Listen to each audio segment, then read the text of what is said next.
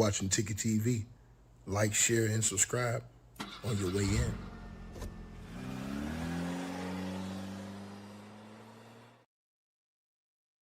All right, you guys. So salute everybody, chat, coming back in, pulling up. We got the Carmelo Anthony sentencing hearing going on right now. He's faced between 5 and 100 years in prison. 5 and 99 years in prison right now. Now let me let y'all know what's going on. Right now, so far, Carmelo Anthony, he broke down in tears after the verdict was read, uh, which could be heard inside the courtroom after the guilty verdict was read. His parents actually walked out of the courthouse, man. They were so devastated. The judge told Carmelo that his bond had been extinguished and that he is remanded in the custody of the Collin County Sheriff's Office. Now, the courtroom remains silent. Everybody remains seated except for Carmelo's parents, who left the courtroom, and the defendant was whisked away by sheriff's deputies. Now, we are in the sentencing period right now. They're having sentencing today, you guys, where the judge going to get a sentence today. Now, the only thing that you can see is if the judge, I don't know this judge, it depends on what he does. The judge can go from 5 to 99. We're going to see where the judge at right now. We're going to see where the judge mind at right now.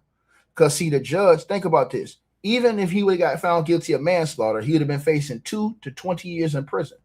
So if the judge comes and says, I'm going to give you 15 years in prison, I'm going to give you 20 years in prison, he might be out in 16, 17 years, right?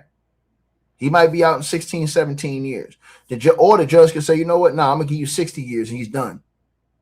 So the judge, he's going to decide right now. Now, you're in the sentencing phase, right, of Carmelo Anthony's trial, right? Now, after a short break, the jury is returning to the courtroom for the sentencing phase, which could be 5 to 99 years in prison.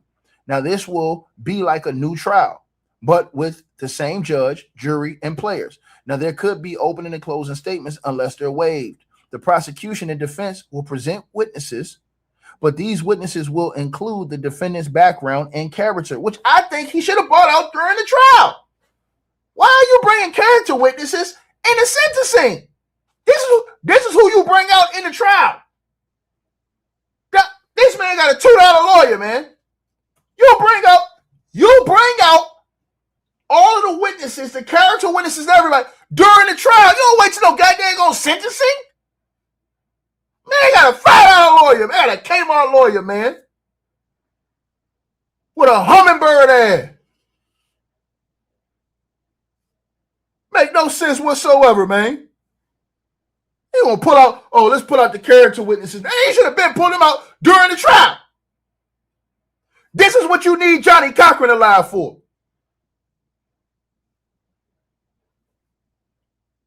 Johnny Cochran would have cleaned all this shit up.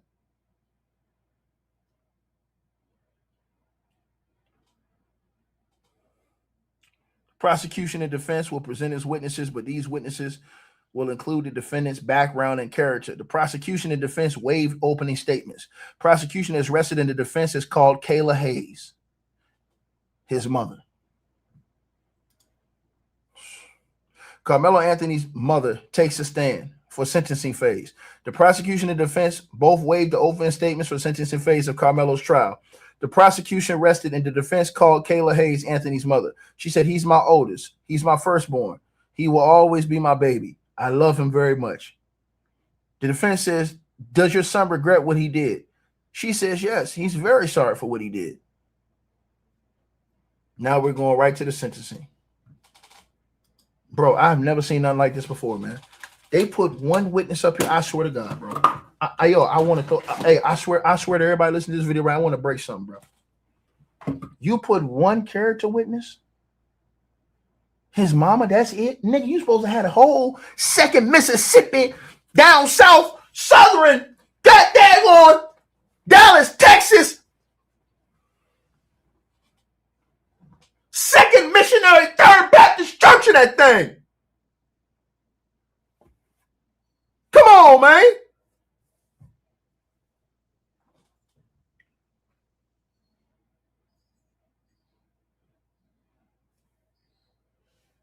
Bro, this lawyer might not never get no more jobs. No more jobs.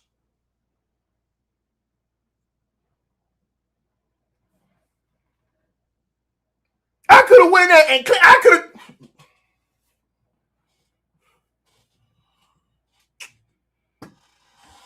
Here come the judge, y'all. Here come the judge, y'all. Here come the judge, man. Here come the judge, bro. The judge is coming. Here come the judge, y'all. The judge is coming. The judge is coming right now. Judge is coming.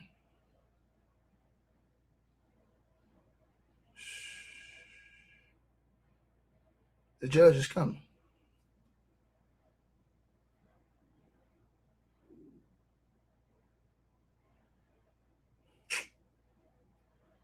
Man, hey, man.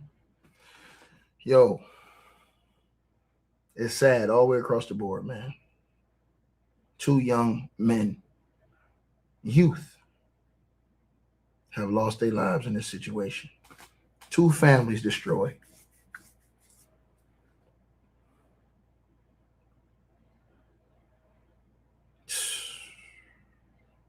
R.I.P. to Austin Metcalf.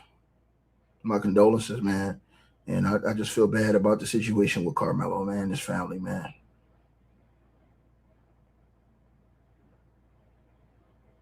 I'm not no racist. I can't celebrate no kid being taken out. I can't celebrate no kid losing their life. No matter who you are. It's a kid, man. You know, they make mistakes.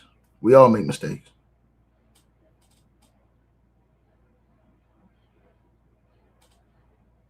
This man lawyer, though, man.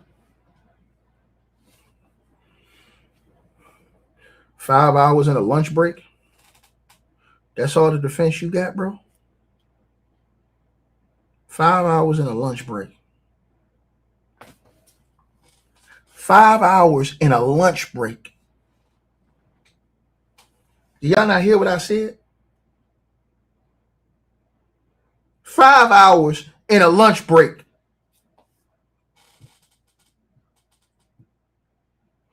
Lone wolf, brush your teeth.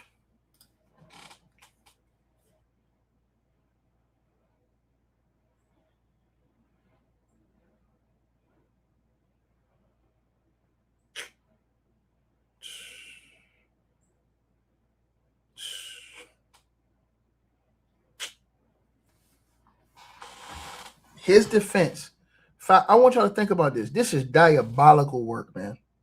5 hours in a lunch break, y'all, was his defense. Not only that, everybody. Chat, I want to say something else to y'all, chat.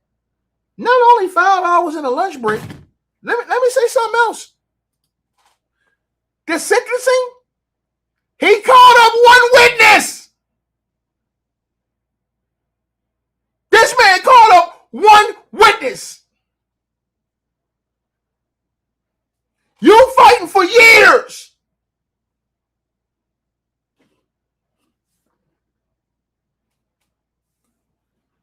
And the only person you got that can speak on behalf of his mama is the only person you got that you can put up there and speak on his behalf and his mama.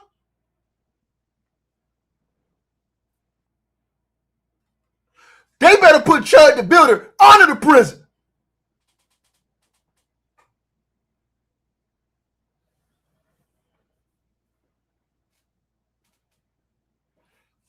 $5. Think about that.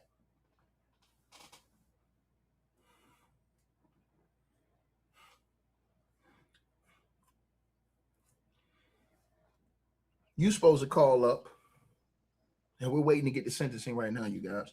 You supposed to call up, and I'm in this very order. In this very order, I'm finna tell y'all. You supposed to call up all of his teachers, subpoena their asses. The principal, subpoena their ass. The coaches, subpoena their ass. You supposed to call up everybody that was prevalent in this guy's life whether they were at his schools, whether they was at that track that day.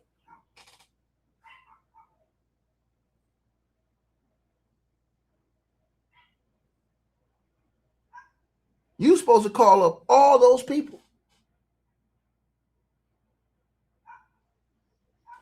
This man's mom have begged for mercy in the court from the judge.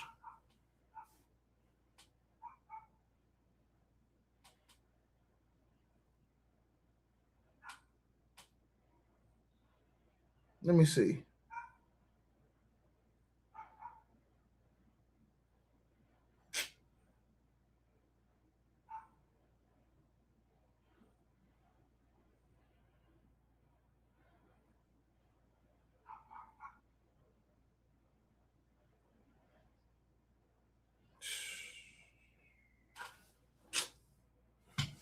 Lord have mercy, man.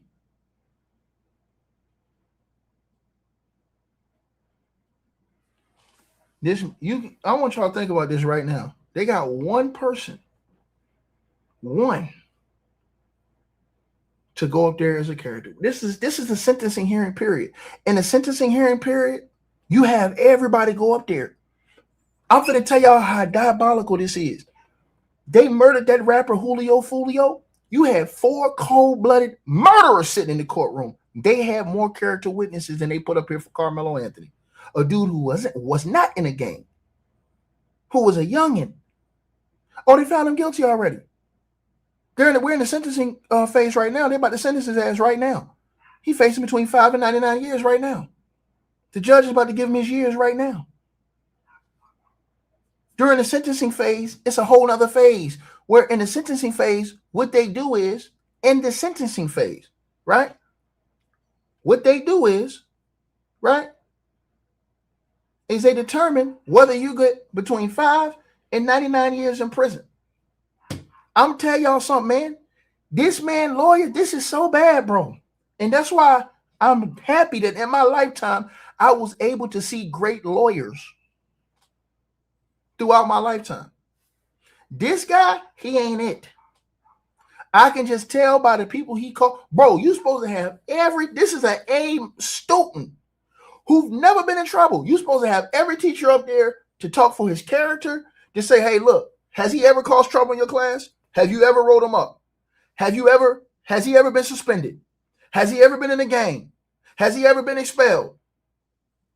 He didn't even explain why this man had the knife that day. That's a damn, I swear to God.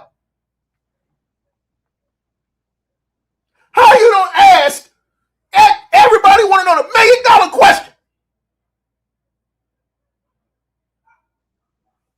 If he been bullied, say it.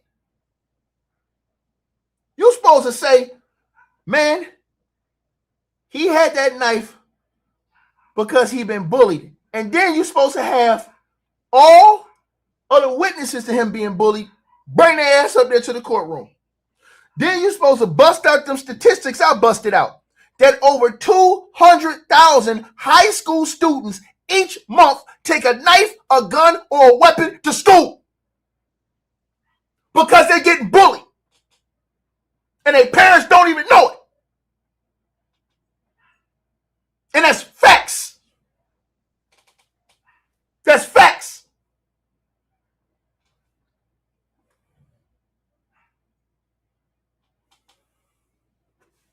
That's facts. And that's why I put that video on my podcast show the other day to prove what I'm talking about. See, everybody want to hold kids accountable, but where are the adults that's supposed to be watching over the kids? Nobody asking about that. Why did the lawyers ask, hey man, what was the adult supervision?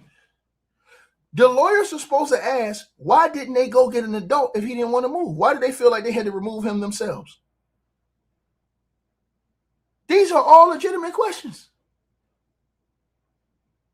These are all legitimate questions. You left all that on the table, man.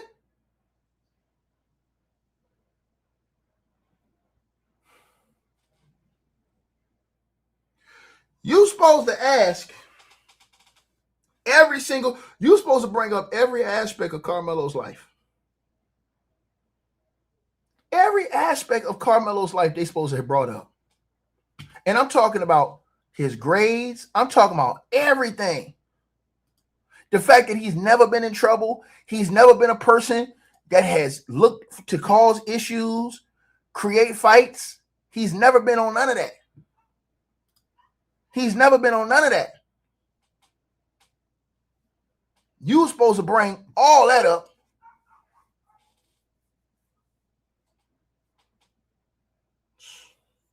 All that up.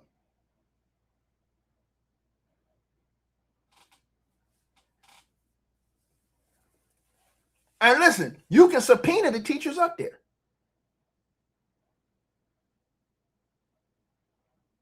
What was these lawyers doing the whole time they were supposed to be preparing for this case? That is insane to me, man. I could have did better in this case. I ain't got no... Bruh.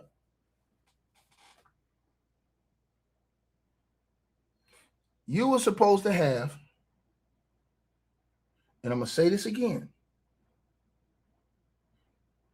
we're going to find out how the judge really feel today. We're going to find out right now.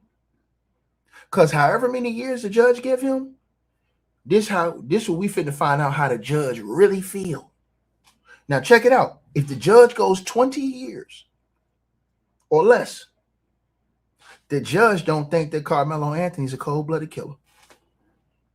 Because I'm gonna tell you why. He can go to 99 years.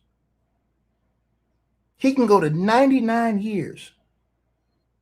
99 years, bro. Think about what I'm saying to y'all. So we gonna find out right now how the judge feel. Because the judge the one that's giving the years, right? Oh, so the jury's determining the years? Oh, shit, well. Hold on. If the jury's that's right, the jury is determining the years. Because the jury's in the courthouse right now. Lord Jesus have mercy. I totally forgot. The jury's in the courthouse right now. It's the jury. Lord, they gonna fry this.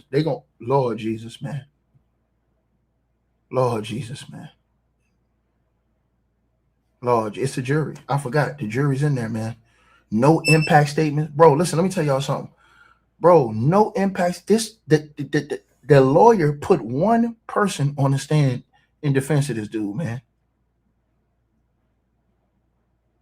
Nobody.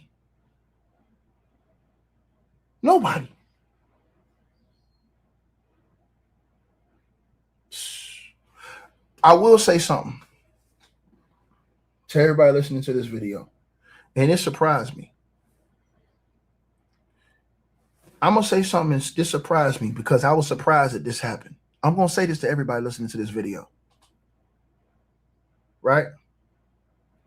I'm surprised.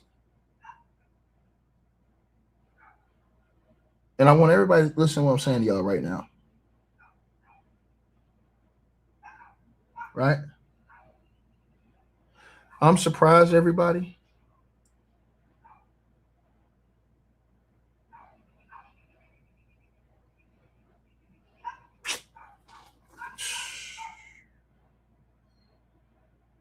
Damn.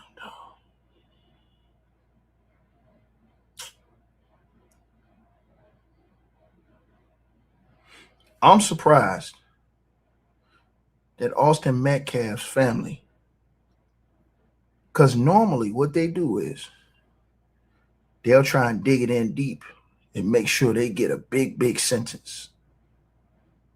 They didn't do that. They didn't. Look at this, y'all. I noticed this. I'm trying to figure out why. And we're going to find out very soon. But Austin Metcalf's family, they didn't even do a statement. Look right here, you guys. Look right here. Read right here, y'all. Right?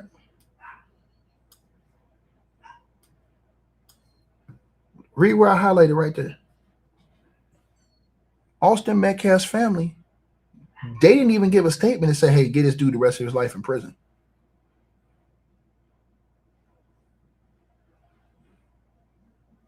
Read that on your screen. The prosecution and the defense waived their opening statements. The prosecution has rested, and the defense has called Karmelo Anthony's mother. Austin Metcalf's family, nobody got up there and said, hey, man, get this dude all these years.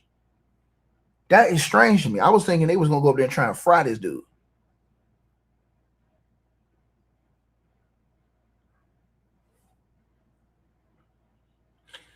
We'll see what the jury says right now. The jury has to go back in here, and the jury's in there right now, if I'm not mistaken, deliberating on how many years they're going to get this boy. Hold on, let me check this. I got to check it. Y'all know I got to check it. Hold on, chat.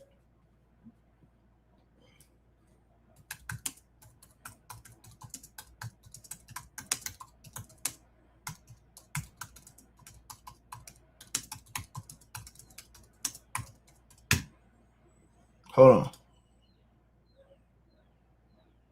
Yo, the jury, man.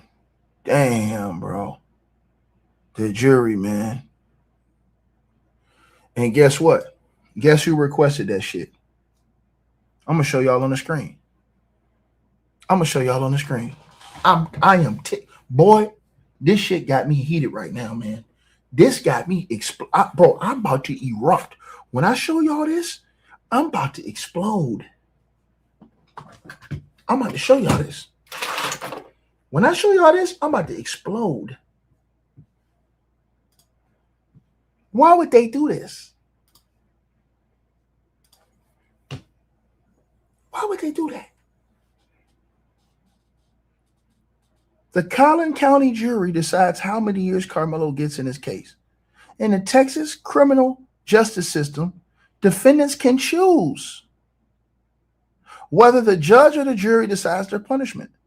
Karmelo's defense team specifically requested that the 12-member jury panel determine his sentence rather than the district judge.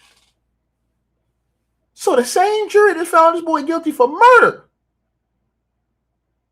y'all picking them to give him the years?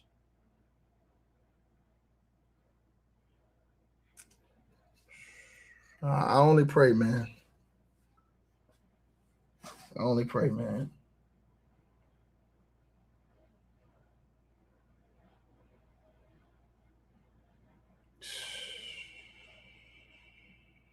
Man, bro.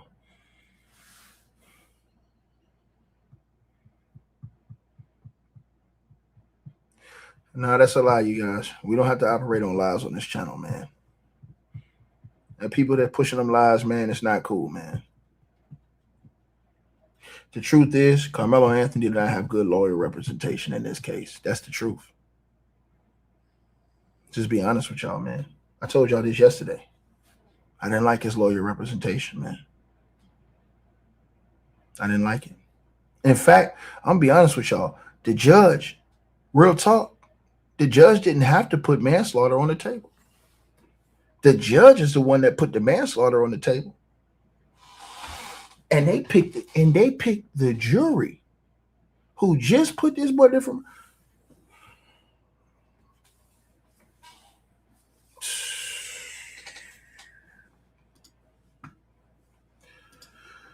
Oh, man, bro.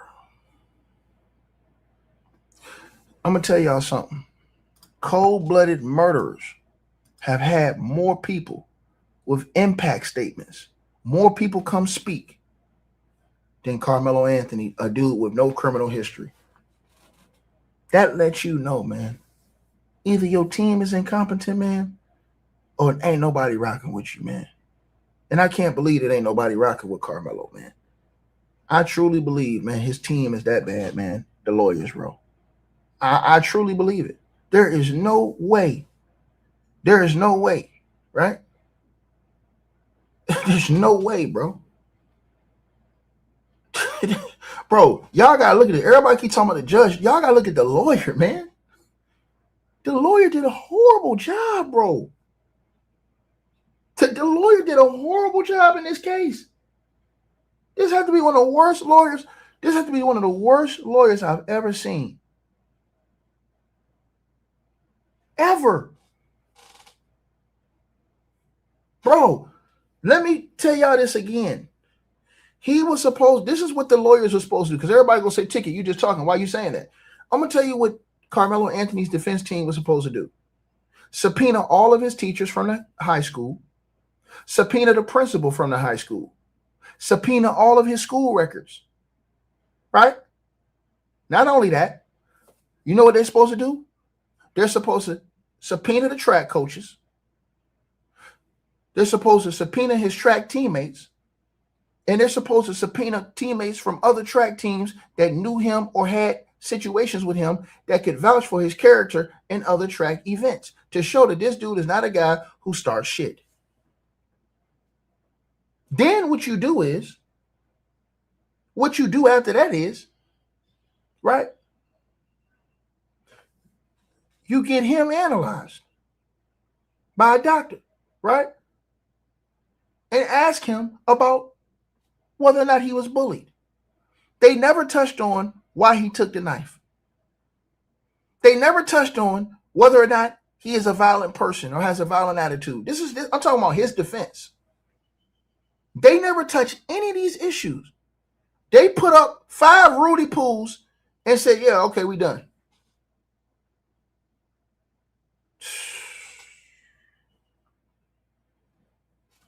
And I've showed y'all on this channel, and I will show y'all again. Right? Because I showed all of y'all that's listening to this channel, everybody that's listening, everybody that's tapped in, man.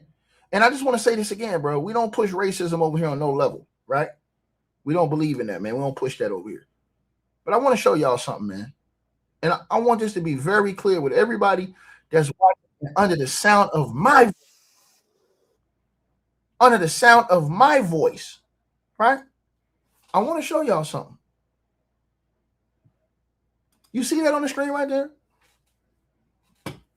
You see that?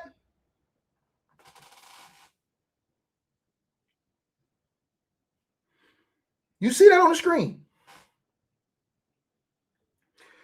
This is happening every day. Every day in our classes, this is happening, man. Look at that. And you guys want to know why these kids are bringing weapons to school. Look at that. And look at all the students. They about to fight. I want y'all to look at this. No maturity in the classroom. Nobody's going to break it up. You know what's going to happen? Somebody's going to record it. Somebody's going to record it. Look at what I said to y'all. This is what's going on in our classrooms every day. And the teachers ain't doing a damn thing about it. And they're asking, well, why are these kids bringing weapons to school? This is why. Look at everybody in the class. They don't even care. They don't even care these guys are about to fight. Listen to what I'm telling y'all this. They don't even care. I can show you 100 videos. 100. Y'all seeing this? It's in front of the whole world, man. This is going on in class every day. You got to go to school for this. And nobody's holding the teachers. Nobody's holding the school security. Nobody's holding the principals. Nobody's holding the staff responsible. Shout out to my boy Hot Rod in the building, man. Much love and salute to you, brother. Nobody's holding them accountable. Nobody.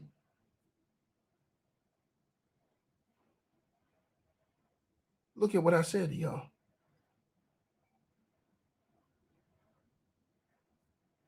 And I can just go on and on and on and show y'all all of these things. And now we come to the jury sentencing.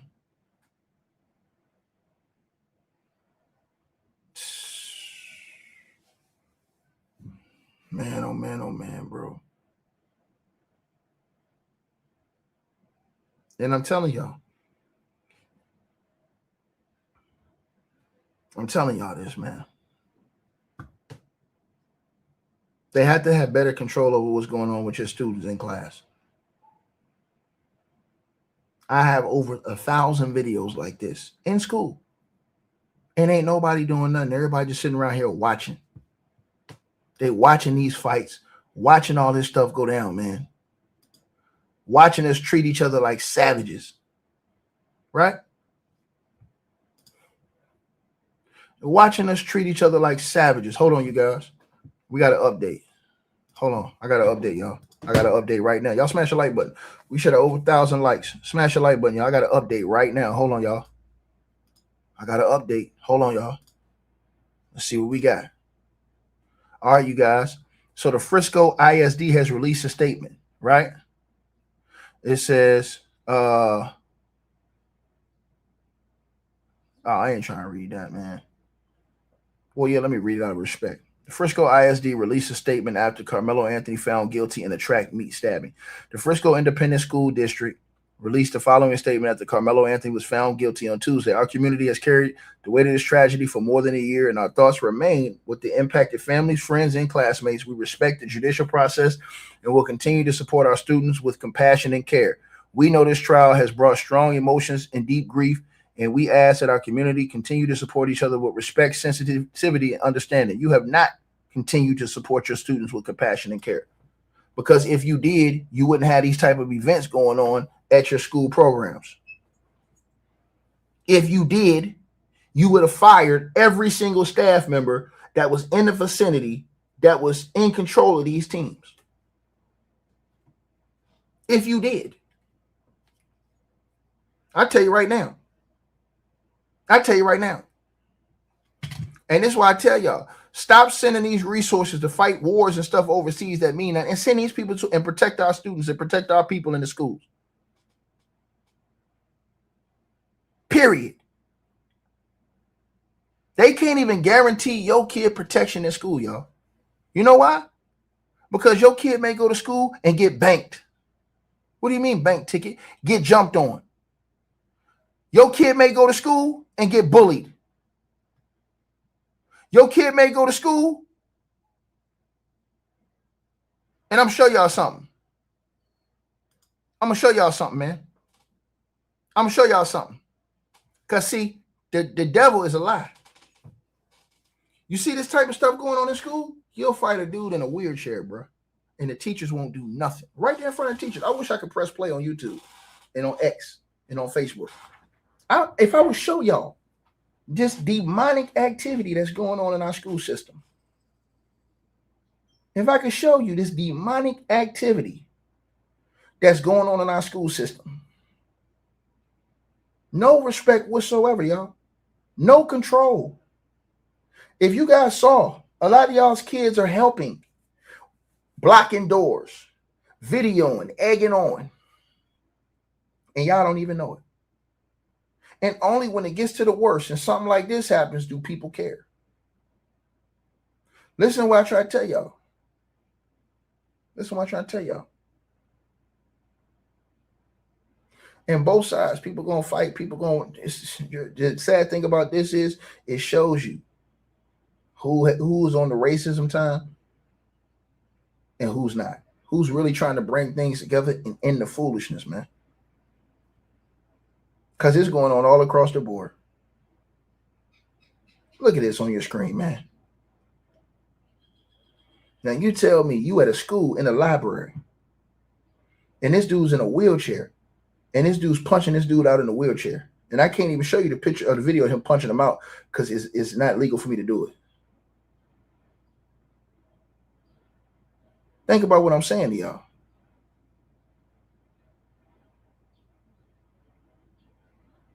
I'm saddened.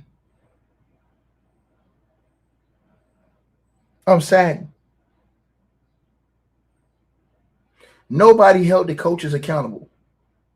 The coaches should have been over there to diffuse the entire situation. No question about it. No question about it. Listen what I'm telling y'all. And it's not just with black students, it's with white students too. It's right here in front of y'all face.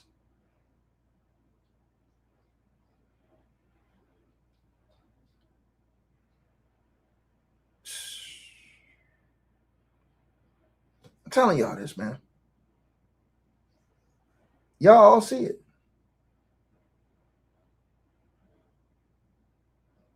Right?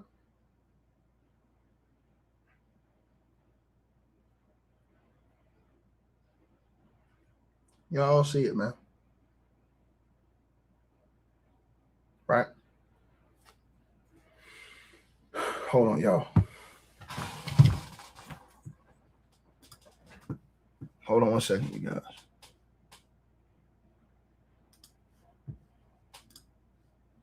Let me see something here. Hold on, you guys. I'm trying to see if we're gonna get this sentencing right now. Hold on, you guys.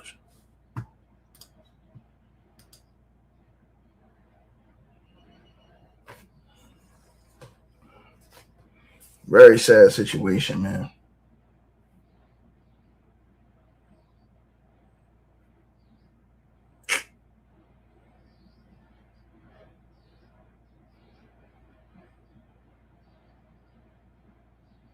His lawyer. His lawyer.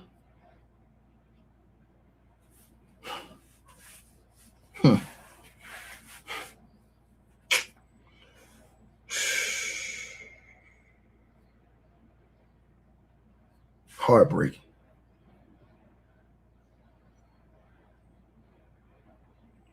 Hold on, you guys. I got a couple donations. Hold on one second, man. My bad, you guys. I'm gonna shout y'all out. And for everybody who wants to see, press 1 if you guys want to see the actual videos that I did on my podcast. I'll drop the link for y'all. If y'all want to see that and y'all want to subscribe to the podcast, press 1 and I will drop that link so y'all can go see the uncut version of what I'm talking about.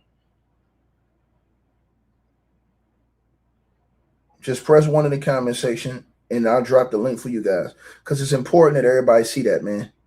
We at a point in time right now, and you'll understand what I'm talking about. And it will make you, once you see what I put up there, it will make you think, well, damn, I need to be looking at what Mines is doing.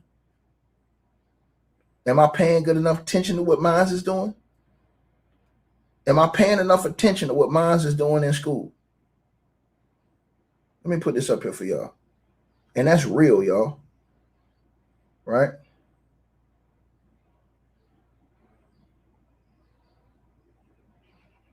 Hold on. Let me make sure I do this.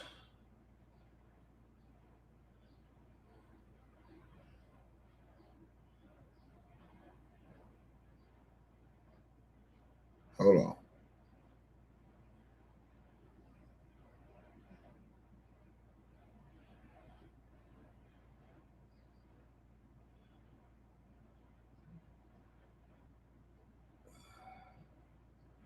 Yeah. So I'm just going to put the actual episode up. It's going to say subscribe to our podcast here, okay? There it is in the chat, you guys. Let me put it up here. I pinned it up there for y'all. Man. Right there. It's pinned at the top of the chat, man. When you see that video, it'll break your heart. It'll break your spirit. But it's also going to put you on point to start looking at your youth. It's going to put you on point to start looking at your youth. And he'll have a bigger explanation of this entire situation. I promise you that. And just to warn you guys, it's uncut. So it's explicit video when y'all see that. I'm going to say it again. It's explicit video. Yeah, the jury's going to make the decision. I saw it. They decided Karmelo's team picked the jury to do the sentencing. I don't know why they would, bro.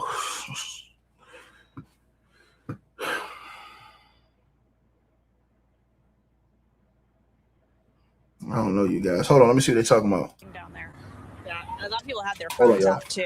Did you get the sense everybody was live streaming or capturing this for social media?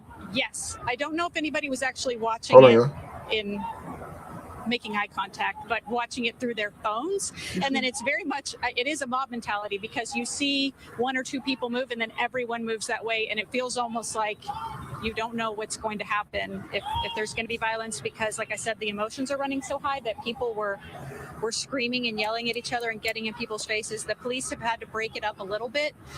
Dominique Alexander just spoke down there and was talking about how disappointed he was in the justice system, that he said the Next Generation Action Network has donated the first $10,000 toward an appeal. He did say that obviously the sentencing is going on right now. They're deliberating the sentence, but yeah, just in general, a lot of emotion down there. I saw some people showing up with chairs. Did you get the sense that people are hanging around? They're sitting around for sentencing?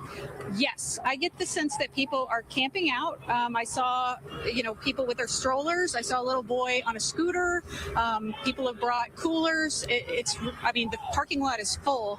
I don't get the sense that a lot of people are going to leave. They want to see this through and make sure that the sentencing isn't going to come out today. And you mentioned the kids out there that got caught up in. Are they okay? What was the sense?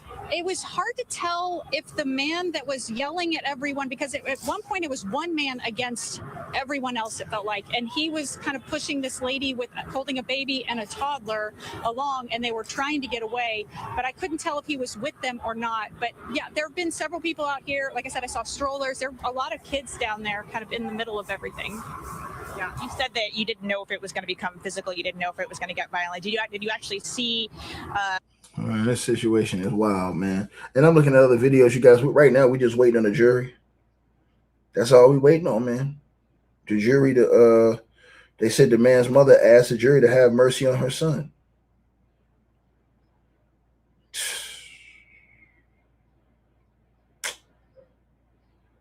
Then they say Jason Whitlock, you guys, is running around here bragging.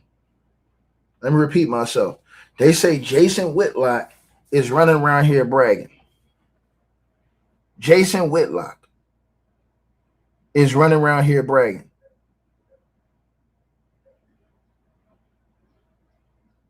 Who does that? Who does that over a kid, man? They say Jason Whitlock is running around here bragging, y'all.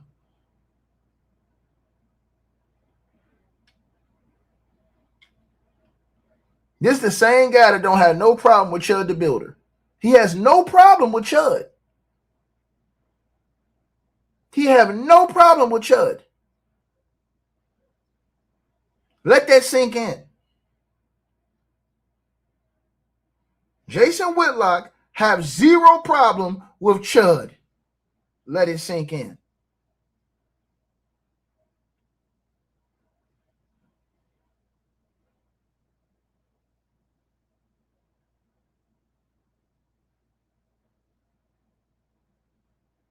Right?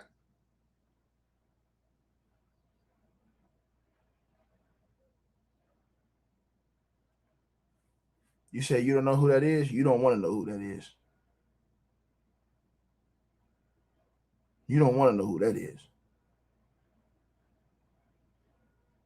That's an ill dude, man.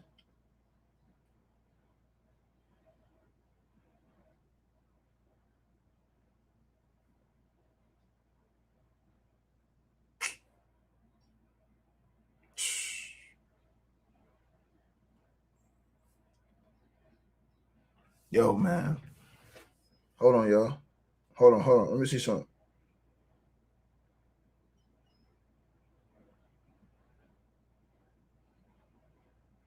Hold on.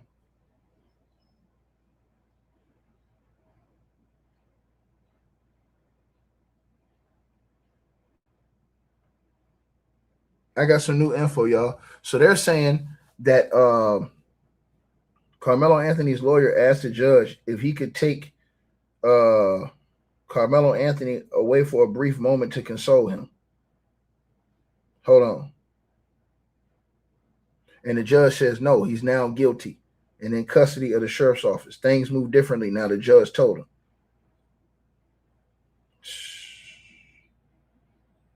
Damn.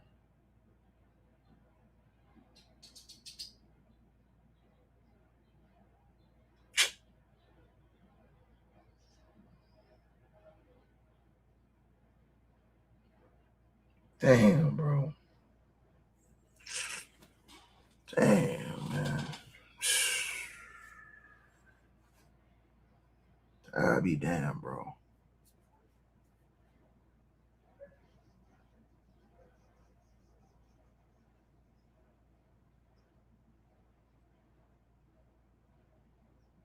Man.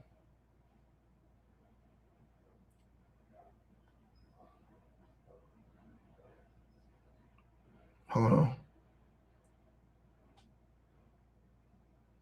Hold on, chat.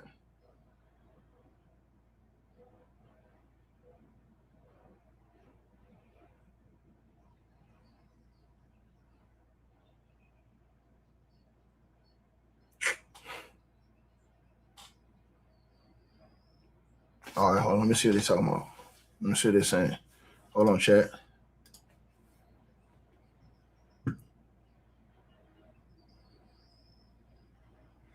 All right, hold on.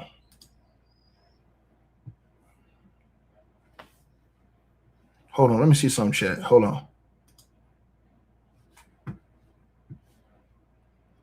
Let me see something. I want to see something, chat. What? All right. Let me see something, chat.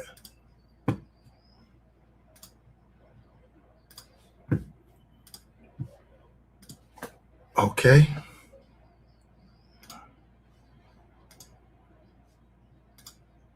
All right. Okay. Let's see. Oh, no. I don't want to do that. Let me do the other one. What, this one right here. No, not that one. I think I wanted this one. Yeah. All right. Let me see. I need to get rolled up on the I need to get rolled up on the all right, chat. Chat, I need to get rolled up on the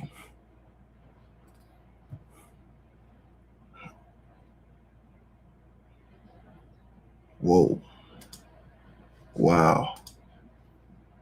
Hold on. All right. I think I did that. Okay, yeah. I know what I'm looking at now. Okay. Let's see. I want to see some, chat. They say that Umar Johnson is talking about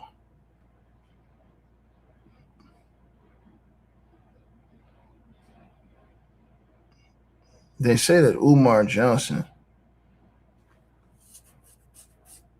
talking about, hold on, y'all. Let's look at it right here.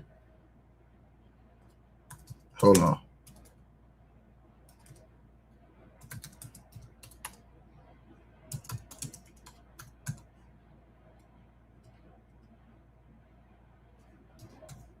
Hold on.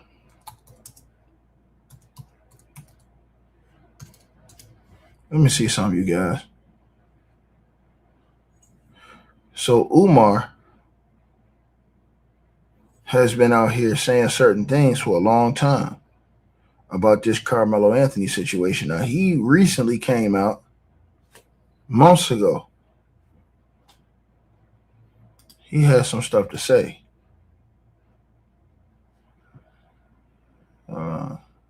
He has some stuff to say, you guys. They're saying that Umar, let me see. Shout out to my boy Art of Dialogue, man. Let me see.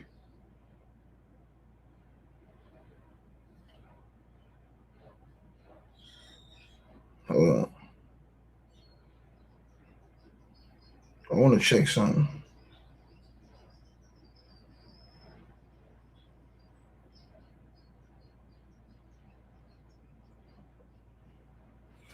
All right, let me see.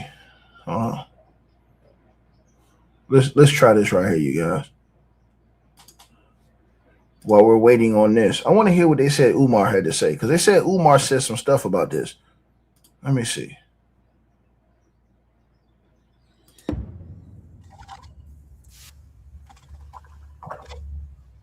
Y'all let me know what y'all think about what How Umar do you feel said about him getting indicted for first-degree murder? Yes, sir. Yes, sir. Unfortunate, but I wasn't surprised. We understand how the criminal justice system operates in this country when it involves African people. Nothing is new under the sun, especially when you're dealing with white justice for black people in America. What I thought was very interesting about Carmelo Anthony's indictment that I believe we got yesterday is the fact that the day before, Art, in the same state, but in another county, there was a Caucasian student, an 18-year-old, who was indicted following the stabbing of a fellow 18-year-old student in his high school. I think it was the Belton High School in another county in Texas. This unfortunate incident occurred about 3 years ago. Him and a Latino student, they had beef. Allegedly, they had planned to meet up in the boys' bathroom and fight. And so some of the Latinos were there, and Casey Allison was there, and allegedly Jose Ramirez Jr., I believe he's a junior, rest in peace to him and condolences to his family. They allege that he swung first, punched Casey Allison in the face.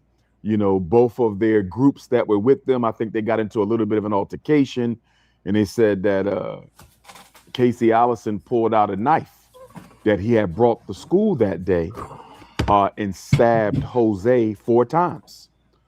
And he was not charged with murder. He was not charged with first-degree murder. He wasn't charged with second-degree murder. He wasn't charged with manslaughter. I believe he was charged with, was it reckless?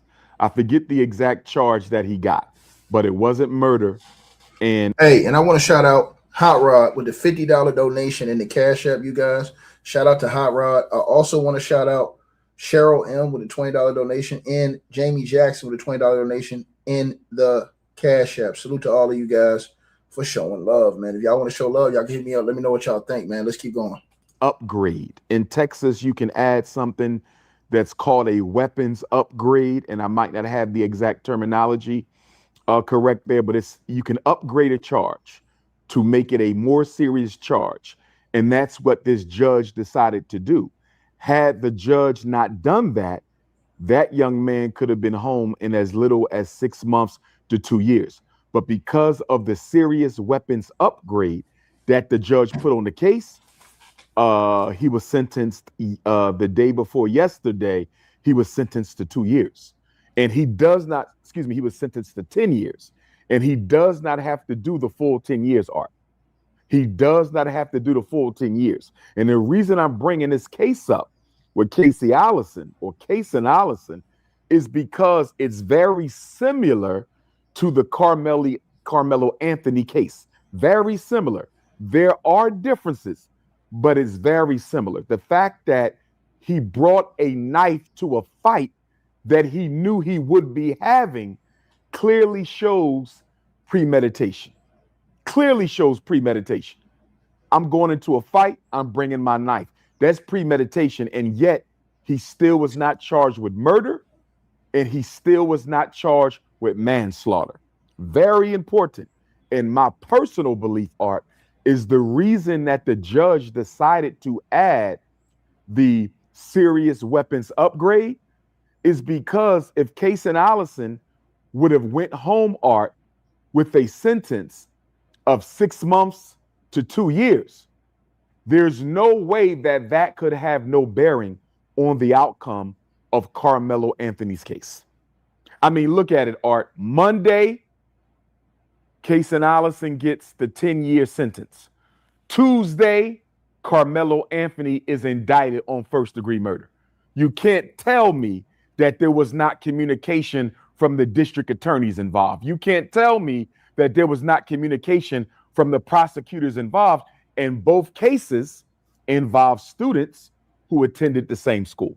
So I believe in order to justify whatever they're going to try to do to Carmelo Anthony, they had to give Cason Allen more time, Art.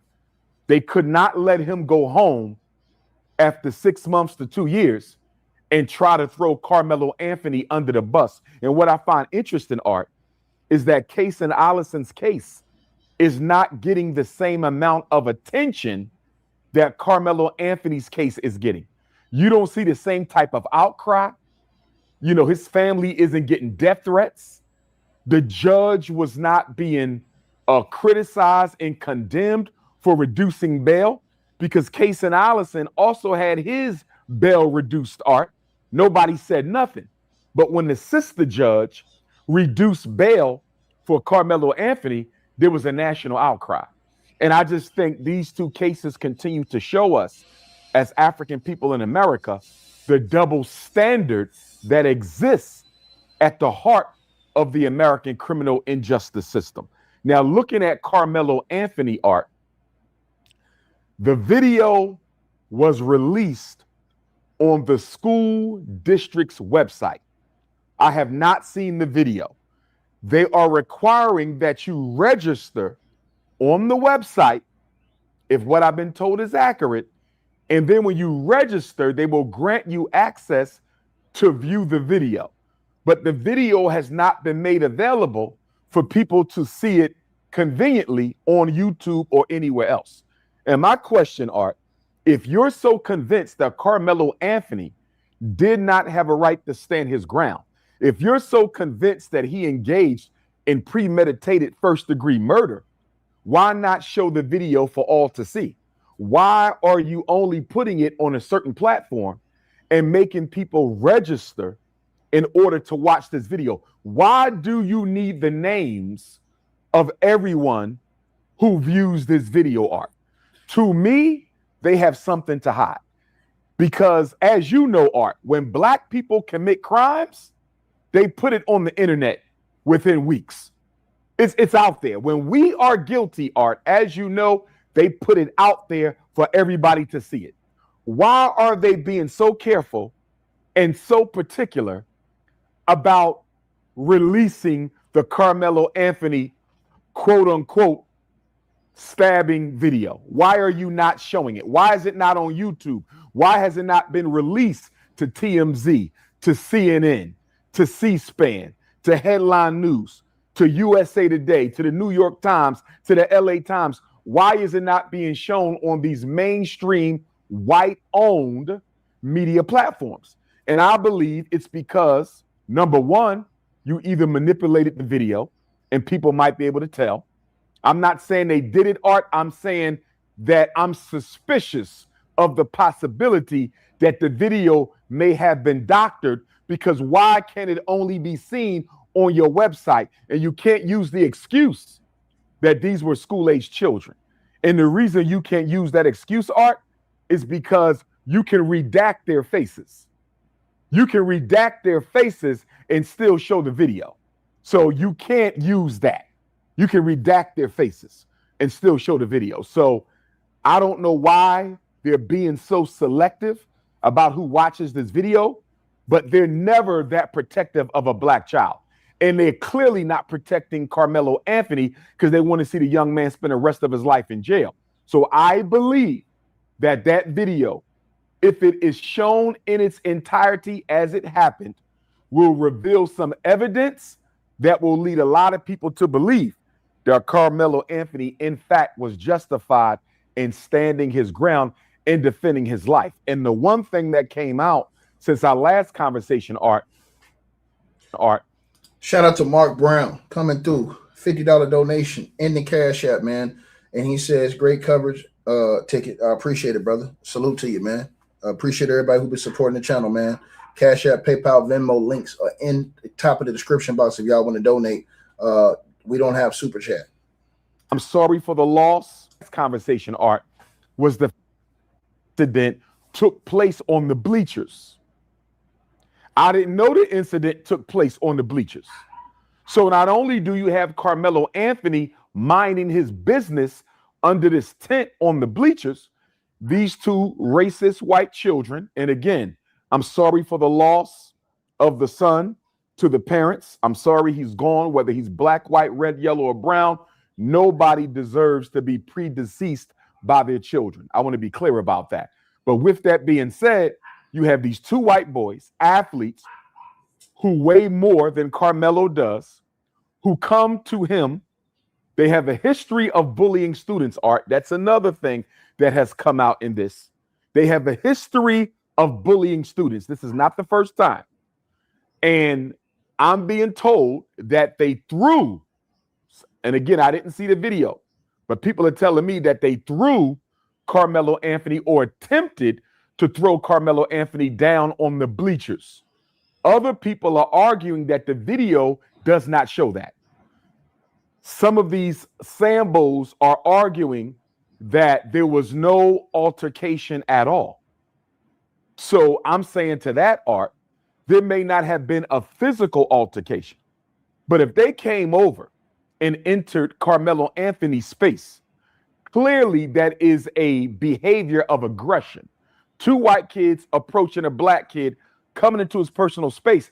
That is clearly an act of aggression, whether you touched him or not. And depending on what they said to Karmelo Anthony, Art, which will come out in the trial, depending on what they said to Karmelo Anthony, if they did not, in fact, put hands on him, what they said to him in the form of a threat could have alerted him to the potential for violence and harm, which again would have justified him standing his ground. So I'm saying here and now, whether they physically accosted him or not, he may have still been justified to stand his ground, given the fact that he was face to face with two racists who were larger than he was, who were threatening to remove him, and he felt he only had one opportunity to defend himself. So whether they touched him or not, I'm standing 10 toes down for Karmelo Anthony and his family.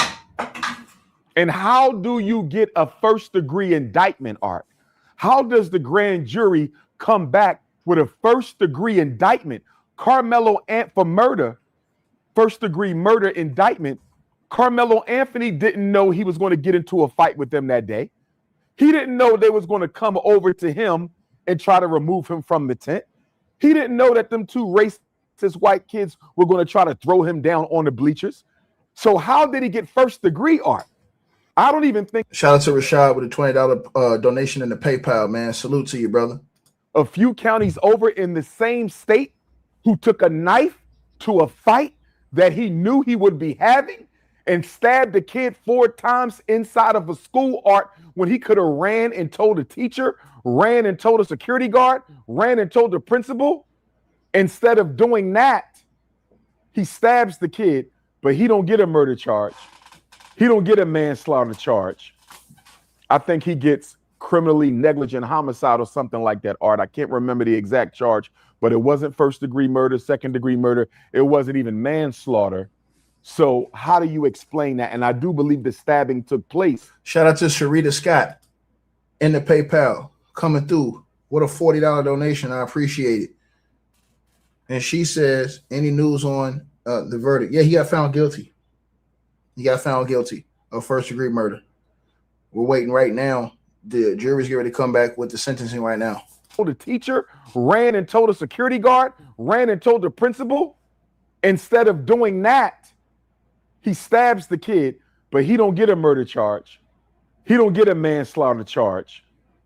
I think he gets criminally negligent homicide or something like that, Art. I can't remember the exact charge, but it wasn't first-degree murder, second-degree murder. It wasn't even manslaughter. So how do you explain that? And I do believe the stabbing took place in a school bathroom. I believe it did. Don't quote me on that. It could have been off campus, but I think it was on campus.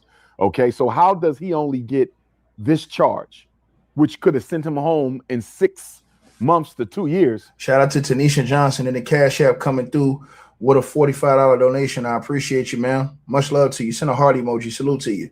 Hey, it's being charged. Don't quote me on that. It could have been off campus, but I think it was on campus. Okay, so how does he only get this charge, which could have sent him home in 6 months to 2 years, and Karmelo Anthony out the gate for an incident that he could not have predicted would happen on that day is being charged with first-degree murder? This is clearly a case of unfair justice. Shout out to Shantae Wilson coming through with a $30 donation in the PayPal. And she says, I love you, Ticket, what you stand for on your platform. Salute to you, sister. Much love to you. I appreciate you for the donation. Forbid, ancestors forbid, divinities forbid, Karmelo Anthony can go to jail for the rest of his life. Art, how do you explain that when you have another kid who does not get charged with first-degree murder, stabs the kid 4 times at a fight he knew he was going to be having and brought a knife for that purpose, but he don't get first-degree murder charge in the same state. The double standard of black-white justice. It don't make sense. It's racism. Absolutely. Yeah, somebody told me they saw a picture of the judge on another channel. Yeah, I found out that's AI, man. They saying that's AI, bro. I looked that up. They're saying that's AI, man. Shit crazy, man. Well said, man. Gotta ask you about this Karmelo Anthony situation. How you feel about that? Karmelo Anthony. You know, Art, if you go back and take a look at the slave code. Hold on, let me cook this dude real quick. Let me cook this dude. I seen you said that, dog. I'm gonna cook you. Before I even get this donation, I'm gonna cook you. Hold on. Oh, you lucky your message ain't come up on the screen. You said, where is the uproar with black on black murder? You're brain dead if you think, okay, first of all, sir, we talk about black on black crime over here every single day. I know you're not talking. We talk about black on black crime every day. See, you're not finna do that. That's what you not finna do. See, you coming in here trying to cause confusion. We talk about black on black crime in here every single day. The hell you talking about? The hell you talking about, man? You're not finna play that on us. We talk about it and guess what else we talk about? White on white crime. All right, you guys, hold on, man. Hold on, y'all. We got an update. You guys. All right, here's the update, you guys. Y'all smash the like button. We got an update. So the jury has now returned for closing arguments, you guys. Now, the defense team, right? The defense team returned to the court, as did Karmelo Anthony. So now Karmelo Anthony's back in the court, who was visibly shaking in his chair and putting his hand in his head in his hands. Man, this boy's frightened, man. Oh my God, man.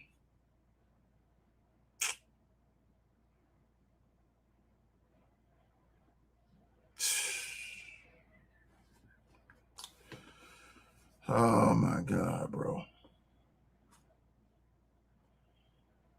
The defense team returned to the court, as did Karmelo Anthony.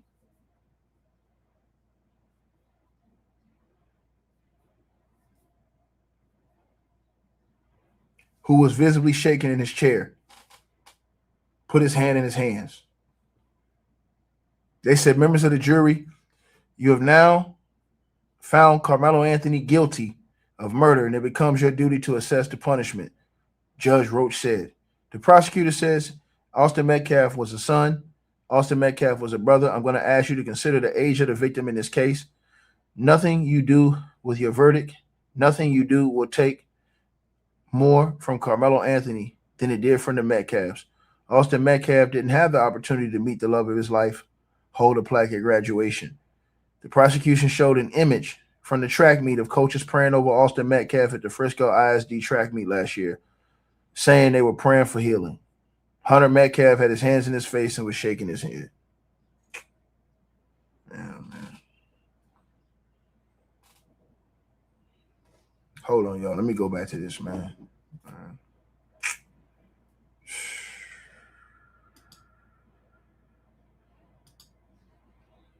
The original 13 colonies. And if you look at the slave codes in any of the slave states of America, you will find that black men or women never had a right to defend themselves against a white assailant. You could not fight back against your slave master, nor could you fight back against any white person for any reason. If they raped you, you couldn't fight back.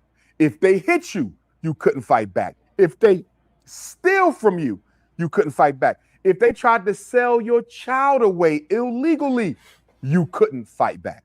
So we need to understand something. White America, going back to the plantation, white America has always felt, Art, that they have absolute jurisdiction over the black body. This goes back to slavery when they owned us. They owned us. Old habits die hard. And since you have a legacy in this country, a custom and a culture where black people don't even have the right to protect their own body, you get this situation that we are dealing with now with our 17-year-old brother down in Frisco, Texas, Karmelo Anthony. Now, first, white folks, when they heard about this situation, they automatically tried to paint him like a criminal, but that didn't work, Art, because he's a 3.73 GPA student. He's the captain of at least 2 sports teams. He has no prior criminal history. And then they said, well, he's just another little ghetto boy. That didn't work, Art. He comes from a 2-parent home where they work and they live in an affluent suburban part of Frisco, Texas. So the ghetto narrative that the media likes to paint on black men accused of physical violence did not work with Karmelo. So what do we know about this case? Karmelo Anthony was at a track meet. Some people claim it was a district track meet. Others claim it was a community track meet, but children from the district were there. I don't know for sure. It'll come out in court as to whether this was a school district track meet or whether this was a community track meet that simply included children from the school district. I don't know for sure. Then they say the weapon used in this self-defense act was a knife. Some people saying it was not a knife, but it was a tool that is used to clean cleats. We don't know. We will have to see when the case takes place in trial. However, Art, what we do know is it was raining that day at the track meet. It was raining. Karmelo wanted to escape the rain. And as you know, Art, when it's raining and you want to escape it, you'll run to the closest tent you can find. It don't matter if it's your school's tent. It don't matter if it's my school's tent. It don't matter if it's your team's tent. It don't matter if it's the other team's tent. I don't want to get soaking wet, so I'm going to go sit under a tent. I'm not bothering nobody. I'm minding my business. I'm just trying to keep dry. So then the 2 Hunter boys see him. Hunter and Austin. And they decide to approach and engage Karmelo. Now, the media is being dishonest about this situation, Art. The media is claiming that this was a 1-to-1 fisticuff between Hunter, and Karmelo. I'm going to say between one of the brothers because I keep getting the names mixed up. I believe it was Hunter, and I do want to say rest in peace to him. My condolences to his father, his family. Nobody deserves to lose a child. Black, white, red, yellow, or brown, nobody deserves to lose a child, not at that age, regardless of who fault it was. I'm sorry they lost their child. Condolences to the family. So R.I.P. Hunter comes and engages Karmelo with his brother Austin. Hunter and Austin tell Karmelo, you're under the wrong tent, get from under the tent. Karmelo says, I'm just trying to stay dry or get dry, leave me alone. Hunter, rest in peace, smacks the phone out of Karmelo's hand. He smacks the phone out of his hand, and the other brother, Austin, allegedly, goes to get his book bag. Now, Art, I want to put this in perspective for you, Art. Karmelo Anthony is 160 pounds. Rest in peace, Hunter is 225-pound football player.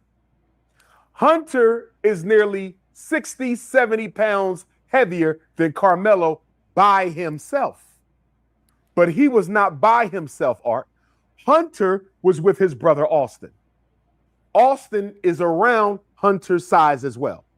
So what you have in this situation, Art, is a 160-pound skinny black boy minding his business. And here comes 2 racist white boys who decide that they're going to remove this black boy from their tent with force. So you got to ask yourself something, Art.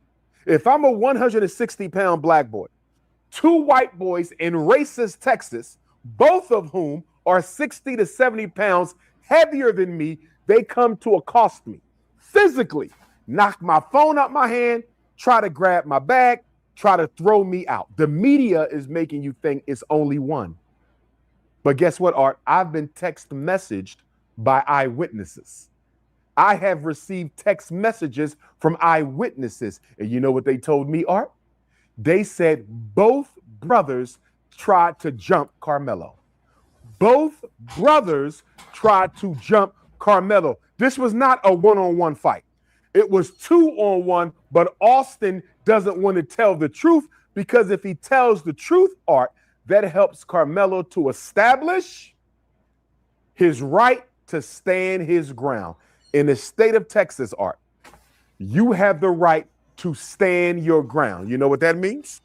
That means you have no duty to flee when you are approached by somebody trying to harm you. In the state of Texas, you do not have to run.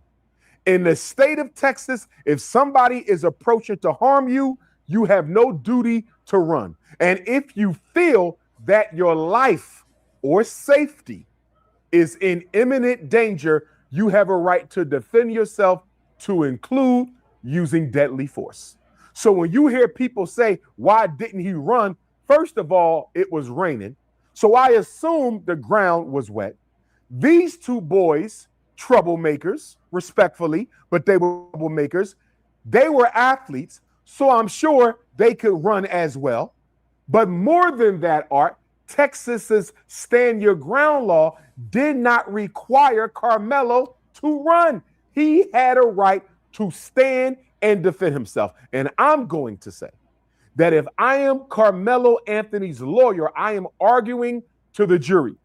My client felt that his safety was in imminent threat, that he felt he was about to be harmed by 2 football playing brothers, both of whom weighed 60 to 70 pounds more than him, and with a combined weight, Art, of nearly 500 pounds. A combined weight, these 2 brothers, Austin and Hunter, of nearly 500 pounds against this one skinny 160-pound black boy, Karmelo. Under those circumstances, Art, I believe that he had a right to stand his ground. If I'm 160 pounds and 2 football playing brothers with a combined weight of more than 400, nearly 500 pounds are coming to jump me, and I'm only 160 pounds, and I'll warn them, touch me again and see what happens. He's warning them, Art. He's warning them. I don't want no trouble. But if y'all think y'all going to hurt me and do damage to me, I'm going to do whatever I can to protect myself. And according to the law, Art, he was within his right to do so. I don't think he intended to kill the brother. I think he just intended to jab him so he would back off. But when you are afraid, when you are scared, when you are timid, when you are fighting for your life, Art, you will do anything. How many women have shot and killed domestically abusive husbands and didn't do it on purpose? How many women have shot and killed domestically abusive husbands, but they didn't do it on purpose? They did it out of fear that I need to act before he acts. And if I miss, I might die. He could have been beat to death that day, Art. Karmelo Anthony could have been beat to death that day, and instead he chose to stand his ground. So what's the problem then, Art? Why are white folks all up in arms over this? Y'all wasn't up in arms when Breonna Taylor got murdered. Y'all wasn't up in arms when Trayvon got murdered. Y'all wasn't up in arms with Freddie Gray or Philando Castile or Tamir Rice or Sandra Bland. Y'all wasn't up in arms with Amir Locke, Sonia Massey. All these black people murdered by police and so-called vigilante white people. Y'all didn't say nothing about them. Kyle Rittenhouse crossed state lines, Art. Kyle Rittenhouse crossed state lines, bought a rifle, crossed state lines, unalived 2 people, injured many others, and he went home free. No conviction. George Zimmerman pursued Trayvon Martin with a gun, shot him in cold blood. He went home. No conviction. Daniel Penny choked our brother Jordan Neely to death in a New York City subway. Daniel Penny choked Jordan Neely to death in a New York City subway. Art, no conviction. Daniel Penny pursued Jordan Neely. George Zimmerman pursued Trayvon Martin. Kyle Rittenhouse crossed state lines and pursued trouble, and they went home without a charge. Karmelo Anthony was sitting under a tent so he couldn't get wet. He was sitting under a tent so he couldn't get wet, and two racist white boys, rest in peace to Hunter. Condolences to his family. But these two racist white boys thought they had a right to forcibly move this black boy from that space. White people have always felt that they had jurisdiction over the black body. It goes back to the plantation days, Art. The problem with this case is the stand your ground law was meant for white people to be used against black people. The stand your ground law was meant for white people to be used against black people. It was never intended for black people to use the stand your ground law to defend themselves against white people. And guess what, Art? White people don't care whether or not Karmelo is justified or not. They don't care. Even if it is proven that Karmelo acted in self-defense, and it will be, they don't care. The problem with white folks is in this country, black people do not have a right to defend themselves from Caucasians. This is a 400-year-old practice. This is a 400-year-old norm. This is a 400-year-old culture. This is a 400-year-old custom, Art. So he not in court fighting against the law. The law is on Karmelo's side. The problem is, the basic problem of this case in Frisco, Texas, Art, is a black boy valued his own life enough. A black boy valued his own life enough to take the life of a Caucasian in order to defend it. And in American history, you rarely come across black men, let alone a child who valued his life enough and had courage enough to defend himself against two racists who were trying to harm him. And let me say this, Art. People are talking about, why did he have a knife? He's a black man in Texas. Why wouldn't he have a knife? Are they crazy? If you black in America, Art, you better be carrying something. And check it out, Art. In Texas, guess what? It is perfectly legal to carry a knife in Texas as long as the blade doesn't exceed 5.5 inches. So if Karmelo Anthony had a knife on him, that doesn't make him a criminal. After all, isn't this Texas? Isn't this the state that prides itself on allowing its citizens to openly carry guns without no license to carry? So if this is a state that prides itself on allowing its citizens, Art, to openly carry guns, firearms, without a registered license to carry, how can you be upset with a 17-year-old black boy who carries a knife for self-protection? He had a right to have that knife.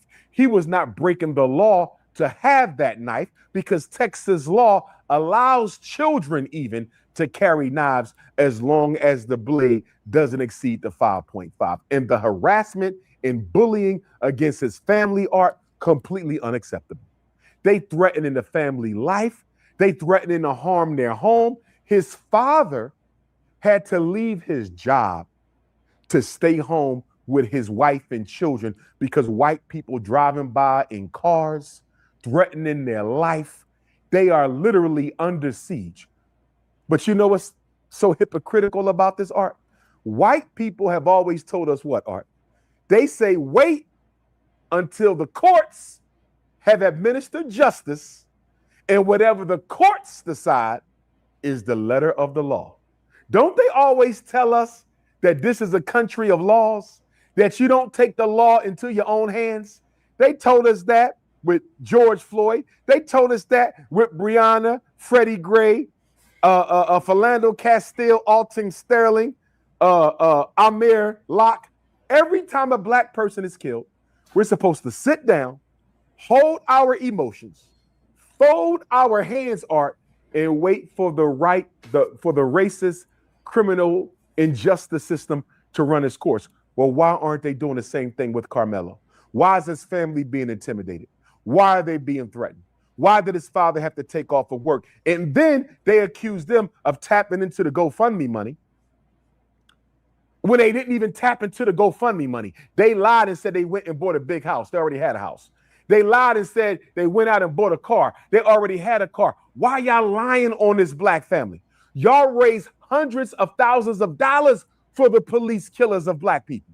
Y'all raised hundreds of thousands of dollars, even millions, for the white civilian killers of black people. If y'all can raise money for your killers, why can't we raise money for one of our children who had to take a life in order to defend his own? I stand with Karmelo Anthony. I stand with his family. I hope that God and the ancestors will bring justice to this situation. I hope Black Texas shows up and shows out at the Karmelo Anthony trial. We cannot let that family be alone. Every black person in Texas, every black person in America even needs to be at that Frisco County courthouse when this case is tried. We need to let America know you don't have a right to put your hands on us and not expect us to fight back. And you know what's the most ironic thing about this whole piece, Art? The most ironic thing about the Karmelo Anthony case. What's that? Because Karmelo sacrificed and stood up for himself. The most ironic outcome, Art, of the Karmelo Anthony controversy is because that young man was courageous enough to defend his own life. And unfortunately, it resulted in the loss of life for his assailant, one of his assailants. Now, when white kids bully black kids, they're going to have to think twice now, Art. Karmelo Anthony should be honored, not for taking nobody's life. We don't honor death. We never do that. But for having the courage to stand up to two white bullies who are much bigger than him. Rest in peace to Hunter, who I believe lost his life. Because he had the courage to stand up to two bullies. Now, every black kid in America who's being bullied by white kids, those white kids are now going to think twice about what they're doing. Because if you keep it up, when you back somebody into a corner with fear and concern for their safety, it might not work out for you. And I can tell you, Art, as a certified school psychologist who works in... Shout out to Brianna. She came through with a $20 donation in the Cash App. Salute to you, ma'am. I appreciate it. Excuse me. Also, salute to the brother Eugene in the Cash App as well. He came through with a $45 donation in the Cash App. Now, look, if y'all want to donate, again, the link's pinned at the top. We don't have super chat, so if y'all want to donate and you want me to read your message and prioritize it, you can hit the link pinned at the top or pinned at in the chat. It's pinned. Just click it, and then y'all let me know what y'all think. Look, I got an update for you guys right now. I got an update, man. I got to update you guys. Let's get to the update for you guys. All right, you guys. So the update's right here. The defense has now made its closing arguments, you guys.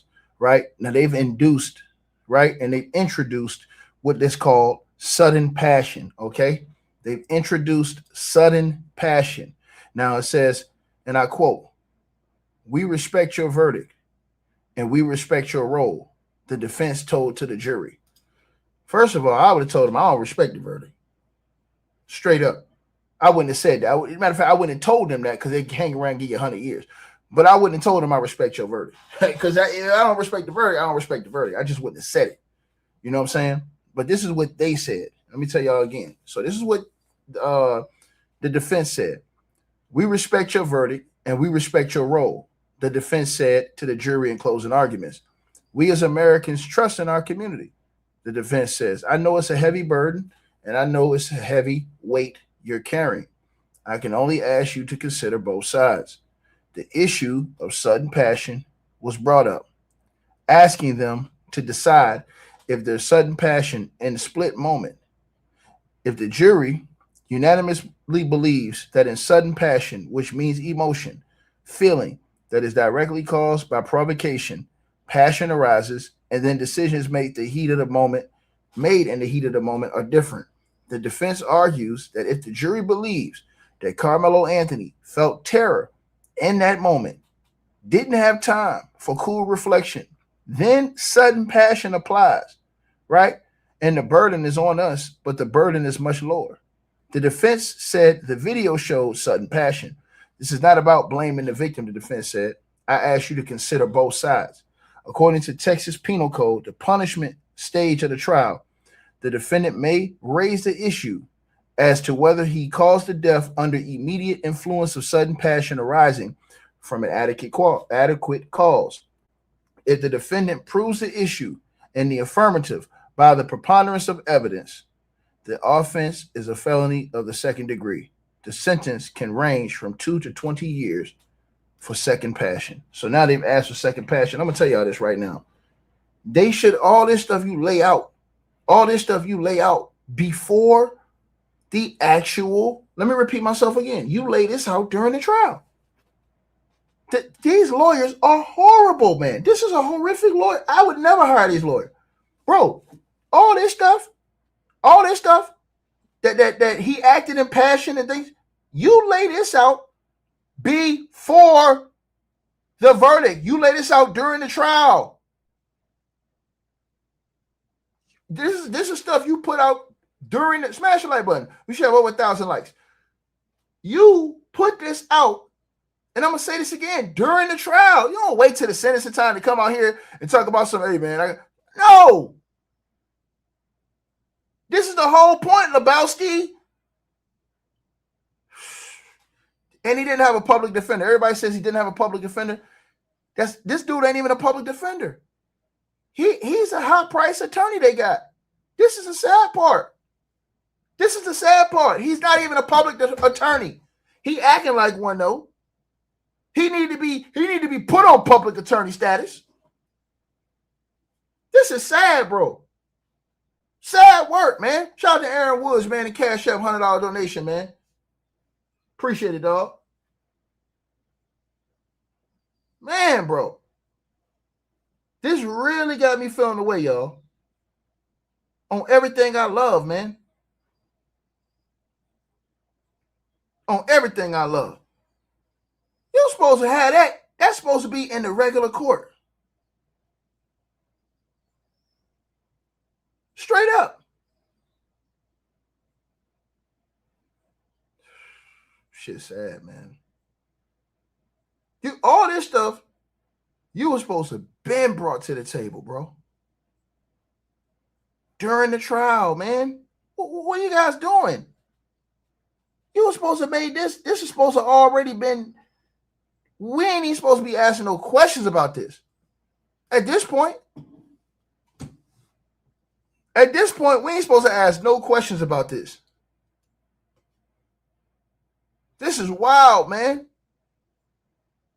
This is wild, bro. What is going on?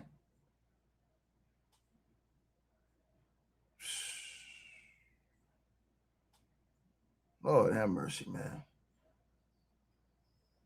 Lord have mercy. What is going on? I like I said before, man. Hold on, let me see what this is. Hold on, y'all. Hold on. What?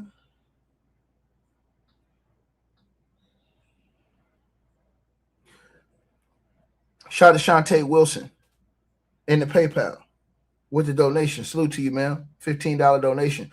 She says, ticket. Carmelo's mom was crying in the court. Yeah, I know. We talked about it. You should have heard it when you came in. We talked about all that. Right? Bro, I don't told y'all, man. I told y'all this yesterday that his lawyers are doing a horrible job. When I seen his lawyers gave him a 5.5 hour defense, I'm not even gonna tell y'all. I'm not even gonna lie to y'all. I'm gonna tell y'all something, man. I didn't sleep well last night. That's why I was so up early this morning. I didn't sleep well last night. I did not sleep well last night. I didn't say this to all y'all, but that's the reason why I was up so early this morning on this stream. Yeah, if everybody who's been following me, I've been on all day on live. I don't like making no excuses, man. For nothing. I didn't want no lies. I didn't want no excuse. I didn't want nothing. I just wanted, man, the law and the truth to come out, man. This bothered me though, man. His lawyers, his legal team. When I saw them close the case yesterday, I already knew. I knew in my spirit. I said it last night on the channel. I didn't want to speak it into existence though, but I said, man, they're gonna charge him with murder, man. His legal team is horrible, man. And I went to sleep with that on my spirit last night. It just did not sit right with me, y'all. His legal team did not sit right with me, man. I can go through, and I'm going to do a video about it. I'm going to name every single thing his legal team did wrong and didn't do.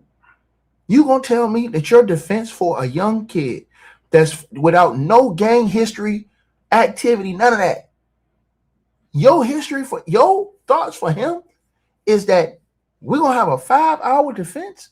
That's it? I'm telling y'all right now, man. I would have had everybody and they mama.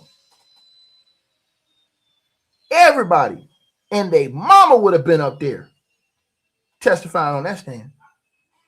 We would have been up there for 3 whole weeks. I'm telling y'all this, bro. Them niggas had 5 hours in a lunch break, bro. I said, what? 5 hours in a lunch break, and you talking about first-degree murder charge. First-degree murder charge, bro. And I sat on my spirit, man. It hurt my soul. It hurt my soul, man.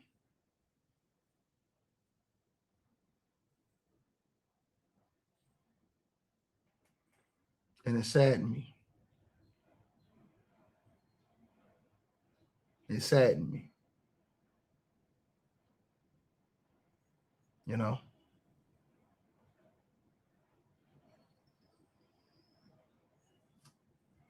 It bothered me, man. I'm trying to tell you this, man. You talking about, bro. You talking about giving somebody the shaft, bro. I'm telling y'all right now, man.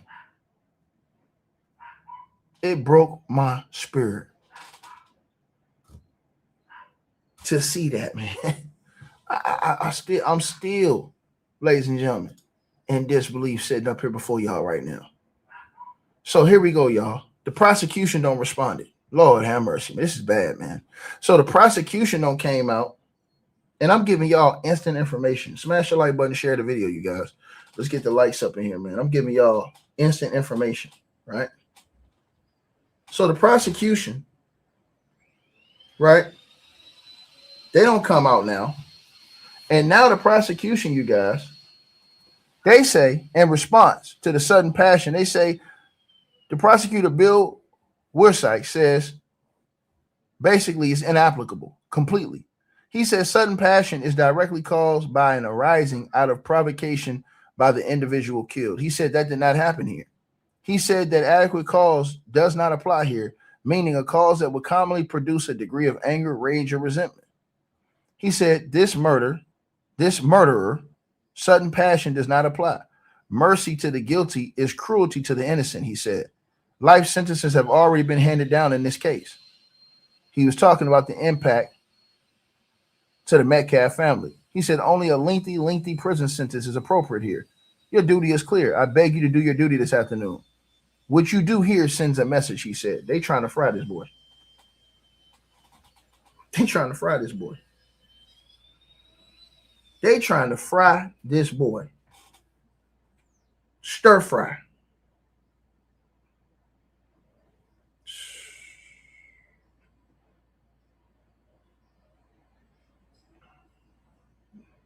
Saddened, man. Extremely saddened, y'all. Extremely sad. Right? And this is why I told everybody who was listening, all that shit that dude was talking about, oh man, yeah, man, you know, I got the video, man. I seen the video. That's a fake ass shit, bro. If that was true, they'd have bought all this stuff up, man. I told y'all this. If all that video and photo and all that, if that shit was true, they'd have bought it up. It's cap. That's why I told y'all. They out here giving y'all false hope. Talking about, man, it's a 4K video and I seen it. Man, they ought to put that dude in prison for lying. They ought to put his ass in prison for lying about that tape. Yeah, man, cause see, I seen this. You ain't see a damn thing except for the same video everybody else seen. That with all them blobs in there. If they had a video, they'd have dropped that video on everything I love. They'd have dropped that.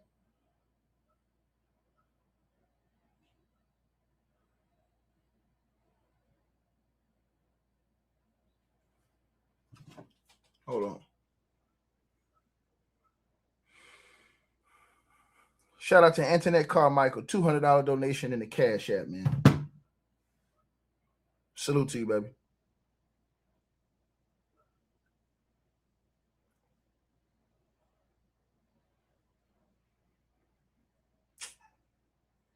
Shout out to all the members too who subscribed and got the membership, man. The South Finest say, you have been live all day and I enjoyed them all. I wonder where's the dude video that lied and said he saw a different video from court. They should have showed it with Karmelo's mom. DA ass backwards ass. Yeah, he lied. There ain't no video. That's why I keep trying to tell people. There ain't no video. That nigga, he lied his ass off. Gaslit the black community. Ain't no video. If there was a video, they would have been shown that video. This boy out here finna do 99 years. That's why I've been telling them people this shit, man. They sit up here like that. Yo, man, I don't even want to say it, man. Because that junk got me hot for real, bro. That junk got me ticked for real, bro.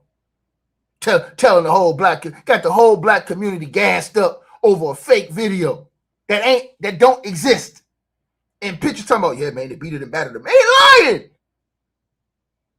Got everybody all gassed up, man. Telling these old Fonzo the Bear lies. No shame whatsoever. Man, they ain't giving him no 10 to 15 years, man. They finna put that boy to the upper room, man. Watch what I tell you. You seen what that boy daddy, they said just now, look on your screen. Look on your screen. They don't already did the first part. They hit him with the first degree murder. What you think the next part gonna be? They all lying about seeing the video. This is the part y'all gotta understand. If that video was in the Frisco ISD files, they would have already had that in court. They would have mentioned this. They would have brought this up. This would have been the pictures. They would have mentioned, hey, he had beatings, whelps, bruises, all that. They're not saying it because it's lie. It's a cap. And they playing with black folk, gaslighting these black folks online. That's the joke that really got me mad.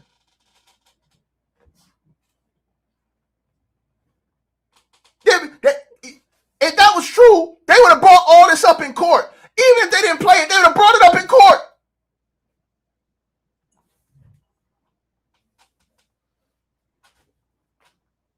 This boy out here facing 99 years, man.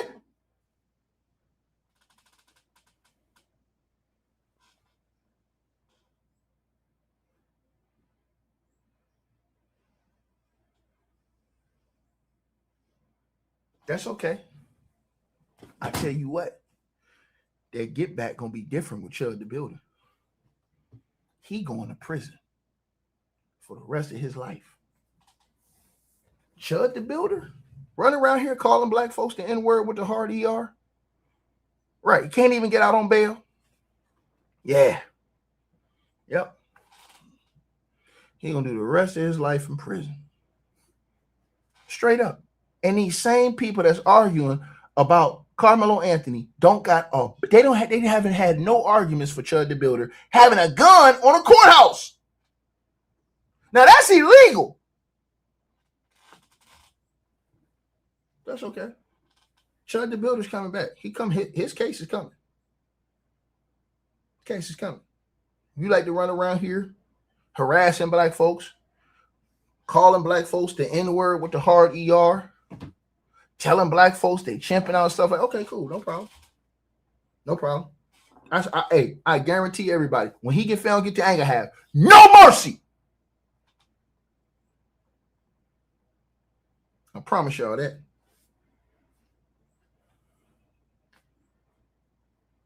I promise y'all that, man. Let's take a look at this.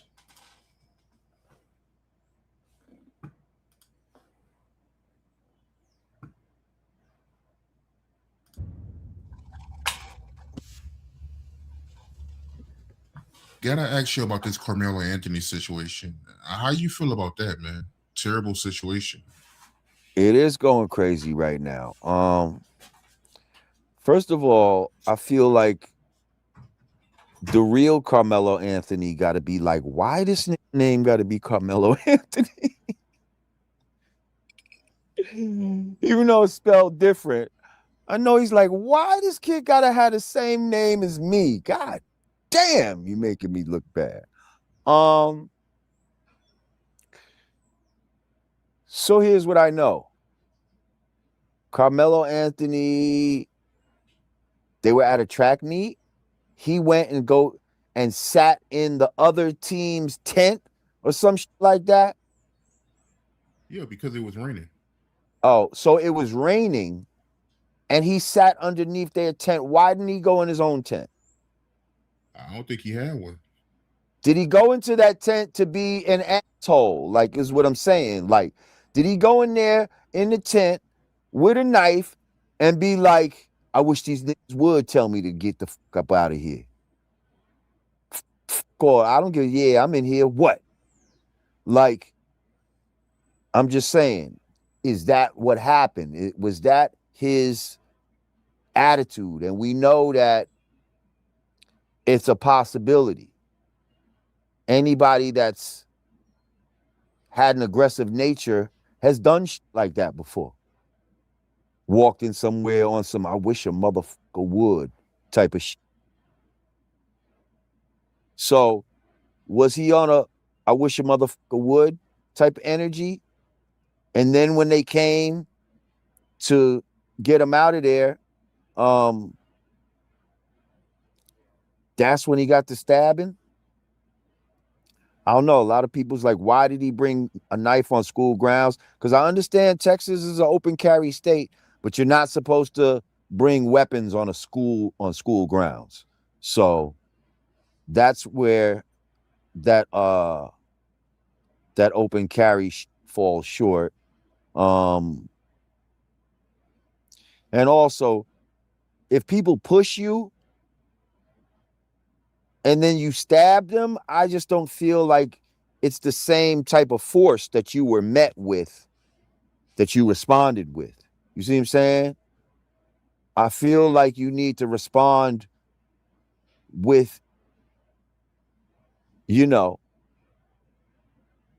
with like some sort of equal type of force. Like, if they swung a knife at you and then you stabbed, I understand. But now, let's just be clear. When somebody approaches you, they don't have to touch you. Just the act of approaching you is an assault, just so you know. The battery is when they actually touch you. So assault and battery. So if I just come at you like that, technically, under the law, that's an assault. So when these people approached him in the tent, he can technically say that he was being assaulted. Now, when they pushed him, was that the battery? I'm just saying. Technically, probably yes. Because I see people trying to equate this as not George Floyd, like a, like a standing your ground type of George Zimmerman type of situation. And I'm just not sure if that's what we have here. What I will say is I think you need to get rid of that lawyer/representative he got, because that guy is not making him look good. This guy, he got his own charges he got to worry about.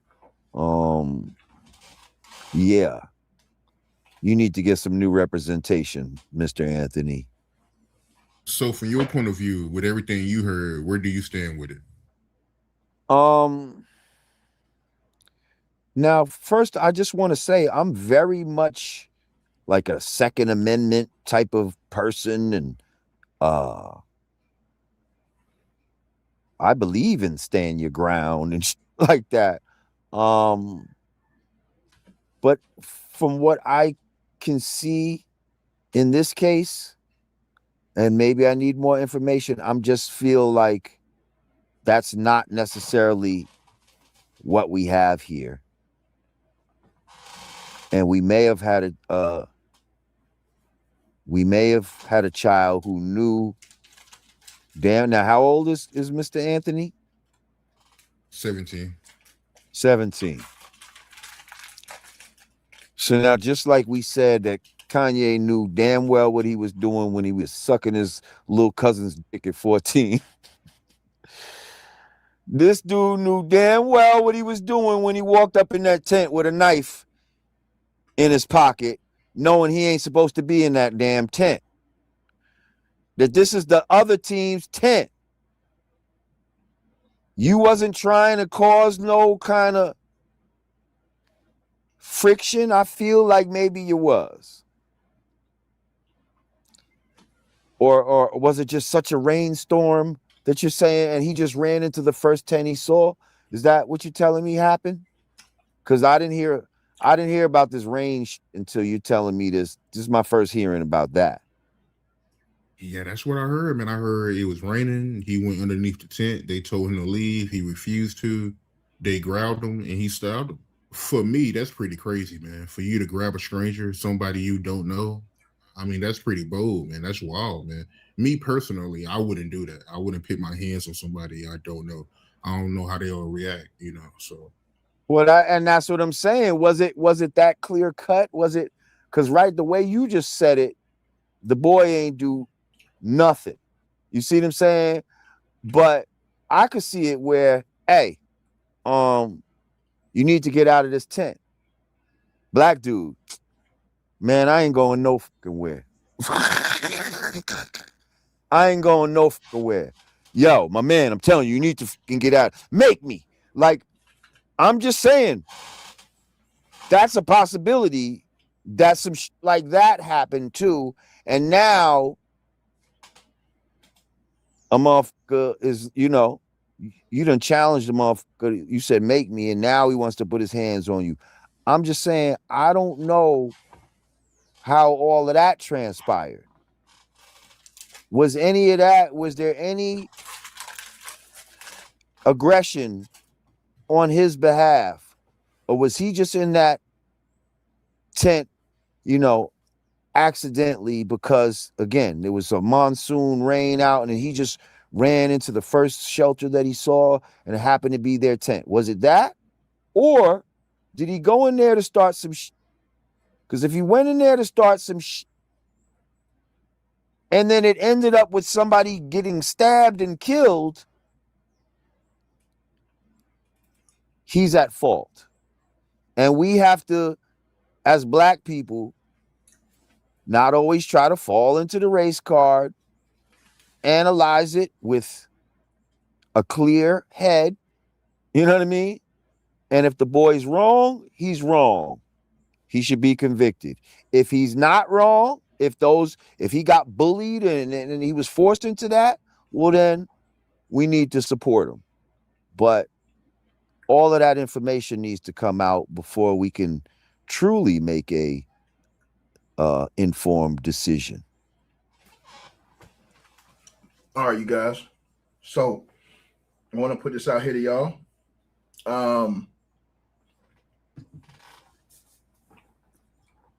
Dominique Alexander, the spokesperson for Carmelo Anthony's family, he is going off outside of the court.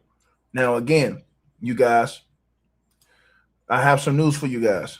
I have a big update for y'all. Smash the like button, share the video, like the video. I have a major update for y'all right now. All right? So the jury just went 11 minutes ago to deliberate. All right? The jury just went to deliberate. Now, the jury, they will be considering sudden passion. So the jury, but again, they were considering, the jury was considering the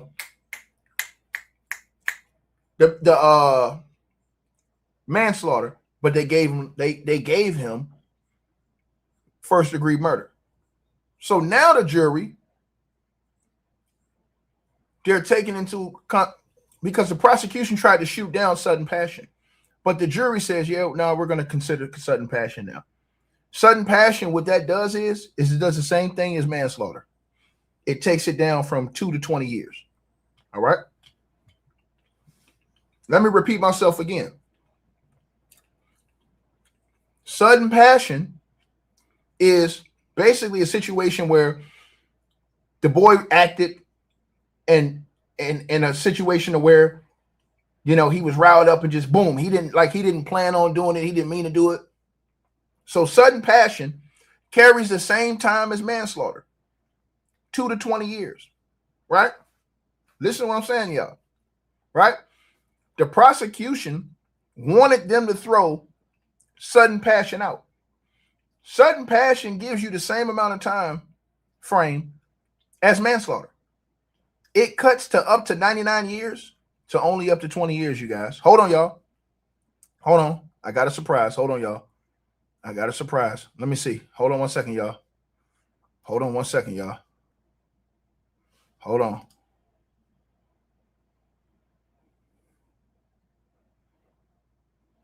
What?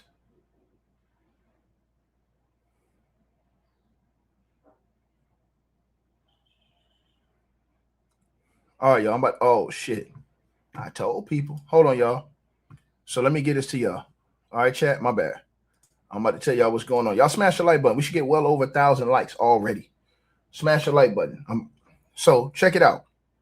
The prosecution tried to strike down sudden passion, as y'all see on y'all screen. Sudden passion does the same thing as manslaughter. Sudden passion brings the number of years that they can sentence him.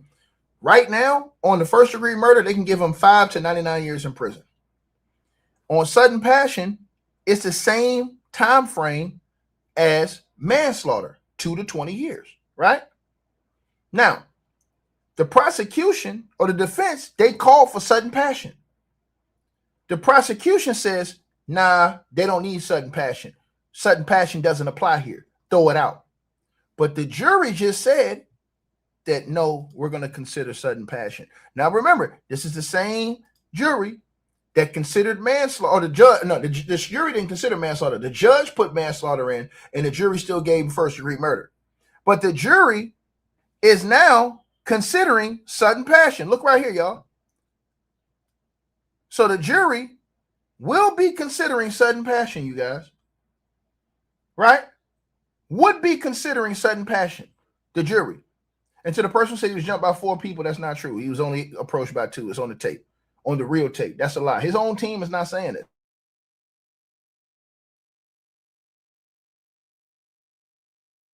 it. They still was in the wrong for trying to move him, because you can't physically move a person on public property. And they was in a mutual site. They was on the middle school ground. So here it is right here. So they're going to be considering sudden passion, you guys, right? Now, once again, sudden passion takes it down to second-degree murder, which only has the time frame of 2 to 20 years for Karmelo Anthony if they say sudden passion. He has to pray that they say sudden passion, because here's the reason why, y'all. First of all, chat, his legal team is going to need a lot of effing bread, a lot of cheese. If he get big numbers and they try to appeal this, man, they're going to need damn near $1 million some dollars. They're going to need damn near $1 million some dollars on appeals just to get to where they want to go, right? So now, check this out. Just to do the appeals, they're going to need over $1 million, another $1 million, right? Now, check it out, y'all. So if they do him, right, there is no house arrest, ma'am. The least he can get right now, to the lady who said house arrest, I don't think you know what you're talking about. You have no idea what you're talking about. 0 F's given. No idea what you're talking about. Let me explain this to you, baby. All right. With the first-degree murder charge he has right now, the lowest amount of years he can get is 5. The most he can get is 99. So let me say that again. 5 to 99 years. 5 to 99 years. Let me say this to y'all again. That's the first-degree murder charge. All right. But they have pleaded sudden passion, the defense. The prosecution said, nah, we don't want sudden passion. It ain't no sudden passion. He's guilty. He's a murderer. Boom, boom, boom. It's not 2 to 99. I'm sorry, Veronica. First-degree murder is 5 to 99. Learn your stuff, baby. Don't come in here talking if you don't know what you're talking about. Don't come in here talking, Veronica. You don't know what you're talking about. You a part of the people that put out misinformation. You a part of the people who put out misinformation. It's 5 to 99 years, ma'am. Let me show it to you again, ma'am. 5 to 99 years, okay? 5 to 99 years, okay? I'm about to show you right now, ma'am. All right? The first-degree murder charge is 5 to 99 years in prison. You see that right there on your screen? Come on, baby. This is why you come over here. You come over here to get educated, all right? All right? It ain't no agreement, baby. There is no agreement. I'm on the record, baby. There is no agreement, Veronica. Stop putting out fake information, baby. I'm showing you love. Ticket got love for you now. The defense did not make an agreement, baby. I got it right here. I got it right here, baby. The defense has not made any agreement, baby. They have not made any agreement. No agreement has been made, so stop lying. You're a liar, ma'am. Stop capping, all right? So let me tell y'all this right now. See how people lie and put out fake information? And then you going to put your face on this, Veronica. Come on, man. Stop doing that, baby. Now, let me say this to everybody listening to this video. As I told y'all, because I give you factual information over here. I don't give you lies, innuendos, cap, with Timbuktu said. I give you the coolest, cold, hard facts around here. Sentencing phase. After a short break, the jury is returning to the courtroom for the sentencing phase, which could be from 5 to 99 years. Now, that's for the first-degree murder he has been convicted of right now. But there is a safe way. The safe way, ladies and gentlemen, is the special passion plea. Now, once again, the special passion plea, right? Or the sudden passion, excuse me, right? So the sudden passion would knock it down not to manslaughter, but if the jury were to say sudden passion and they were to agree, it would knock it down to second-degree murder. And then on a second-degree murder, now listen to what I'm saying right now. The second-degree murder, that lowers his sentencing guidelines from 2 to 20 years. Read the bottom right here, right? Right?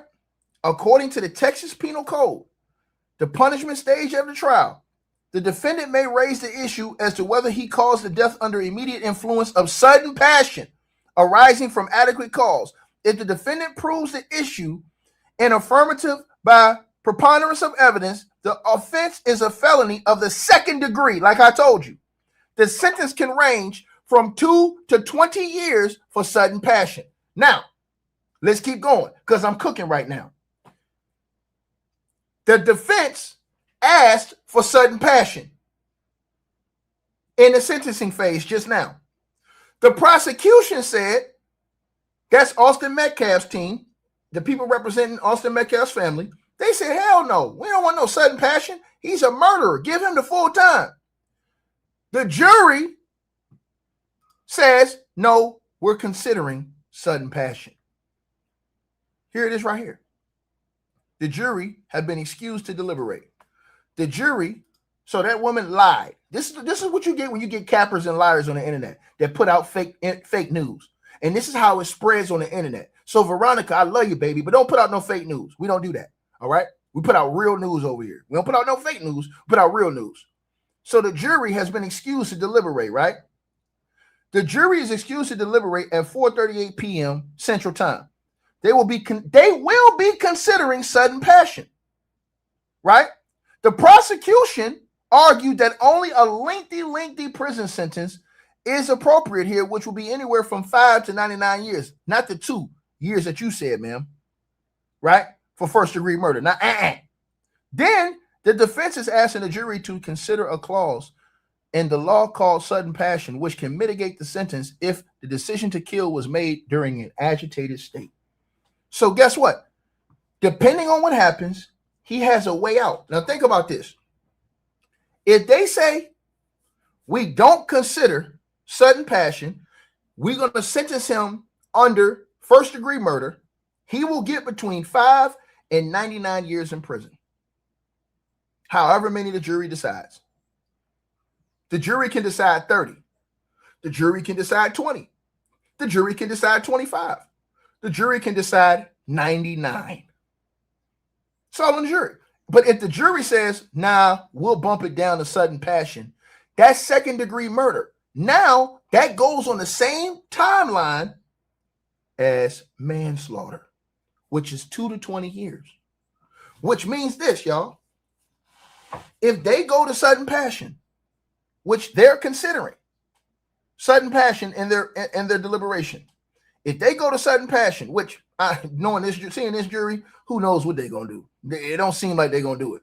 But if they do, that's a win. Because sudden passion takes you out of the 99 range and guarantees that you're going to get out of prison within the next 15 years. Even if you get 20 years.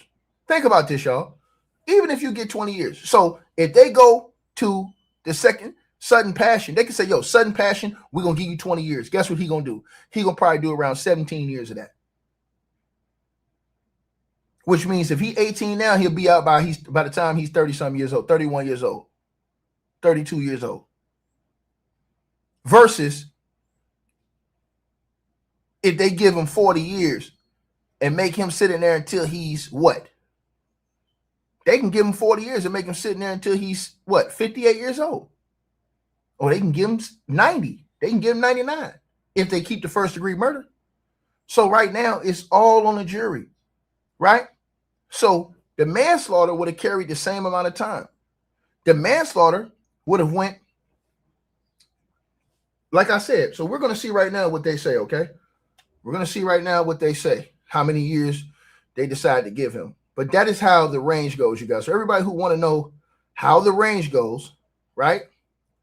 This is how it goes right now. I'm letting y'all know what it is, right? Right, you guys? Right? Right, you guys?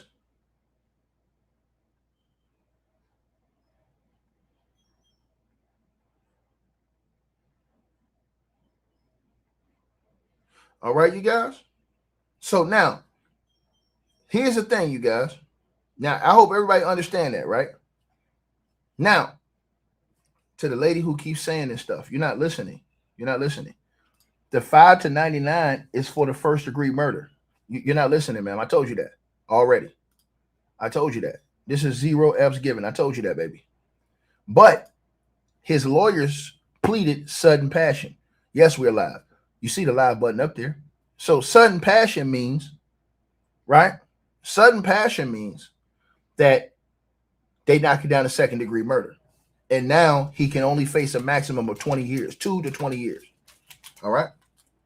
So now all we doing is waiting on that. Now I have another update for y'all. And remember I told y'all shit was popping outside that courtroom and everybody said, oh, you lying, Tiki, you lying. Nigga, I ain't never lying. I ain't never lying, nigga. Now watch this right here. I told y'all this. Big reaction outside the Collin County Courthouse after the guilty verdict. There was a big reaction to the guilty verdict among protesters who've been attending since the trial began. They gathered in front of the courthouse to wait for the jury's decision to be announced, right? As the news rippled through the crowd, anyone that didn't see it on the phone heard the man running through the crowd yelling guilty of murder, right? People were crying, yelling, and pushing. Didn't I tell y'all this? I told y'all.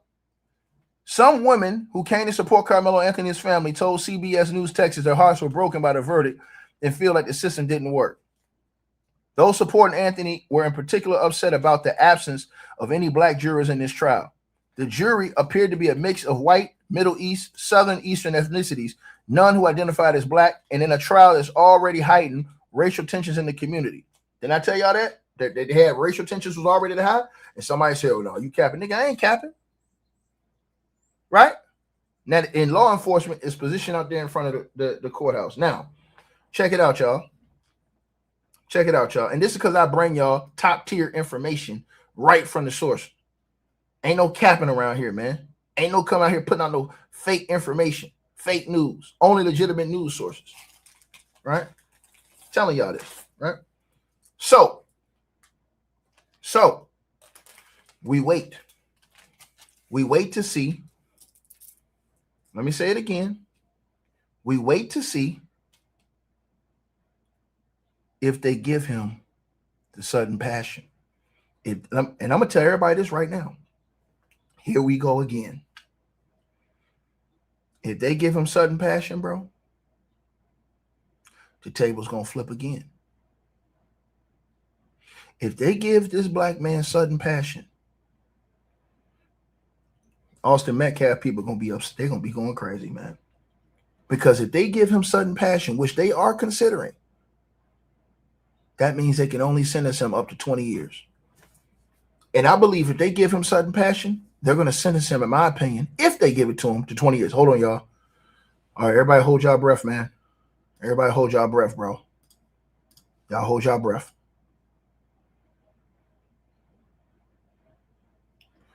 All right, I have an update for you guys. Here's an update, you guys. Jury instructions for sudden passion just came out, y'all. So the jury instructions included the issue of sudden passion. If the jury unanimously finds that the defendant caused the death under immediate influence of sudden passion, he may be sentenced for no more than 20 years in prison and no less than 2. If the jury unanimously finds that the defendant did not cause death under immediate influence of sudden passion, he may be sentenced to life imprisonment or no more than 99 years or no less than 5 years. In either case, a fine not to exceed $10,000 may be imposed. The sentence may also be reduced by parole. However, the defendant is not eligible for parole until time served equals half of the sentence imposed, or 30 years, whichever is less. The verdict must be unanimous. There you have it right there. Right? So, and I'm sorry, I had to eat something, man. I've been on live all day. Forgive me, y'all. Listen, here's the thing, y'all. If they give him sudden passion, I believe they give him 15 to 20 years.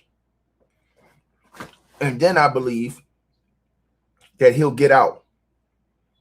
If he gets 15 years, he'll get out in 12. If he gets 20 years, he'll get out in 17.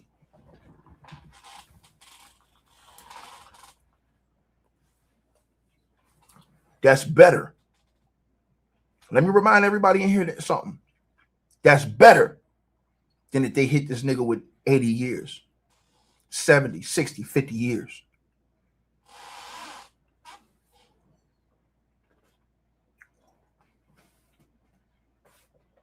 I'm telling you right now. This is it right here.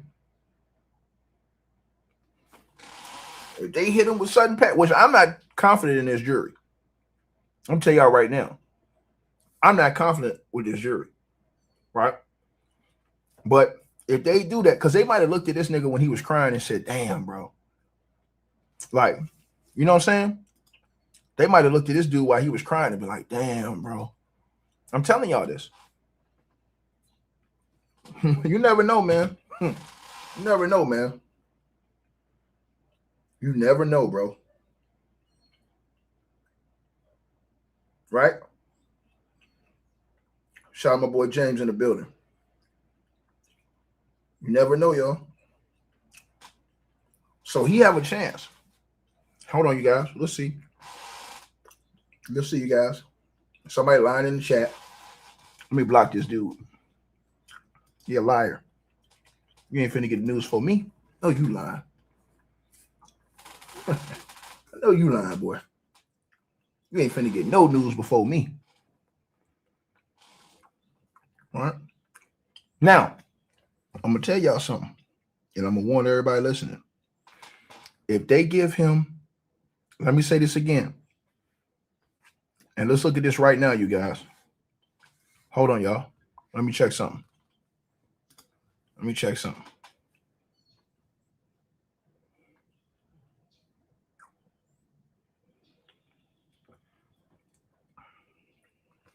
No sentence yet, you guys. People in the comment section lying. There's been no sentence yet. I'm paying very close attention to this. When there's a sentence, I will tell you here. There is no sentence yet. The people in the comment section are lying. All right? You better believe they lying.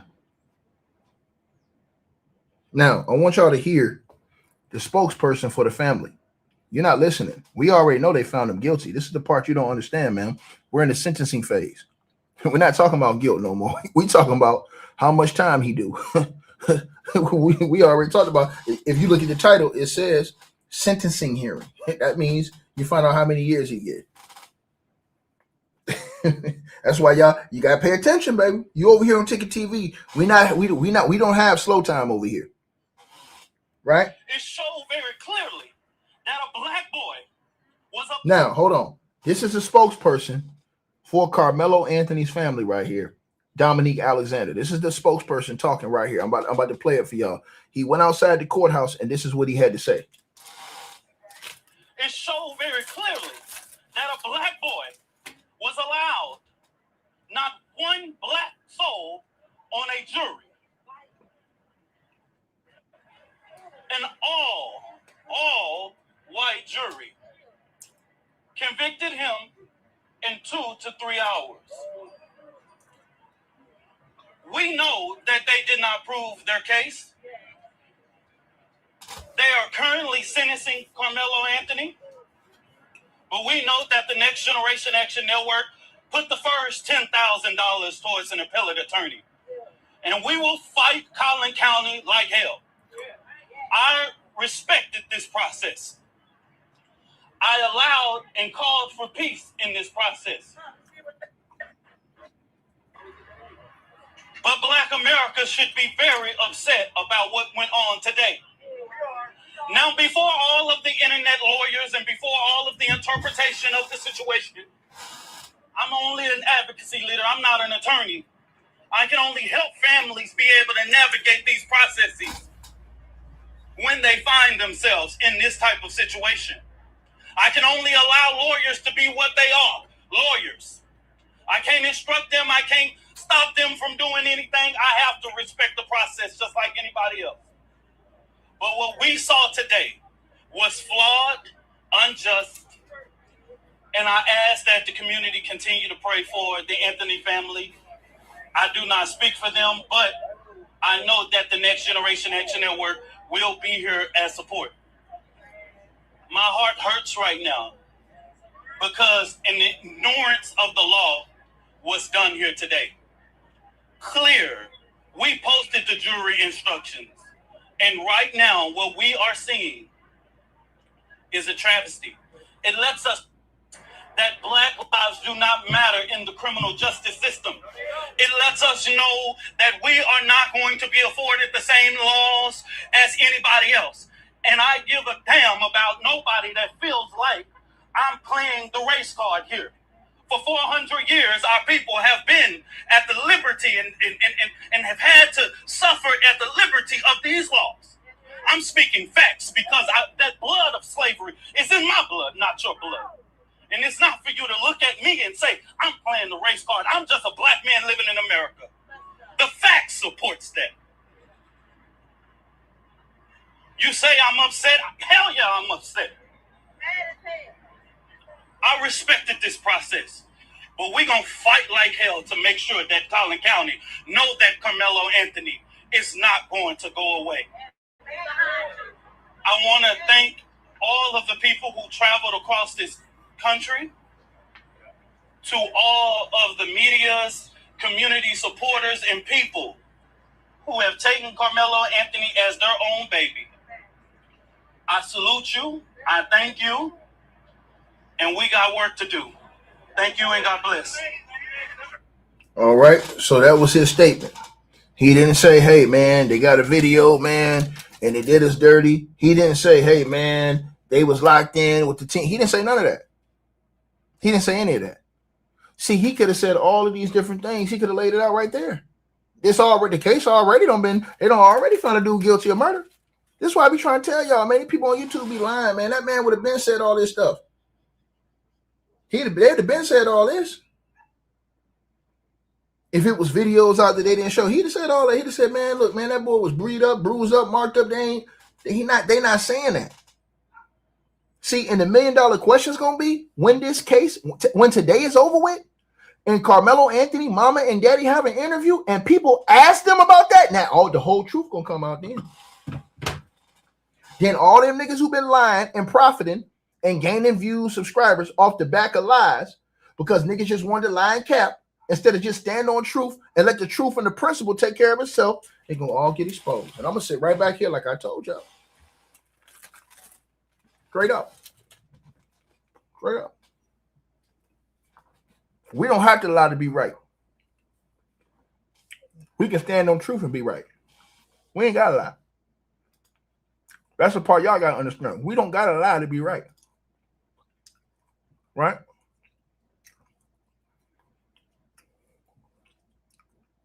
So here we go again, y'all. Right? Here we go again with this stuff, man. Sad situation, bro. Let's see what they talking about, man. Right?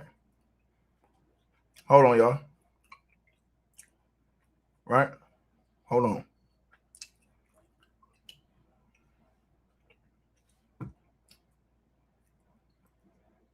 Hold on 1 second, y'all.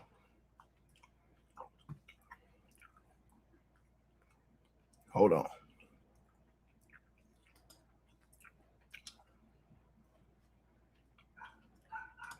Oops. My bad, y'all. Hold on. Did I put this on the screen? No, I didn't put it on the screen. Hold on. There we go. Welcome back to our continuing coverage of a verdict is in the case against Karmelo Anthony in McKinney, Texas. Collin County is the scene. This is the outside of the Collin County courthouse. Inside the courtroom, the parties have gathered, and our Cody Thomas is in place. We're just awaiting the judge to take the bench. He says that Karmelo Anthony is there. This is the first appearance of Hunter Metcalf. This is the twin brother. He was not called as a witness, but he is now in the courtroom. He hasn't been in the courtroom for any of the trial. This is his first appearance inside that courtroom, and Cody continues to pass along messages saying the courtroom is filling up steadily. Of course, security is very high. Both sets of parents are in the courtroom, Karmelo Anthony's parents, and of course the Metcalfs as well in the courtroom, along with their son, the surviving twin, Hunter Metcalf.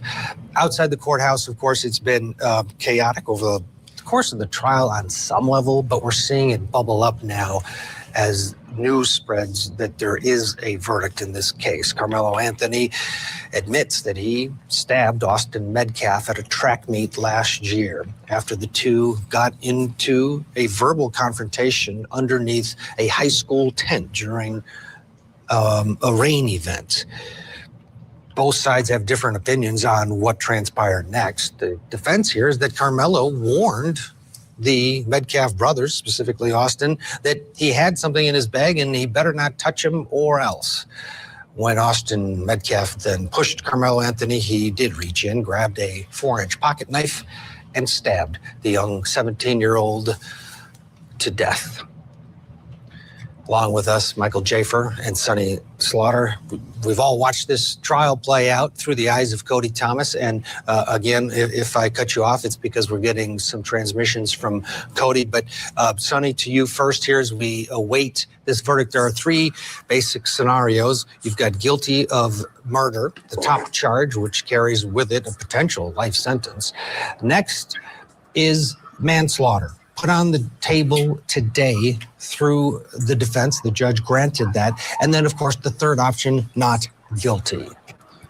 How important is it for that jury and for the defense to have manslaughter on the verdict form? I think it's really important because I do not feel like Karmelo Anthony had the initial intent or the intent to murder. I think it was reactionary. I think all of them should have calmed down. They didn't. And I just think, I don't think it was an intentional homicide, but I don't see this as a not guilty verdict at all because someone is dead, Austin is deceased, and that is a criminal act. So manslaughter is the best that they can hope for, and with a lower sentencing, but I do not see Karmelo walking out of court today as a free young man. Michael, do you agree that's a long shot? I disagree with Sonny on this one. I think that there's a good chance he's going to be acquitted because here's why. There was only one testimony that I've seen is that he stabbed him one time. He didn't stab him multiple times. I do agree that he shouldn't have done it, and I do agree that it was maybe disproportionate. But there's a good chance that this jury is going to come back not guilty because they came back so. If this deliberation was 3 days, 4 days, I think I would tend to agree that probably they'll come back with manslaughter. But coming back in 3 hours, man, I can't imagine them coming back in 3 hours and finding him guilty. I feel like they're going to come back and find him not guilty. It's just I question the 3 hours. I just question that. So I think there's a good chance of that.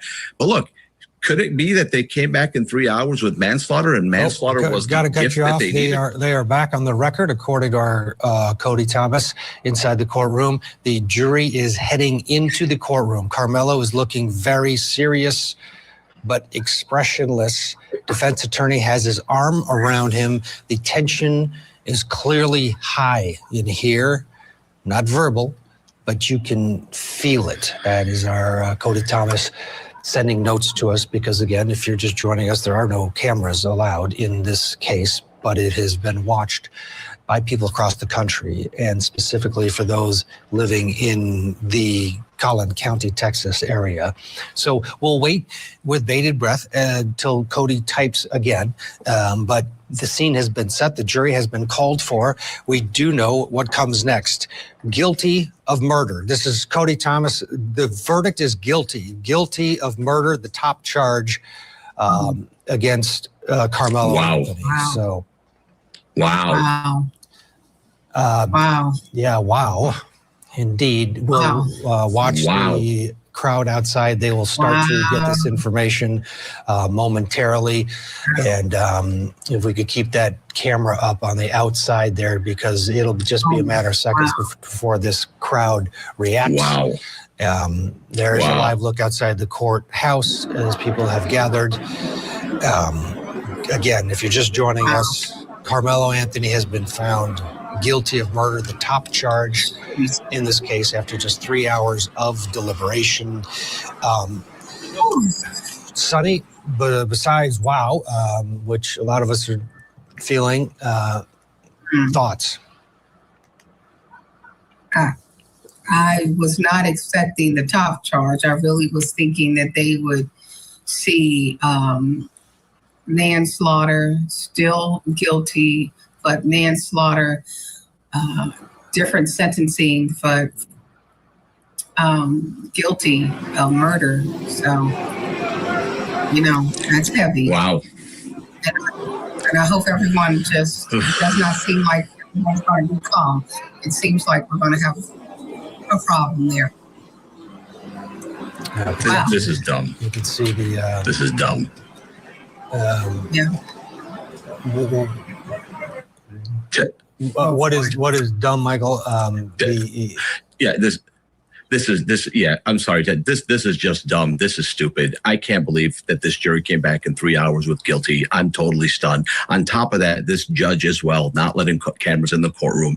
I mean, good job. Good job, Your Honor. Really, really, really good job. You handled it really, really well. You have this community that's about to get lit on fire. You don't allow cameras to go into a courtroom. The community already believes that this kid is being railroaded. And then look at what happened. Your jury came back within 3 hours for a guilty a verdict for a kid who used a 4-inch knife one time and didn't use it multiple times. Was it wrong? Yes. But was it murder beyond a reasonable doubt? No. And was it murder beyond a reasonable doubt within 3 hours? Absolutely not. This is insane. This is dumb.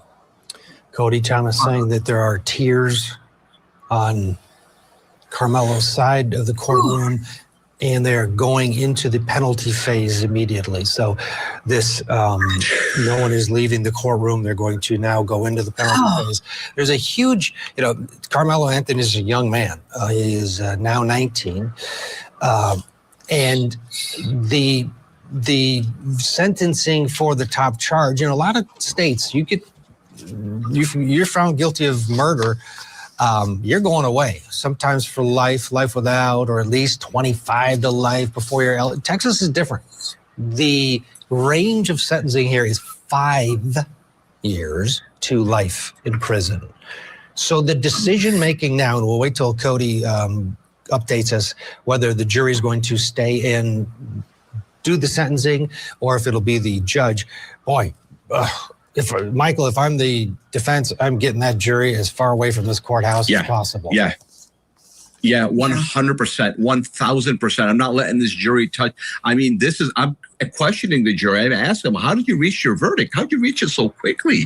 What happened? It was a 4-inch knife. He used it one time. He was pushed. I'm not saying that it was right, but what are you doing? How did you get this verdict? I'd want to know. My whole identity as a defense attorney would be in question, right?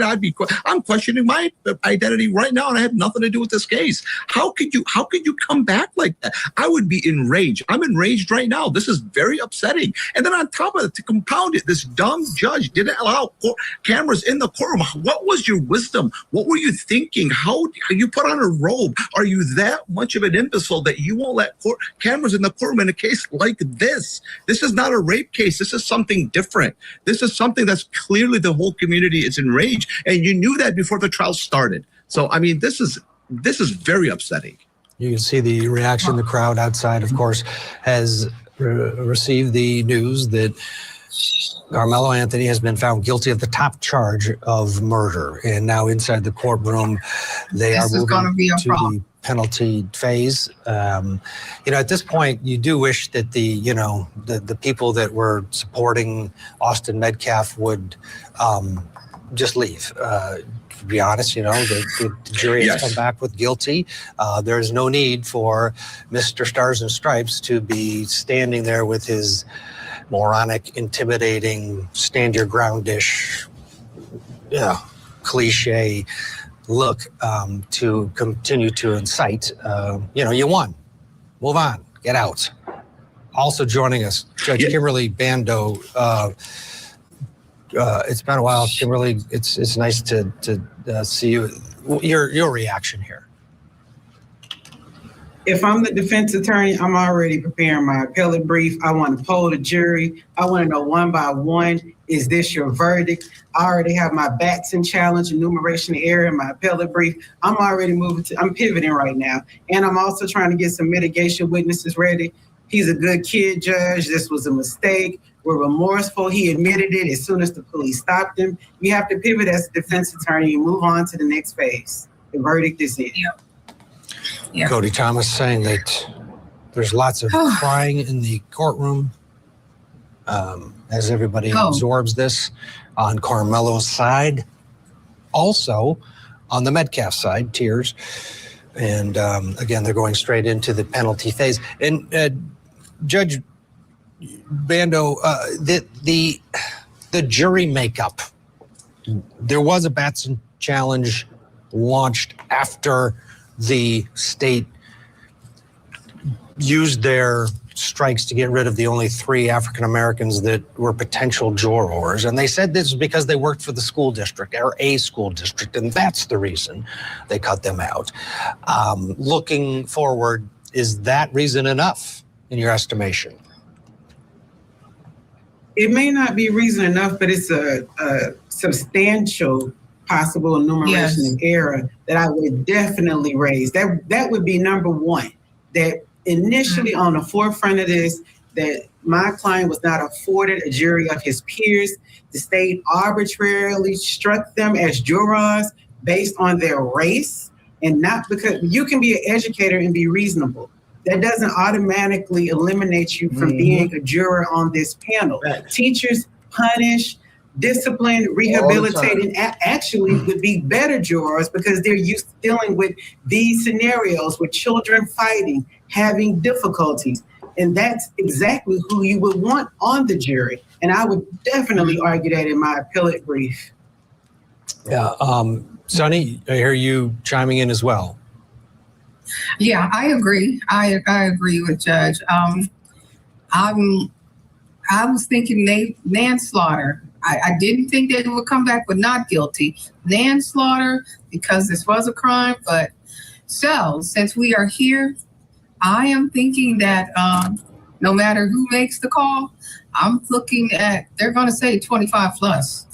I can't imagine, based on what we're seeing now, this, I would like for everyone at the scene to just, it's better if they just move away, back up, because any riots or anything, that is just going to be problematic. I think this judge really did the most damage to this case by not allowing cameras in the courtroom. Yes. It allowed social media to fester, to foster. It allowed the hate to grow. It allowed the lies and the misinformation. We're gonna get a break. Cody just said that they are going to be going into sentencing, and that the jury will be deciding punishment. And it looks like they're preparing some witnesses to call. So a short break inside the courtroom, outside the courthouse. This is the scene as people react to the guilty verdict against. All right, you guys. I lost of words, man.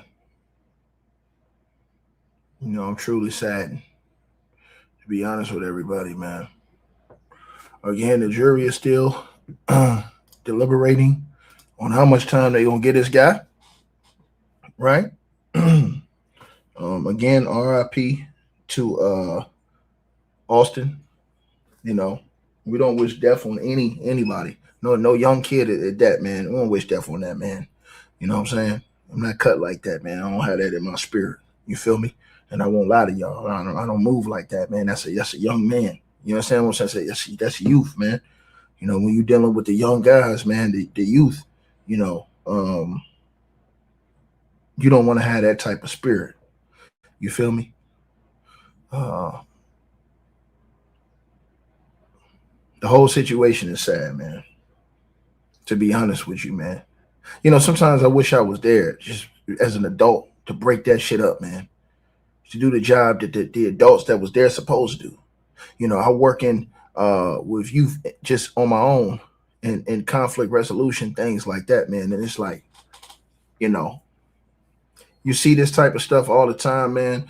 And, you know, I have a passion for breaking this type of stuff up and basically mentoring, you know, And to see this go like this, it just lets me know, man, that the right leadership, is not in place. You feel me? It's not in place, man. It's not in place, man.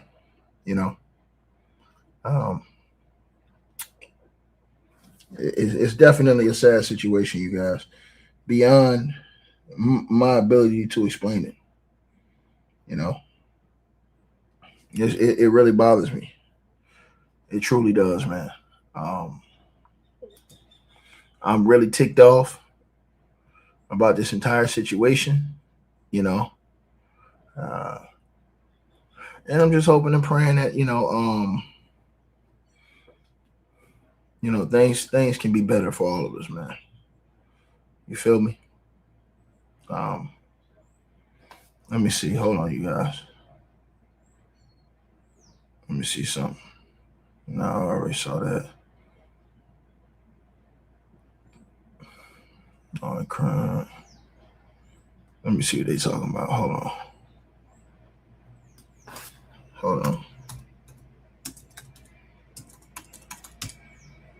Hold on, you guys. No, I don't think they had nothing. Hold on. Did they have it? Or did I miss it? Which one is it? Did I have it or did I miss it? Hold on, y'all. I think I missed it. Now I want to go back through this a little bit. See what they said. Hold on. I want to go back through this. All right.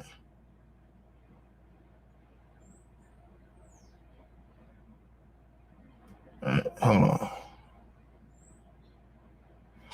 Let me see what they're talking about right here. Emotional testimony today in the Karmelo Anthony murder trial. We are one of the only media outlets in the courtroom for one of the biggest trials of the year.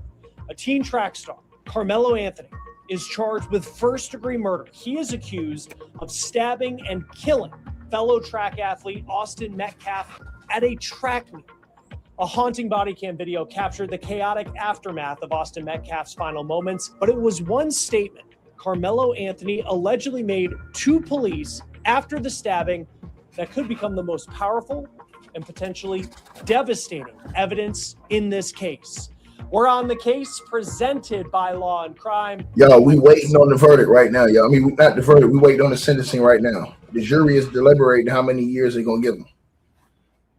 Hey guys, real quick before we get into what happened in court today, I need to talk about our partner and sponsor, Morgan & Morgan, America's largest injury law firm for more than 35 years. They have been fighting for the people and have recovered more than $30 billion for their clients. Now, the proof, it's in their track record. They have more than 1,000 lawyers across 100 offices nationwide.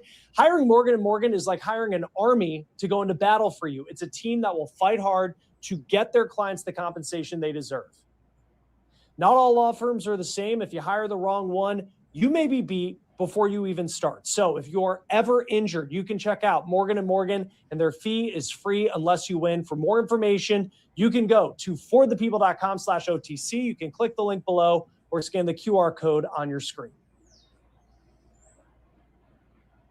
There is no question that Karmelo Anthony stabbed Austin Metcalf. In fact, today we heard from the police officer who arrested Karmelo Anthony, and he says that he heard the teen say, quote, "I'm not alleged, I did it," when talking about what he had just done to Austin Metcalf. Now, these are sketches from today inside the courtroom. Again, no cameras allowed, no audio recording allowed. So we have artist Pat Lopez putting these together for us. Now, the issue that jurors are deciding in this case is whether the stabbing was a murder. Today, a member of Austin Metcalf's track team told the court that Karmelo Anthony provoked Austin Metcalf. And today was the first time that we heard from multiple teens who witnessed the brutal stabbing. And today, it was an emotional day in court. Court just let out. Cody Thomas from Court TV, one of the few members of the media actually witnessing all of this. So truly our eyes and ears inside a courtroom where we can't record, can't use audio, can't use video. So Cody, thanks for being here once again. There's a lot I want to get to, but let's start with the body camera video that was shown in court today. What did you see? Yeah, Chris. So they came out of the gate with that. There were two different officers that testified. So we had two different angles of the body cam. But the first officer is actually the officer that made the arrest. He was an SRO. He's in his office and he gets the call there's been a stabbing at the stadium. So he's running out there, seeing what's going on. Of course, he's seeing the frenzy of students running in every which way. And then he's asking, where's the action at? Where am I going here? And he sees the north side of the stadium. So he gets over there and everyone's telling him, it's that kid, because these kids at Memorial High School did not have any idea who Karmelo Anthony was. But, he's in the gray hoodie, he's in the dark blue or the black sweatpants, and that they're pointing him out because one of the kids that testified, and we'll get to them, was following him while on 911. So they obviously saw this kid, and he wasn't running outside the stadium. So anyway, the officer ends up approaching him, and the body cam comes on during the apprehension. So it wasn't on during, most of it, but when it comes on, we start seeing it there. And the thing about it, Karmelo actually, Chris, was cooperating. He was compliant. He was following orders. He was, respectful. What's your name? He was spelling his name out without the officer even prompting him. And he goes over and he sits him down, and then the officer cuffs him just to detain him, before they even, take him off campus in the squad car down to the jail, any of that. But one of the most important things about one of these body cams, Chris, is the audio, because you hear they're walking along and the officer's kind of just doing some back and forth with them. And then you hear Karmelo say, he put his hands on me. I told him not to. And that's the part that the prosecution's harping on, the I told him not to part, because they're pretty much saying that part's a lie. Every account that we've heard so far in the reporting over the last year and some of the students today was just the whole touch me and see what happens.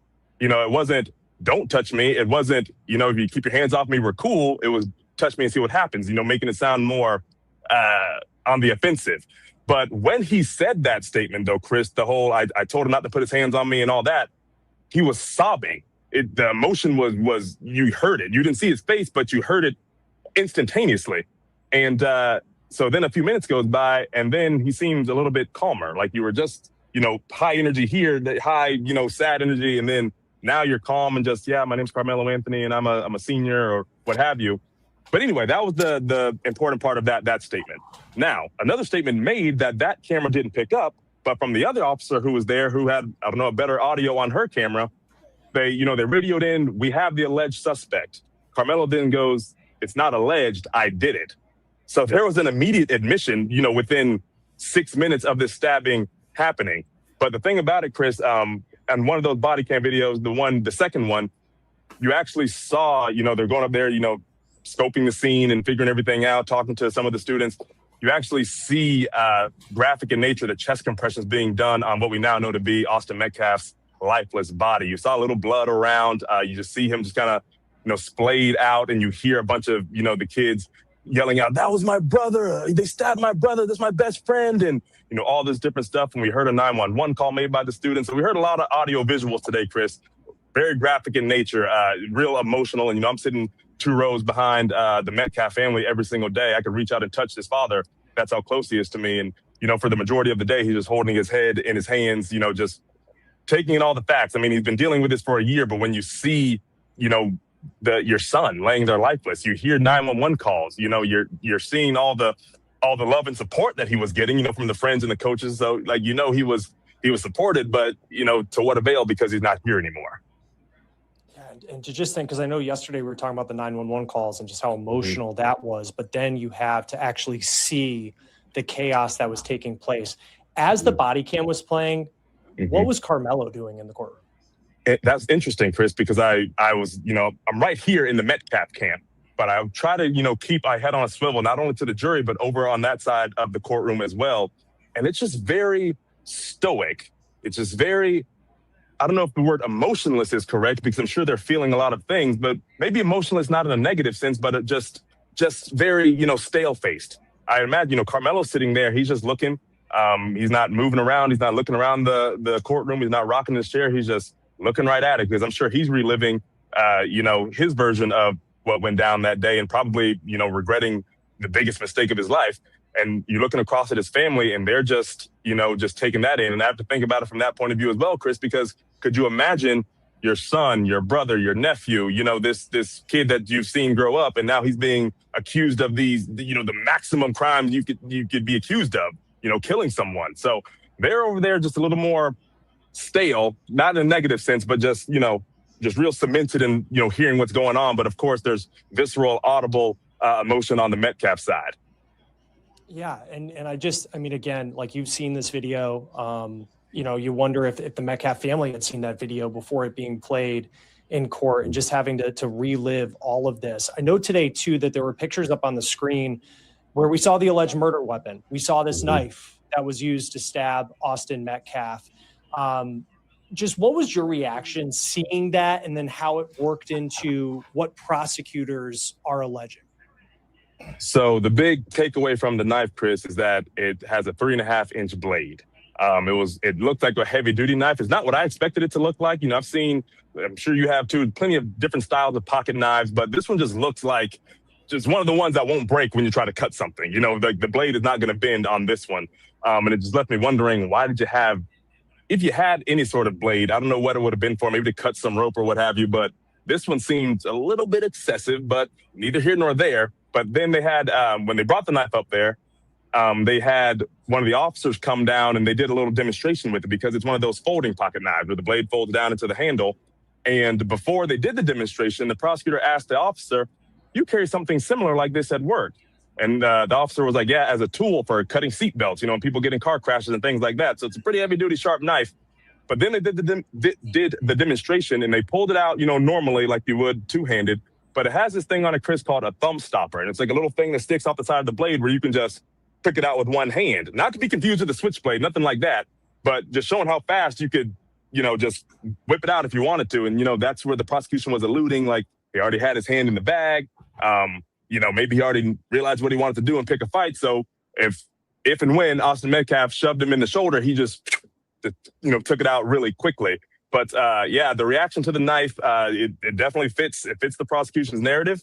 It definitely looks like one of those knives that could penetrate deeply if, stabbed with enough force. But again, 3.5 inches, Chris, you got to realize, that's another part of it.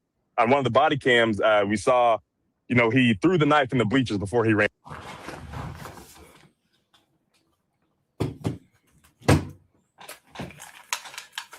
All right, you guys.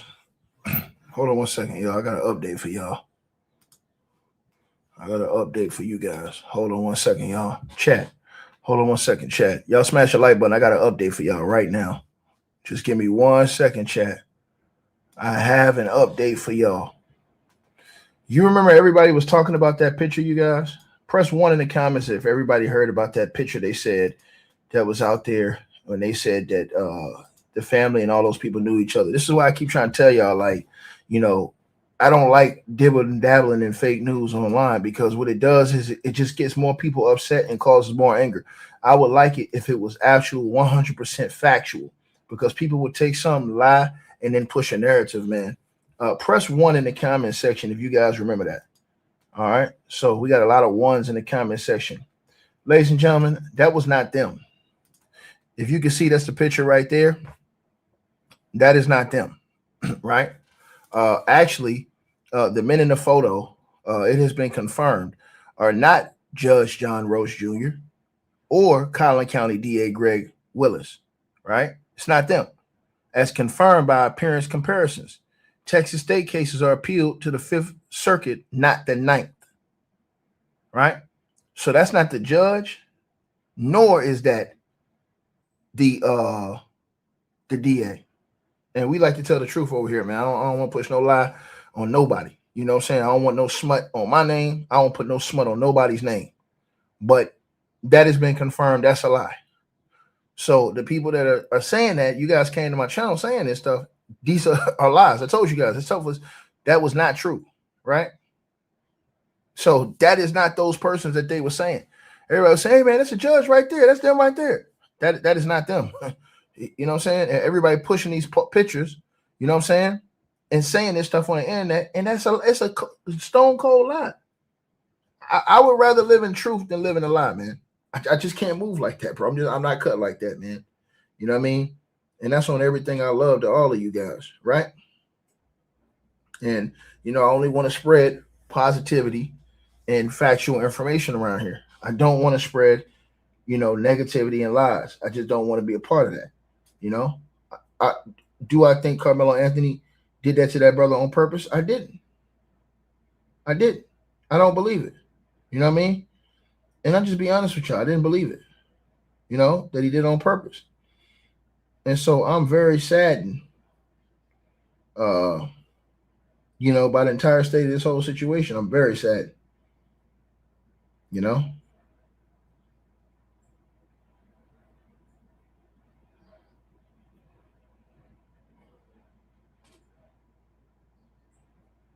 So as y'all see right there, you know, that's not them.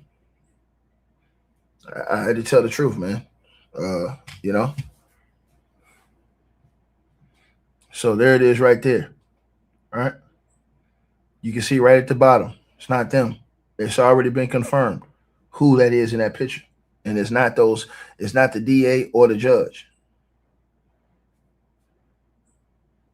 Right?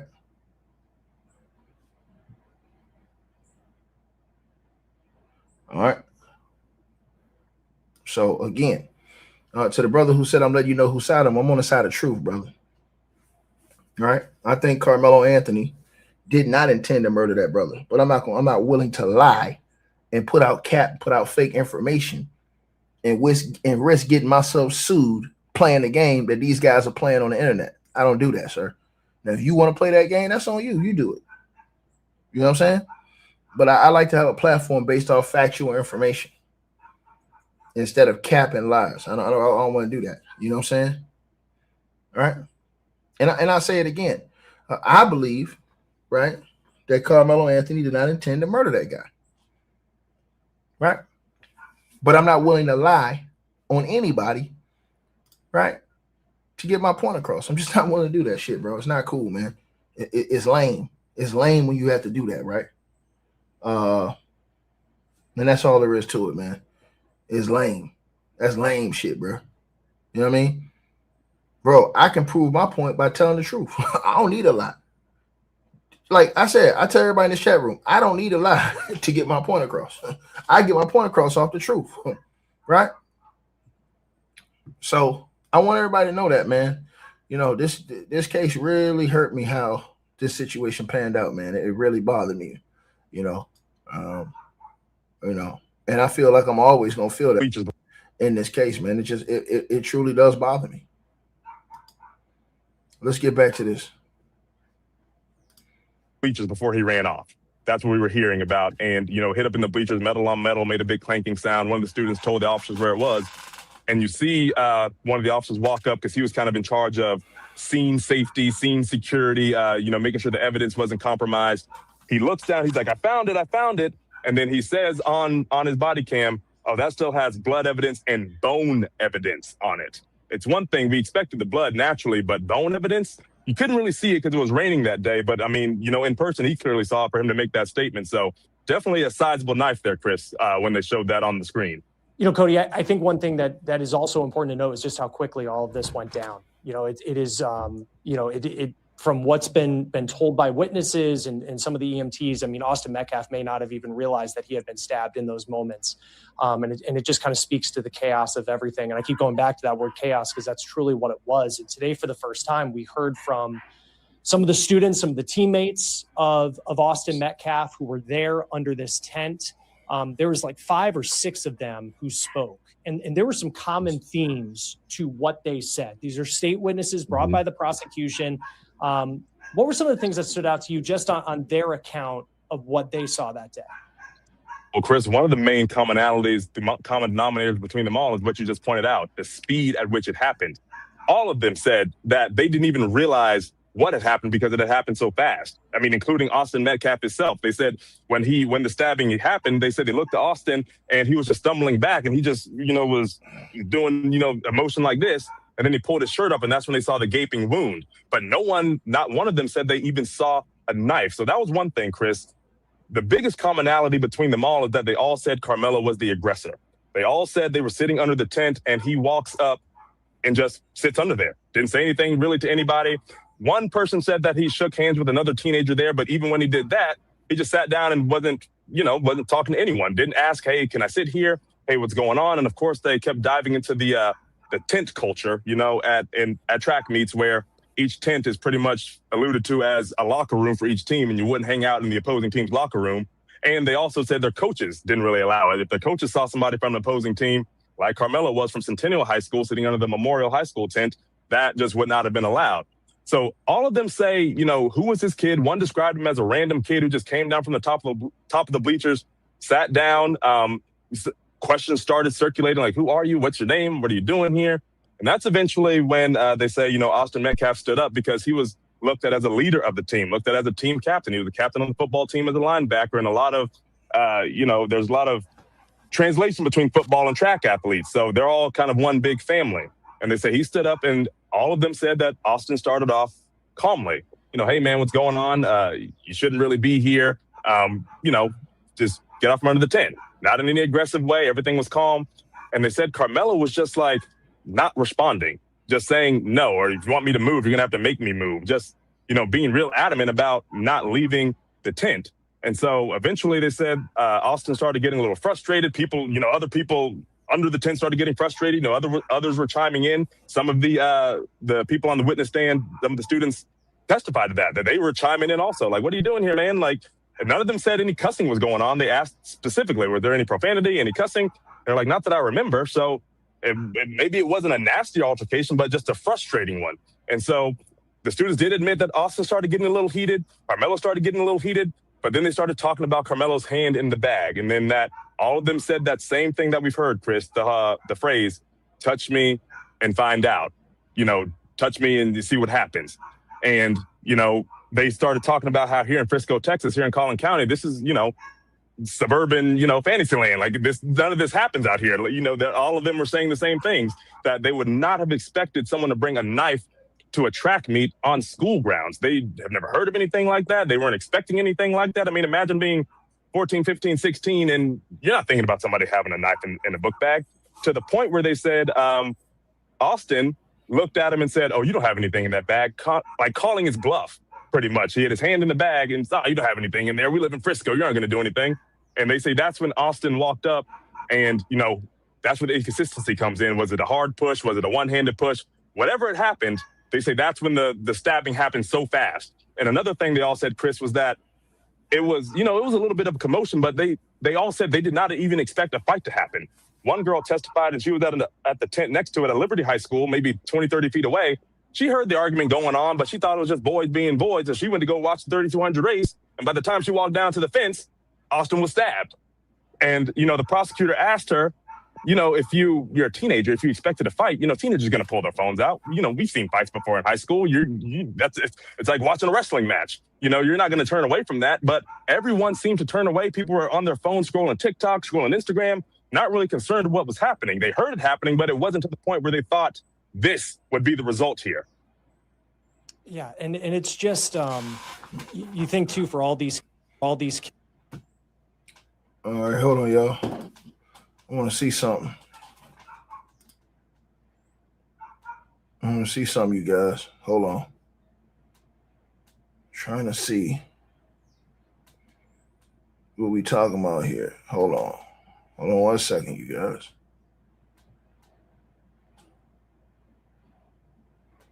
All right. Hold on.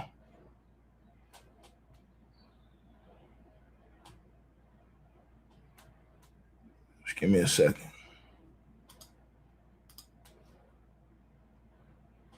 What's she talking about?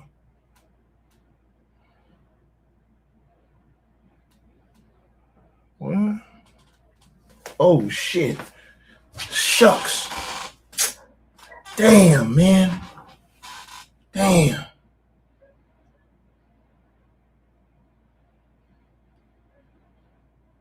Damn.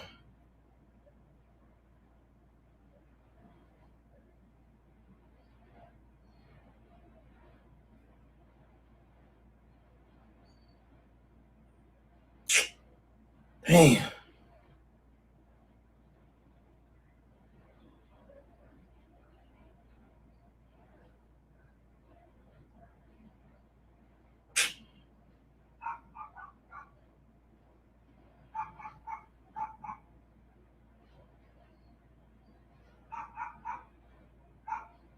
Okay. All right, you guys. All right, chat.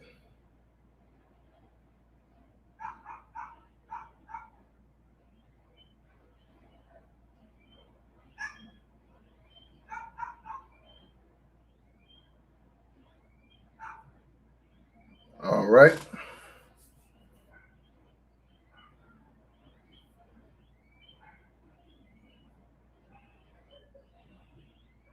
Let me see.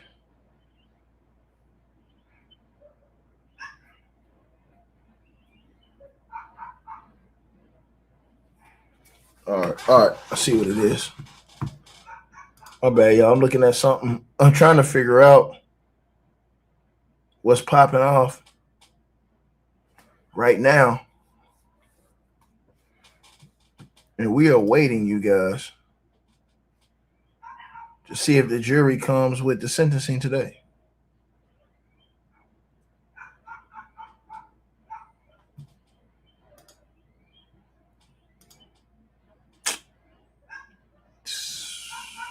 Which I think they're coming with it.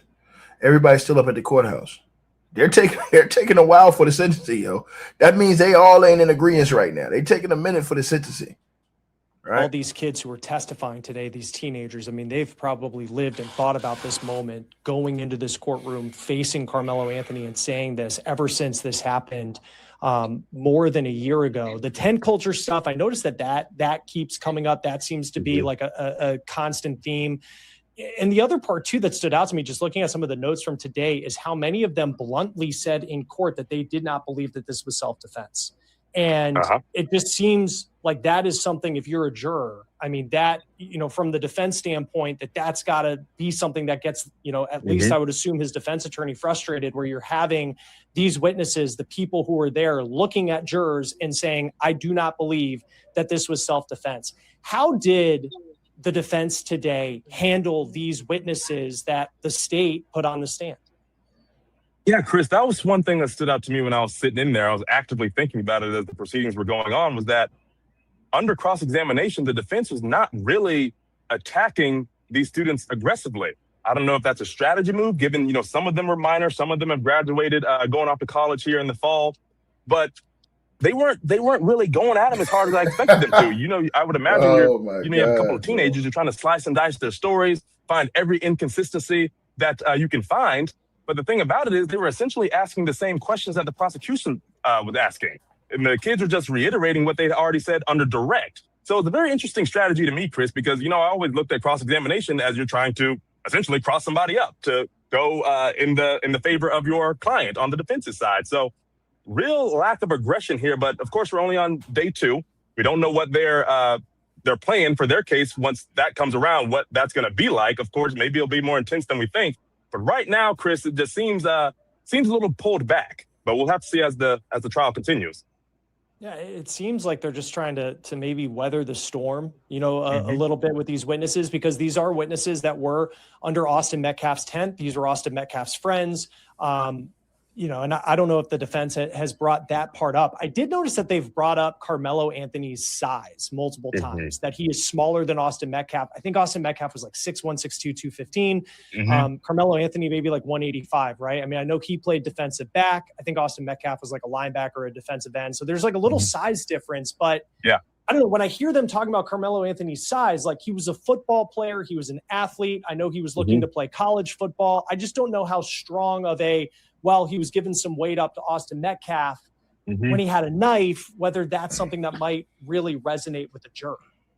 Yeah, Chris, and I hear that too. And actually, they say he's smaller than 185. They say he's around 145, 8. Okay. So what they're trying to do. Yeah, I mean, I look at him and, he looks like an average size kid when I walk past him. Clearly, a little thinner, but he's still essentially a grown man. He's still 18 at this point. He doesn't look like a child. But neither here nor there as far as that, Chris. I think where they're going, they're trying to show some kind of stark disparity. Okay, we got the 2 twins over here that, again, 6'1", 6'2", 215, burly boys, linebackers, all of this. But they're trying to make them out to seem like these big bullies, I feel. Like they were asking one of the students on the stand today, well, if you were to walk up on Austin Metcalf, would you feel threatened or intimidated? And he just responded. He was like, I don't know about intimidated. He was like, I probably wouldn't pick a fight with them, but it wasn't like he was, walking up like a giant and being, abrasive about things. But I think that's just what anything they're trying to throw at the wall here, Chris, to show aggression on Austin Metcalf's side, trying to aid in that self-defense claim that they're having or presenting for Karmelo Anthony. Because one other thing that I kind of noticed as well, because I remember when this case first happened and the police kind of laid out this fact that like the track meet had been delayed because of rain, and maybe Karmelo Anthony went into the tent because it was raining, but it also doesn't seem like from the testimony that it was some like monsoon that was in the area where everybody was taking cover because it was coming through. And actually, one of the things they pointed out is that it wasn't even an actual rain delay. There was confusion.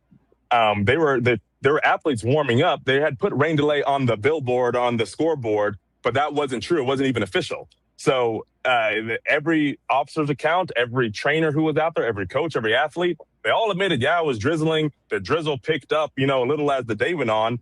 But as far as the morning goes, it was just a really wet morning. It rained overnight. They say the rain didn't really start until after the stabbing happened, because one of the former coaches who actually testified yesterday said he kneeled down. He was the head track coach, actually. He kneeled down with Hunter Metcalf, the twin brother of Austin, to pray, after this happened. Of course, there's a lot of emotion in this moment, a couple of minutes after your brother's been stabbed. And he said as soon as he kneeled down to pray, that's when rain really started to come. But all before that, by all accounts that we've heard so far on the witness stand, there was not really raining at all. It was just wet and misty, just really a yucky day. So, there are people out there with umbrellas. There are people without umbrellas. So, and the defense keeps asking the witnesses, are you aware that Centennial is the only team that didn't have a tent that day?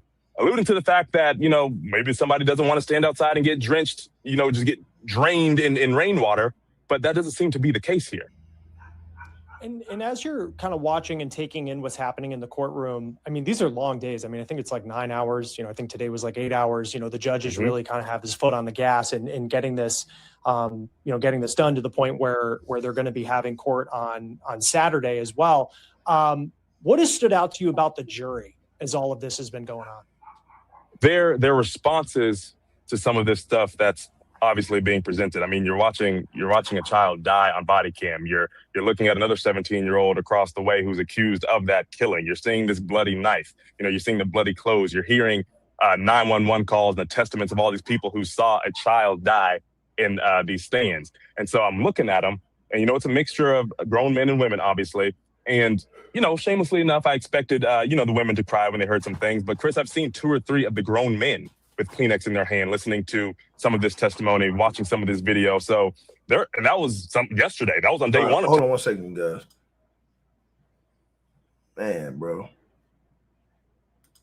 They're not playing with this. They're not playing, you guys. That jury is serious about this deliberation. As far as the time, man, they serious about that, bro. Man, bro. Crazy work, dog.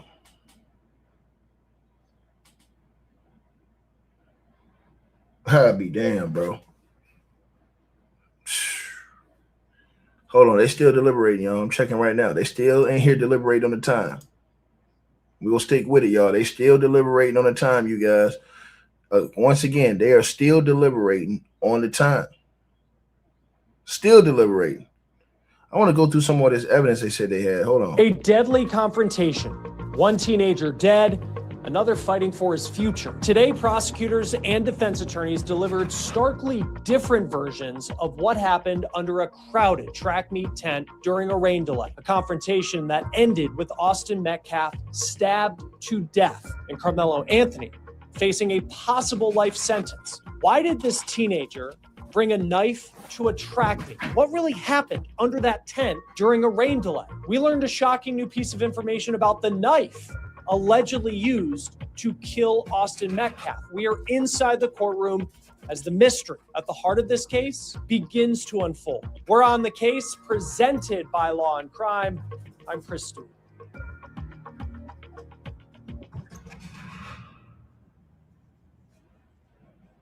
Before we get into this episode of On the Case, I got to talk about our partner and sponsor, Kalshi. If you have ever wondered if you could make money off real-life events with Kalshi, the largest prediction market in the U.S., you can. And with my code OTC, you can get $10 when you trade $10. So here's how it works. Kalshi's peer-to-peer trading. You buy a yes or no contract on whether something will happen, and you're trading directly against other users. So think of it like buying or selling a stock. The line is not set by an algorithm working against you. It moves based on where the money goes. So right now, you can buy a trade, for example, the Texas Senate winner. You have James Tallarico, who's currently trading at 41%, meaning a $50 trade pays out $122 with the correct prediction. And as that probability shifts, you can buy in or out of your position at any time to lock in a profit or cut a loss. Kalshi is CFTC approved, federally regulated, which is why it is available all across the country, including California and Texas. So download the Kalshi app and use code OTC to get $10 when you trade $10. Kalshi, Kalshi. Trade what's next. All right, so today the state of Texas began to lay out its case against Karmelo Anthony. And not only did they argue the teenager murdered Austin Metcalf, they say it was premeditated. Now, there is video of the alleged incident that was shown in court today.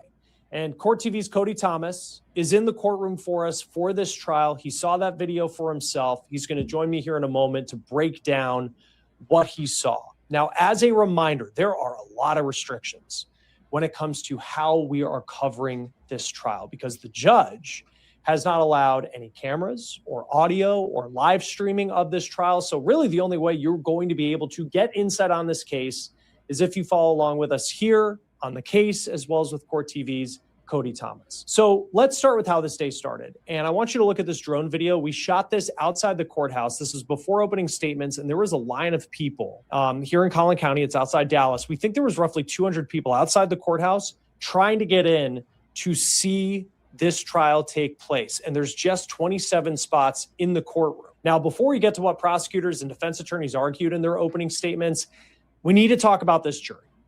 Look, there is no question that race is one of the elements that has made this story the center of a lot of attention, on top of the fact that you have a young man who lost his life at a track meet. And the racial makeup of this jury is definitely something getting attention here. Now, this jury, it's 12 people. We're told it is made up of 3 Asian women, 1 Middle Eastern woman, and a woman of color. But reportedly, no African Americans are on this jury, and the rest of the jury is made up of white men. Now, according to local reports, 3 African American women were stricken from the jury, claiming they had bias in the case, claiming they didn't want to convict Karmelo Anthony. Now, the court went through more than 600 potential jurors in the selection process, and one question we are told hung up a lot of people was whether they could convict a teenager and put him away for life. Now, Karmelo Anthony is that teenager, and he is charged with first-degree murder in the death of another teen named Austin Metcalf. And we have not seen Anthony on the outside of the courthouse as we did when he posted bond last year. The road surrounding the courthouse has been blocked off, and it does appear that Karmelo is being brought into court away from cameras. Again, very strict rules when it comes to this trial by the judge. We can't film inside the courthouse. We can't film the trial. We can't live stream it. So we just have the words of the people who are witnessing it for themselves, like Cody. Now, prosecutors dropped some new information today, and it's information we didn't know until the opening statements began. And before we get to that, I want to lay out for you the timeline. And I'm going to lay out this timeline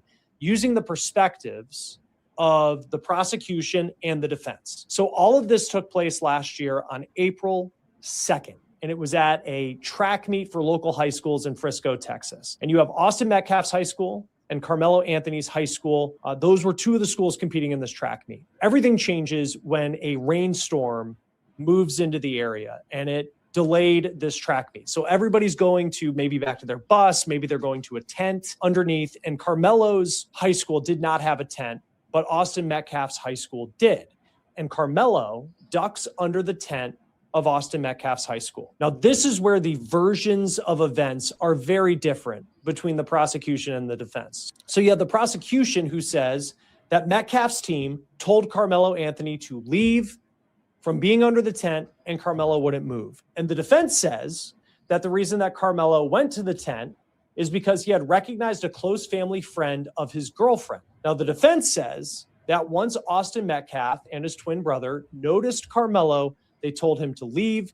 And Karmelo was just confused as to why it was a big deal that he was under the tent. Now, the prosecution says that when Karmelo was asked to leave the tent, he said something along the lines of "make me." When Austin Metcalf stepped up to Karmelo to tell him to leave, they end up having some words, and that's when Karmelo Anthony allegedly stabs Austin Metcalf in the chest. And a big piece of information that is new information to us related to the alleged murder weapon, prosecutors say it was a folding knife, and that knife was already open.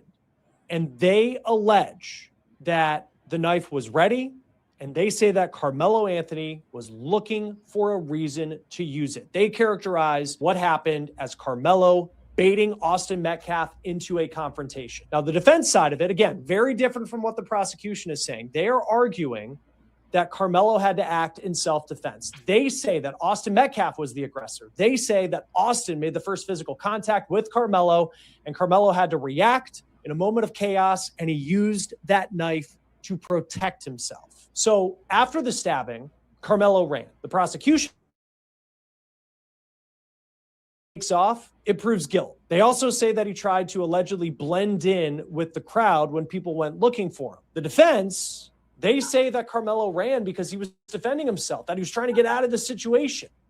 And they say that he went to one of his coaches until police arrived. Now, once police arrived, Karmelo is quoted as saying, quote, "I'm not alleged, I did it." And prosecutors say that proves that Karmelo knew what he did. They also say that Karmelo said, quote, "I told him not to," when speaking about Austin Metcalf. And they say that also shows that Karmelo wasn't afraid for his life, that Karmelo, they argue, murdered Austin Metcalf. Now, the defense, they look at the sequence of events a little different. They say that the fact that Karmelo said, "I'm not alleged, I did it," that doesn't prove anything. They say, if anything, it shows that he wasn't hiding the fact that he was involved in this altercation and that he had to do it because it was self-defense. Now, of course, a big question that was raised by prosecutors right out of the gate this morning is, I think, a question that hangs over this trial. And it's year-old kid competing at a high school track meet, middle of the week. Why does he need to bring a knife with him? Now, we'll talk about how the defense may address that in a moment. The defense, at the start of their opening statements today, they took the approach of trying to paint Karmelo Anthony not as a killer, but telling the jury that he's a good kid. This is a guy who was voted captain of his football team. He's someone who has never been in trouble with the law. He works multiple jobs. He enjoys playing chess. He enjoys going camping.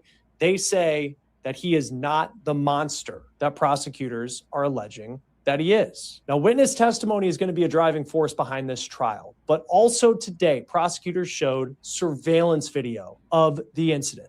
Cody Thomas of Court TV was in the courtroom today for all of the testimony.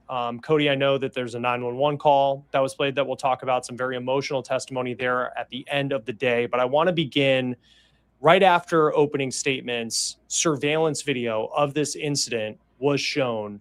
What can you tell us about that? Yeah, Chris, it was 5 different angles. Surveillance video looked like the cameras were on like the light post inside the high school football stadium because they were very wide shots. So the first witness was a forensic video analyst who obviously went through and tried to enhance the videos. We watched the original videos first, and quite frankly, you really couldn't see much of anything. And then after a few minutes, we zoomed in. He showed all the enhancements, and he had spot shadowing and highlighting who we're supposed to be looking at. You can't really make out any distinct features, and the prosecution admitted that before they even played the video. They had to look at clothing and identify the person of interest, who, of course, is Karmelo Anthony, and the victim, who is Austin Metcalf. So they outlined all of that based on the photos that came out later once Karmelo was taken into custody. But again, the videos, it establishes what happened. You can definitely make out what happened, but it wasn't, to me personally, as compelling as I thought it would be, because it looks like gas station video. It's really grainy. It's zoomed in. When it's zoomed out, it looks high quality, but when it zooms in, as you know, with any picture, it loses some of the quality. But you can see the tent where everything goes down. You see Karmelo Anthony walk under the tent 2 minutes before Austin Metcalf and his friends get to the tent. And then everything starts going down within 4.5 minutes. You see, just kind of some humanoid blobs under the yellow Memorial High School tent. And then you see one figure kind of jolt really fast jolts to and from, which they were saying, the prosecution was saying that was the initial push.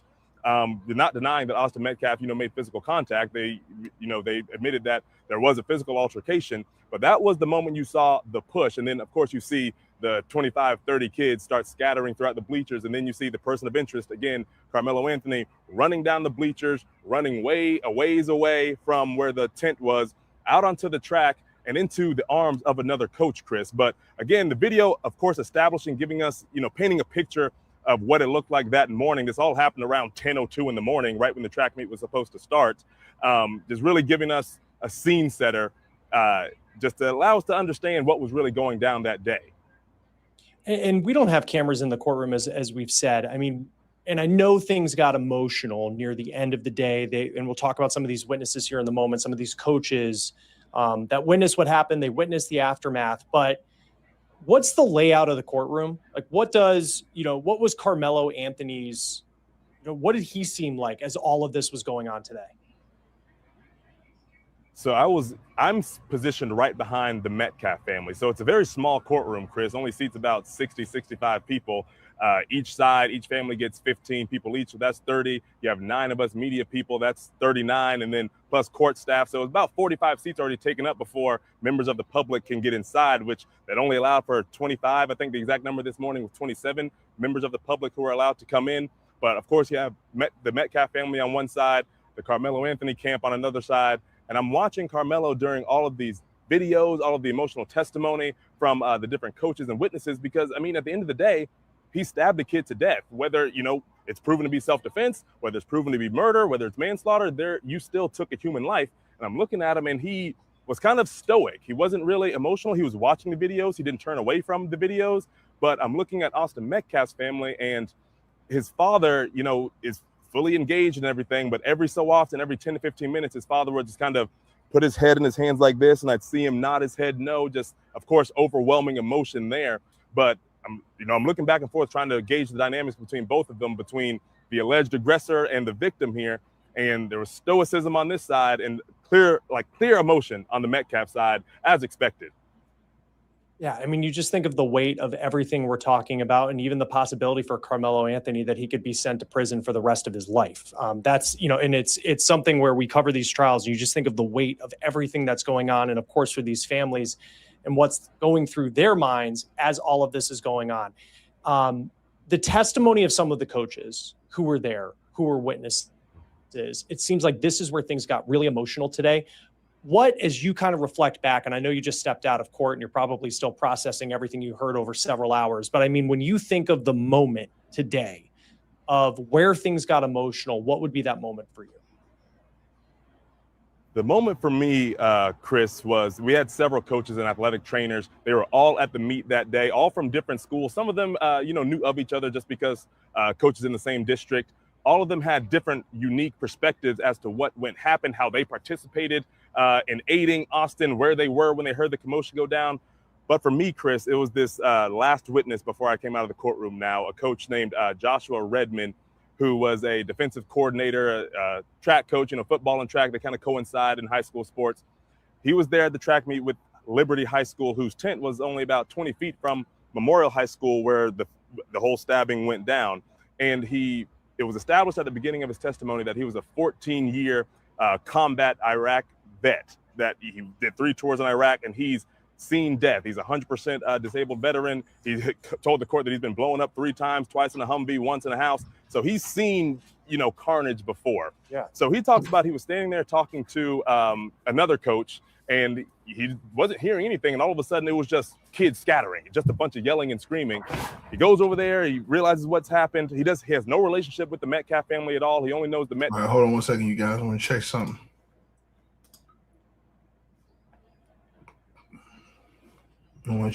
You guys. Hold on. Give me 1 second. Man, they still deliberating, y'all. They serious about this. I mean, they is taking a minute. Let me tell y'all something. They taking a minute. On this situation right here, they taking a minute, y'all. They're not joking. They taking a minute on this. I can tell you right now. Yeah, man, they in serious deliberation, right? They in serious deliberation. Say that again, you guys. They're in serious deliberation because, again, right? Again, they could just came out and say, "Yo, we gonna give 100 years." They could have just came out and said this. That lets you know it's some conflict going on in that courtroom. That time is taking a long time. That they're taking some time because jurors want to go home. The fact that they taking some time with this, it lets you know, man, they really thinking about how many years they gonna get this dude, man. Right? The longer it takes, let me say this to y'all again. The longer it takes, I believe the shorter the sentence. However you want to take that. So I believe if it goes longer, maybe you're looking 20, 30 years. You know what I mean? If it was short, that shit, they're gonna say, nah, we get him 100 years. He out of here. They really think about this one, bro. And I'm telling you something, man. Karmelo crying like that in front of that courtroom and let them people know, man. Bro, that dude, man, he had showed no emotion the whole time. But the way he was crying, man, them people had to look at that boy and say, man, that boy, he ain't trying to kill that man, bro. Anybody with a decent soul, right? You know when somebody's a killer and when they ain't no killer, bro. You know what I mean? They're talking about this on the news now, y'all. Hold on, y'all. I got to play this for y'all. They're talking about how sudden passion could lower his sentence. I told y'all this. Didn't I tell y'all this? They're talking about this. Hold on. You guys, chat. They're talking about this on Fox News right now, chat. Hold on. Live now from Fox, I'm Andy Mack. We turn our attention back to Texas as earlier on today, jurors turned back and reached a guilty verdict in the trial involving Karmelo Anthony, the teenager, in the fatal stabbing of a fellow student at a high school track meet. Now the jurors going through this sentencing portion, the punishment phase of what we know as the jury. They rejected Karmelo Anthony's claims of self-defense during that confrontation. We do have a live picture, courtesy of our Sky Fox team, over this Collin County courthouse in Texas. So we'll see what they could, as it is a between 5 to 99 years. That is the sentencing guidelines put in place by this. So we'll see what they decide, and we'll give you an update as it happens. Let's bring the conversation right now about this. Texas-based criminal defense attorney Sam Bassett. Sam, thank you so much for joining us here on Live Now from Fox. They returned a guilty verdict, now weighing the punishment portion. What's going through? What's happening in this jury room right now? What are they talking about? Well, usually you have some divergent opinions on a sentencing like this. Some people might be at the lower end. Some people may be at the high end. One time I had a jury. Everybody wanted an extreme sentence except for 2 jurors. And it's just a matter of the dynamics, who's being persuaded, who's not being persuaded, as to how long it might take and what the result might be. Yeah, this trial was very expeditious. This deliberations didn't take that long. It started today, and they reached that guilty verdict. I also want to ask you about a key portion. Brooke Taylor on the ground outside of this courthouse saying the jury is now deciding punishments. One key question is whether he acted under what's known as sudden passion. If jurors say no, he can be sentenced up to life in prison. If they say yes, the maximum sentence drops to a maximum of 20 years. So certainly under that threshold of 99. What are they weighing? What's the definition of sudden passion? Does this fit what that is? Well, it's something, a provocation from adequate cause that causes you to act with sudden passion. In the old days, we had voluntary manslaughter if you were acting with sudden passion, and that was in the guilt-innocence phase. But now they've moved it. Several decades ago, they moved it to the sentencing phase. So now the sudden passion issue is a sentencing issue only.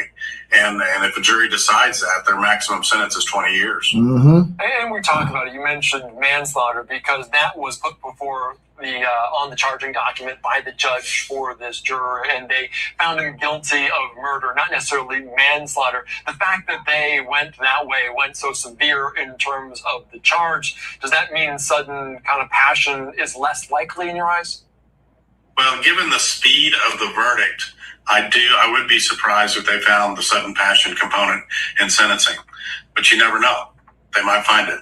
Yeah, that is a very good question. All of these are very uncertain terms. You never know what's going on inside of this jury room. And obviously this is potentially they were sequestered if they did not reach a verdict today. How much will we find out about the jury following this? Will they be able to speak to the media? Will they be able to tell some of the conversations that were had inside of these rooms? In Texas, it's totally up to the jurors. Each individual juror has the right to talk or not talk. I've had many juries refuse to talk to me and refuse to talk to anybody. And I've had others that really wanted to visit with the lawyers after the trial. And obviously, jurors visiting with the media takes it to another level. Yeah, and obviously this one has very major spotlight in terms of some national attention as well. So we'll see what they weigh in this. Let's take us back, though, to closing arguments as they made their final pitch, both the defense and the prosecution. And I found it interesting. The prosecution said, talking about this confrontation under this tent at the track meet, saying, quote, "Do not let them turn a threat into a warning." Did the way he posed that, did that potentially sway the jury? Sure. I think obviously the jurors reacted quickly with the murder verdict, so I think it did persuade them. Yeah, obviously the defense, if you look back on this, and the defense obviously not satisfied with this outcome, do they go back and piece together what went wrong? Would they have rather called more witnesses? Should Karmelo Anthony have testified, taking the stand himself to share his side? What are they going through right now? Anytime you have a case and there's a guilty verdict or a high sentence, as a defense attorney, you always look back and say, maybe I should have done this or that. But these are experienced, qualified, very good lawyers, and they probably had a rationale for everything they did or didn't do in the case. Do you think the fact that Karmelo Anthony didn't take the stand, if he had taken the stand, do you think that would have had significant weight? Obviously, he has to make this decision on his own in his own reconnaissance. Do you think that could have swayed? Do you think that could have been a pivotal moment? It's anytime a defendant testifies, it's one of the most important moments during the trial. So it could have gone one of two ways. It could have helped the defense, or it could have backfired and hurt the defense greatly. So that's the risk about putting a defendant on. You just don't know how it can really turn out, especially on cross-examination. Are there any other unique points in Texas that other states may not have that makes this court system, this trial, unique? Anything else that could happen during this punishment phase? Well, Texas is one of the few states that has jury sentencing. So in this case, the jury's deciding the sentence. So most states have judge sentencing. So it'll be interesting to see how the jury reacts after such a quick verdict of guilt on murder. How do they react in terms of the sentencing phase? Maybe they'll give some back to the defense in this phase of the trial. Now, think about what he just said, y'all. You never know. In the sentencing phase, they may give some back to keep the heat off of them. Because remember, these jurors know that, man, listen, bro. You never know, man. Say in it if they do convict of a certain amount of years, if he feels it's too severe, too lenient, is there anything the judge can do when they bring back a number? No, the jury's sentencing verdict is final. The judge can't override it. And obviously there will likely be an appeals process by the defense, by Karmelo Anthony's team. What would that look like? Do they have any different tangents that they can go off that might have a little weight? Well, an appeal is just a review of the record to see if the judge made improper rulings during the trial. One that comes to mind is that there were some African-American jurors struck during jury selection. I'm sure that could be a point of review on appeal as to whether or not that was racially motivated or not. Any other rulings by the court can be reviewed by the appeals court. And usually if they succeed on appeal, which is rare, the remedy is a new trial, not an acquittal and a not guilty verdict. And just the composition of the jury, like you mentioned, is that enough to potentially have this appeal? Do you think that could be a point they point to? Well, it depends on what was said and what reasons were given for striking the African-American jurors as to whether or not they have what's called a Batson claim, valid Batson claim. Batson was a Supreme Court case that came out a while ago dealing with the issue. And obviously some racial overtones, some tense moments outside of the courtroom earlier today. All right, Sam, thank you so much. I appreciate your time, your insight here on Live Now. Now, listen, he made some good points, man. You know, with people you never know, man. They could say, hey, look, we're going to go 50-50 on this. We're going to give the family that conviction. But I'm going to tell y'all something. The fact that they get to see the raw reaction of him and that he's not no stone cold person that didn't care about the verdict. He burst out crying. They seen that pure passion. Man, they taking some time. Bro, let me tell you something. Anytime they willing to spend the night, because trust me, they'll probably go another 2 hours today. And if they don't get it done in 2 hours, they're going to spend the night, bro. You think they're going to spend the night for no reason? If they spend the night, they got some serious deliberations going on about this time. That means you got people far apart. You got people that saying, nah, we're going low. You got some people that saying, nah, we're going high. So they got to thug that out, right? Now, we'll see how this works. We'll see if they say, hey, man, well, we're going to throw a bone to this side. We already gave y'all a bone. Now we'll do this and give them 20. That way we save our ass, because I'm going to tell you something. A lot of black folks, even though they're going to be mad, they won't be as mad if they strike it down and get a boy 20 and then he's out in 17 years versus life. See what I'm saying? Versus life. Because remember, they're going to have to answer a lot of questions in the jury. They're going to become public too. After this is over with, they're going to become public. They're either going to do interviews. People going to know why y'all voted like this.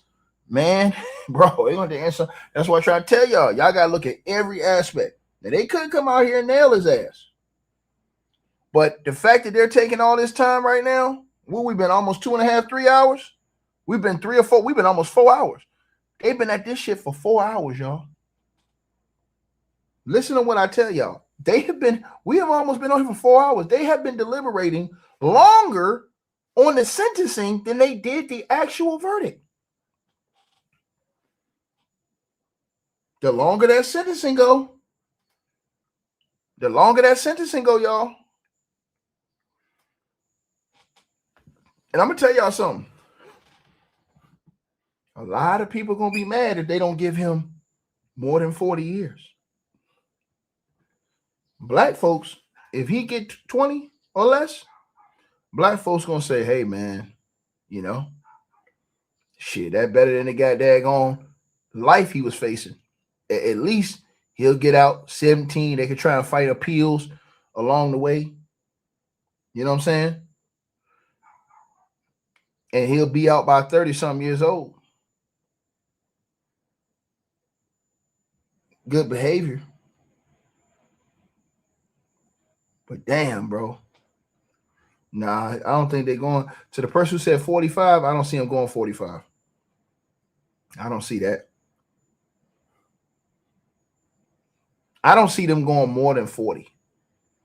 If they go more than 40, bro, that's pure unadulterated hatred, bro. And I don't see how you could deliberate this long and then go 40. I just don't see it. I think I'm sticking to my 15 to 20 years. That's what I'm sticking to. I'm sticking to 15 to 20 years. You know what I mean? I think when they look at that boy, bro, a human being, a non-racist, gotta look at that thing like, you know, again, feel what I'm saying? But then again, boy, the Metcalf family and their supporters, they gonna be red hot if they get this boy. If they give him the sudden passion plea, man, they gonna be ticked. Watch what I tell y'all. If they come out and say, hey, we decided on sudden passion, boy, they gonna be ticked. Right?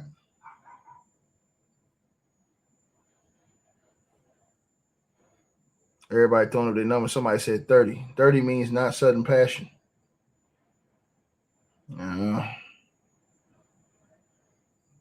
I'm thinking they go sudden passion, you guys. That's what I'm thinking they go.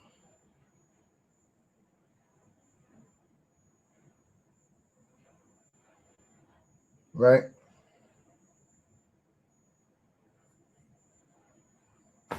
Hold on. No, I see. I don't see 15. I see 15 to 20. Between that number, 15, between 15 and 20. If I had to guess, I'll say 20. The most 25. That's the most I can see. If they go more than that, bro, they hate this dude, bro. Period, bro. If they go more than that, they absolutely hate this cat. No question, dog. And I think we're going to go into tomorrow with this, y'all. The reason why I think we're going in tomorrow with this, bro, Tay ain't calling everybody up to that courthouse again tonight.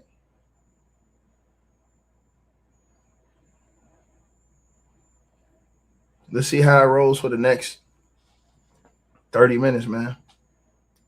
Let's see how it rolls for the next 30 minutes. You know what I mean? Hold on, guys. Let's check this out. What is Karmelo Anthony's side to the story? The state has rested its case in the murder trial of a track athlete who stabbed another athlete to death at a track meet. The question is whether what happened was murder or self-defense. We're one of the only media outlets in the courtroom giving you all the details of what is happening in real time. I'll also tell you why a witness's testimony caused the family of the victim, Austin Metcalf, to step out today. We're on the case presented by Law and Crime. I'm Chris Stewart.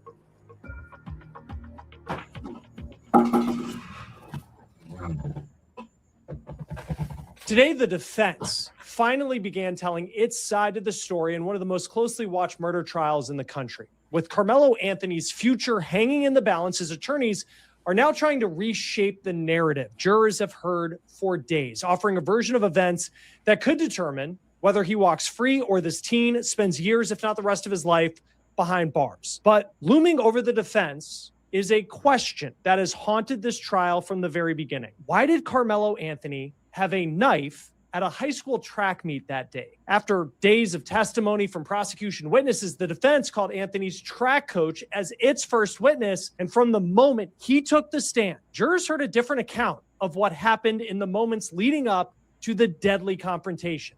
All right, before we jump into Karmelo Anthony's side of the story, I want to get with Court TV's Cody Thomas inside the courtroom once again today. Cody, let's talk about how the state finished their case. And they call a witness today who's kind of the link between Karmelo Anthony and Austin Metcalf. He was teammates with Austin Metcalf, knew Karmelo Anthony to some extent. His name is Eddie. Why was his testimony important? So we've heard this Eddie character's name, Chris, throughout the entire duration of all the student witnesses that have taken the stand. He is the common denominator. We heard a lot of people saying Karmelo knew Eddie. He came over and dapped Eddie up, gave him a handshake. Eddie was a childhood friend of Karmelo's now ex-girlfriend. So that's the connection there.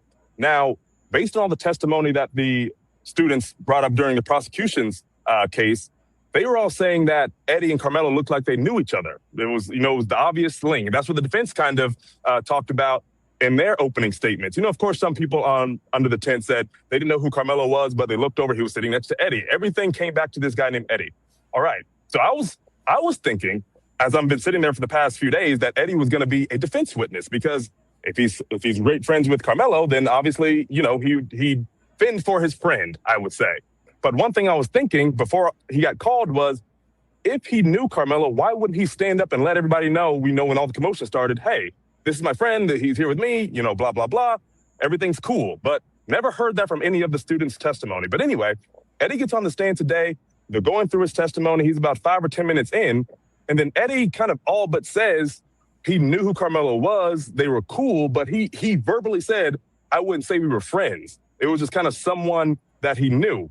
Okay, cool. Now we move on to the cross-examination by the defense. And this is, I feel, was a little bit of a win for the defense. They showed a whole bunch of pictures of Eddie and Karmelo at these different group settings, at Eddie's house, no less. There was 50th birthday parties for Karmelo's ex-girlfriend's mother. Remember, Eddie and the girlfriend, this girl named Valeria, they were the ones that knew each other, and Karmelo was, I guess, the third party, you would say. So when they had these family functions, Karmelo obviously was there. Okay, they showed some group photos, kind of establishing.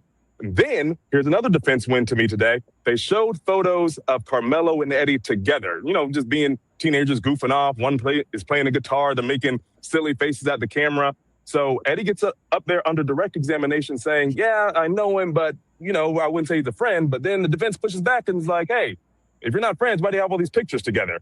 But the crux of Eddie's testimony today, though, Chris, was that he definitely got emotional talking about Austin's death. He said Austin was like a brother to him. He said that on the stand. And when he was describing, you know, everything that he saw that day, when he came back and saw Austin had a hole in his chest, he immediately choked up and started crying instantly. They had to walk up there and give him Kleenex. And there were some new people in the gallery today, Chris. There were 5 young boys, presumably former teammates, former classmates of Austin Metcalf's. And when they were describing that as well, 3 of those 5 boys started crying themselves. And, you know, these are, you know, big football player-esque guys, and they were crying too, just showing the, you know, the emotional weight that this still carries. And, you know, Karmelo sitting there, he's taking it all in. I'm looking at him on his, at his table with his defense as this testimony is going on, still sitting there stoic. I don't know what's going through his head. I'm sure he's realizing the gravity of what's going down, but his defense, the state rested today. So his defense is up, and they've called 3 witnesses so far, 2 students included, one of those being one of Karmelo's friends too.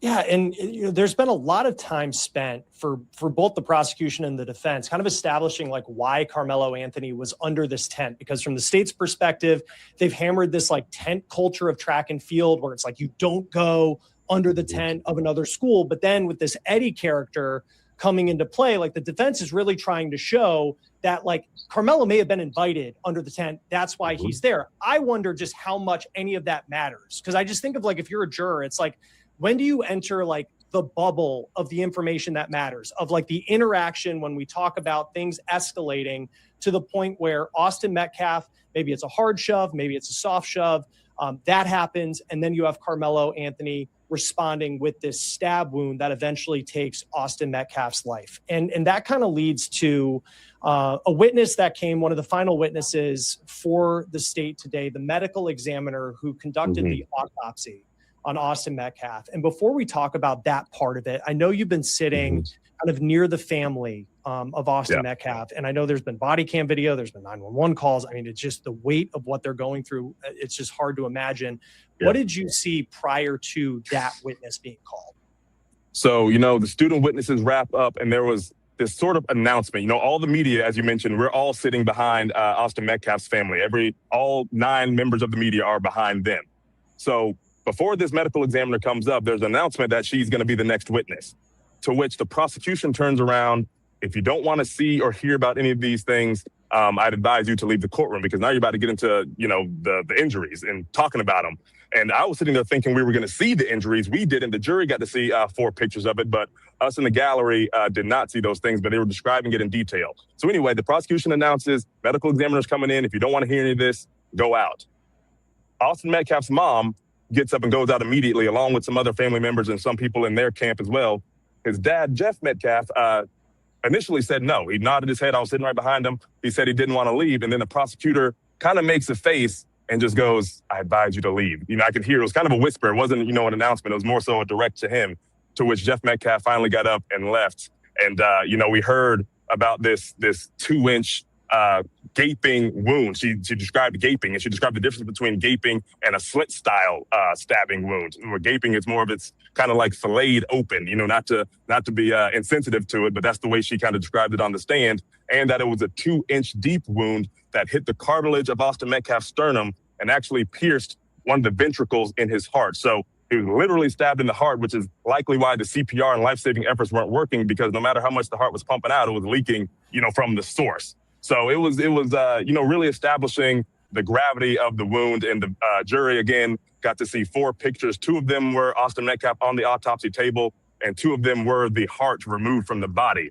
That's what the medical examiner was describing they were seeing. So, of course, I'd imagine that a family didn't want to hear that. So mom, dad, and some other people, I don't know who they were, maybe the aunts and uncles, maybe it's just family, friends, and supporters of the Metcalf family. They all got up and left, about 7 or 8 of them. And I wonder too, I mean, I know from the first responders who were there, the people who interacted with Karmelo Anthony right after all of this took place, where it seemed like he didn't think that what had happened was going to lead to Austin Metcalf's death. But then you hear about, I mean, the medical examiner, I think straight up said something along the lines of like, there's no way that he could have survived this. You know, even if he was on an operating table, like a surgeon might not have been able to save him. The wound was that bad. It absolutely was that bad. And those are the exact words that she said. And then one word that stood out to me, Chris, that she said, you know, she starts describing the 5 manners of death, and to which she, you know, classified this one as a homicide. And when she explained homicide to the jury, she said the intentional, bringing about of death by another human being. But the key word to that to me was, Chris, and I thought the prosecution would harp on a little bit, was intentional. You know, it wasn't like accidental. It wasn't this and that. She said the intentional causing of harm that results in death by another human being. So I thought that was a powerful thing, that she said on the stand. And you just wonder too, like a statement like that, just that one line. And then I also know from some of these student witnesses who have just very bluntly said they don't believe that this is self-defense. We're going to talk about the defense side of things here in a moment, and kind of from Karmelo Anthony's perspective, what they're trying to say. But you just wonder over the last couple of days, with so many people just bluntly saying that to the jury, what impact that's going to have. Now, the state ends up resting. Before we get to the defense, I know that there was a quick motion that the defense raised right as the state ended up resting. What was that about? Yeah, the defense immediately motioned for a directed verdict. And in layman's terms, that pretty much means that the defense tells the judge, hey, I don't think the state really proved their point beyond a reasonable doubt. And if it was granted, the judge would be like, you know what, you're right. And pretty much grant this in favor of the defendant, to which there would be a not guilty and the defendant walks free. But the motion was almost immediately denied. The prosecutor said a few words, maybe 10 seconds, and then the judge looked over to the defense, Mr. Mike Howard, and said, yeah, your motion is denied. So they tried for the directed verdict before they started their case. Then we took a recess and came back in for the defense to actually start their case. Now, when it comes to the defense's case, the first witness they called was Karmelo Anthony's coach. And so we heard from Austin Metcalf's coach on the state side. What did he say?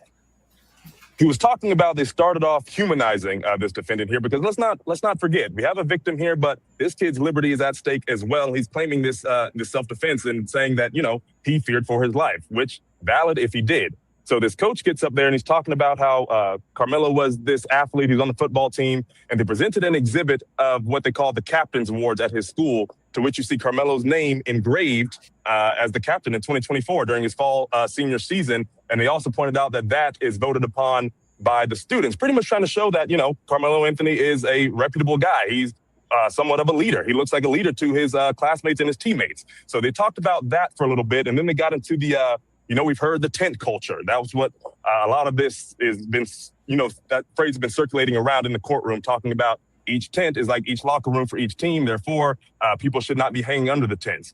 Well, this coach was saying, I get that. But at the same time, I guess it's the discretion of each coach. Whereas we had the coach from Memorial High School, that was the absolute first witness the second witness by the prosecution, talking about how, strict he is and how, he enforces his rules. And we had that several student witnesses talk about how Coach Robert Starr, that's the coach for Memorial High School, has been strict. It's garnered some laughs inside the courtroom when they talk about how strict he was. But this coach here today was saying, there was times where athletes from another school would come under my tent when I'm there and, ask if they could be there. And I was like, yeah, we'll chill out and watch the 200 meters.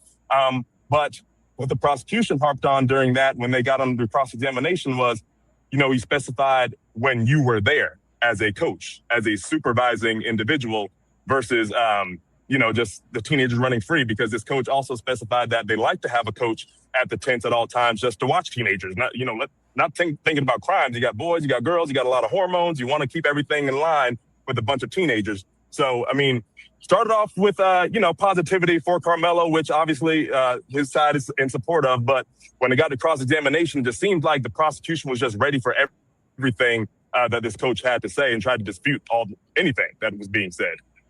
And I feel like one question that each day we kind of revisit in talking about this is like, why does Karmelo Anthony have a knife at a track meet? And I feel like to this point, like that has yet, and we'll see. They are just beginning to present their case. But even in some of the cross-examinations, like it seems like the prosecution continues to hone in on that in asking questions to whether it's a coach or a teammate of Karmelo Anthony about having this knife at a track meet? Yeah, Chris, because that question, that's the biggest question, and it hasn't been answered. And, even with the 3 witnesses today, the second witness was a student and a very good friend of Karmelo's. And, it started off, I thought the defense was on a roll. I was like, all right, the defense is coming back now. This student was talking about how at different track meets, they go under tents. He sits under tents all the time. He actually specified that he sat under the memorial tent for several minutes with Karmelo because they had a common friend that was on the track team. So I was like, oh, here's some pushback. Here's, some clarity in the air about this tent culture. Everything's rolling good for the defense. And then the prosecution comes back and asks, 4 or 5 questions. One of those questions being, do you expect a knife to be at a track meet? No, sir. Should a knife be at a track meet? No, sir. Did you expect anything like this to happen? No, sir. Just all these different things addressing the knife situation, which, to the average person seems like common knowledge not to have a weapon on school grounds, no matter if it's legal or not. Just having a weapon, people can legally carry guns, but you can't have them inside a school. You know what I mean? So that's where the prosecution was going. Every single time the defense tried to get the ball rolling, the prosecution asked those 4 questions that the answers to those questions went in the prosecution's favor and not the defense's. And I wonder too, because I know, kind of going back to one of the state witnesses today who had mentioned that he felt like Austin was trying to intimidate Karmelo Anthony. So eventually it gets to the point where for whatever reason he's in this tent. The members of Austin Metcalf's track team, Austin Metcalf, his twin brother, they just don't want Karmelo Anthony there. And then they get into this back and forth confrontation. Maybe there's swear words being sent. I know there was some trash talk one student talked about related to football that might have raised things to the next level. But it still seems like there's still this question of was Karmelo Anthony in a position where he needed to defend himself to the point that he pulls a knife out of a backpack and stabs Austin Metcalf in the chest? And it just seems like we keep getting to this point and you're kind of waiting to hear that other side of the story. That's exactly what everyone in here is waiting for. It's what I'm waiting for, Chris. I want to hear the other side of the story because everything so far from all the students, all the eyewitness accounts who were there on the scene, not talking about the coaches who may have been scattered out, across the stadium. We're talking students who were feet away under the same tent, every last one of them. And let me just address this too, Chris. I know, the racial aspect of this is a big deal. There have been several Black and Hispanic students, probably the majority of these students have been Black or Hispanic, testifying about these different things, talking about their love for the Metcalf family and what have you. But all of these students come back saying that they didn't even expect anything to happen. They thought it was just, some trash talk, some boys, just going back at it. And everything you've seen before, may have been some profanity. Some say they don't recall profanity. Some say they did. But none of them said that they felt like anything like this was about to happen. One of them even just said they thought, okay, when Austin shoved them, maybe there would have been a shove back and, that would have been it. But every last one said everything happened so fast. And then they didn't even realize what happened until Austin pulls his shirt up and they see a hole in his chest. So to your point, Chris, I'm waiting to hear the defense, whether maybe Karmelo Anthony will take the stand and testify about his own fears, which I would love to hear. I would love to hear both sides. That's how we get a fair trial. But right now, as of now, we haven't really heard anything that results in self-defense by lethal force. In fact, one of the students today said, the question the prosecution has been asking towards the end, do you feel this was self-defense? Many of the students just say, no, sir. One said, no, that was lethal force versus non-lethal force, which, fair point. Yeah. And again, those are kind of just, if you're a juror sitting there and you hear that, how do you counter it from the defense's point of view? And I think of does Karmelo Anthony take the stand? And we may be a good ways away from whether or not that is going to be a possibility. But I do think every single witness to this point who was there, who saw this, because he's under an opposing team's tent, these are friends of Austin Metcalf who are testifying. So that is certainly a disadvantage, just frankly saying, for Karmelo Anthony and giving his side of the story. And he may be the only one who's able to give his side of the story when it comes to the defense. Before getting to the final witness of today, who I think had an interesting perspective on things. What did you see from the jury today? Because I know yesterday, the day before, there were some really emotional moments. You could tell that the jury was getting emotional. Yeah, not so emotional today, Chris. They were more so focused than anything, especially during the moments they saw those autopsy photos and, Austin Metcalf's heart literally out of his body. I was looking for some kind of visceral reaction, but they just all seemed to just really, just sitting there, just looking, just nodding. They're going back and forth. They're walking up and down, the jury box, showing them these photos, explaining what they're seeing and, getting into all the medical terms and everything, which I'm sure, some of them probably received that, but most of them are probably just receiving the visuals that they're looking at. But they were just very focused today, very focused, just really listening to what was being said in court. Sometimes I see their eyes wander to the prosecution's table. They wander over, look towards the other side, towards Karmelo Anthony, maybe looking for how he'd respond to any of these things, but nothing really emotional from that jury here today. Well, and I know from, Austin Metcalf's family, like we've talked about, like his dad at times will put his hand or his head in his hands, and you understand why with that emotion. From the supporters of Karmelo Anthony, I don't know which family members are there behind him in court. Like, what is their emotion as all of this is going on? It's just strict stoicism, Chris. No crying. I've seen, some men with their arms around what I presume to be their wives or girlfriends or maybe even daughters. There's a collection of them over there, maybe 15 to 20 of people on Karmelo's side, same amount over here on the Austin Metcalf side, but they're sitting there, no real tears, no one's really wiping any tears, but really just listening and taking it all in. Just stoic is the only way I can put it. Now, when it comes to this final witness, we won't say their name because he's 17 years old. He is a student at Memorial High School, which is Austin Metcalf's high school. And in just kind of reading the notes of the day here, when it came to the defense questioning him, and he was a defense witness. So this is someone who knew Austin Metcalf, was on the team, and the defense is calling him. He had, I felt like, a little bit of a different perspective of what happened compared to some of the other students from this high school who have taken the stand. Yeah, Chris, and it was interesting before he took the stand, or when he took the stand, the defense attorney said that they had not talked before. It was like, sir, we haven't talked before, but just 2 minutes right now in the hallway. I thought that was interesting because if you're trying to, gain an edge or gain a leg up, why would you have a witness that you haven't done, witness preparation with? But anyway, they start talking. They're walking through the events. It takes them about 20 to 30 minutes to walk through the lead ups to everything and what this kid saw. And we heard this for the first time today. He said, Karmelo, the whole thing with the hand in the back, touch me and see what happens. He said that Austin Metcalf tapped Karmelo on the shoulder, like as an annoyance, like, oh yeah, touch me and see what happens. And then he says something that we haven't heard yet. He said, Karmelo said, okay, well, hit me and see what happens, or punch me and see what happens, which we haven't heard that testimony from any student so far. So I'm just wondering, why it was just now said here. We've had over 10 of these student witnesses, and it was just said now during this witness. And then, as he was testifying, he was kind of disagreeing with some of the things that the defense attorney was throwing out. Obviously asking questions to kind of, narratives that they're throwing out is that, these Metcalf boys were some big boys, 6'1", 6'2", linebackers, over 200 pounds. And they started talking about the size comparison thing again, starting to go down that rabbit hole. And they were talking about Austin. Austin was 6'1", 213, according to the medical examiner. And his brother Hunter, the defense is like, well, Hunter was similar in size, trying to make them out to be, the big bullies and all. That's the narrative they're going down. And as the defense attorney is asking this, I can see Jeff Metcalf, the father, just shaking his head like these boys are not the same size. And the young man on the stand said, I wouldn't say that. And he actually said that Austin was substantially bigger than Hunter, which is very interesting. I mean, you're going down this narrative and then you have a witness on the stand that's supposed to be in support of your narrative and he's negating things that you're saying. I don't know how that looks in front of a jury. I imagine it's kind of damaging, maybe not extremely damaging, but it can't be, positive. Yeah, and I saw like this is one of the notes that you put in there, just something along the line of, you have like Hunter, who is apparently like, and this is before the incident happens, Hunter is apparently talking to Karmelo Anthony. Austin's tone was moderate. And I guess this student kind of doesn't remember saying this to his detective, but he had recalled at the time something along the lines of Austin said, like, you better move before I beat your, another word for behind that we can't say here, which like, that is different. That is different than what we heard from some of the other students, as far as, if you're talking about the situation that Karmelo was in.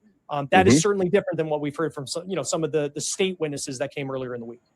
Yeah, that's a win for the defense if the jury takes it on, because that shows that Austin Metcalf was equally an aggressor here. Because so far, through all the witnesses with the prosecution, everyone's, in this agreement that Karmelo was this aggressor. Karmelo was the instigator. Maybe that's a better word, and that Austin was just simply frustrated. But now we're hearing that Austin might have been saying some curse words back to Karmelo, maybe provoking each other.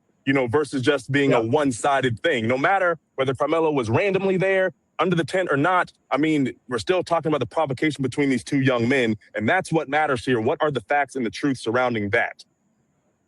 When you look at the cross-examination, though, from the prosecution, and it seemed like that they were almost prepared for this witness and what they were going to say, because there was like one line, and I'm just kind of picking one out here, something along the lines of he wasn't from the shove that Austin Metcalf gave Karmelo Anthony, he was anticipating a shove back, something along that lines. Yeah. He was not anticipating Karmelo Anthony to pull a knife out and use that type of force. It just seems like the prosecution in some of these cases is prepared for what potentially could be some damaging testimony like what this student talked about.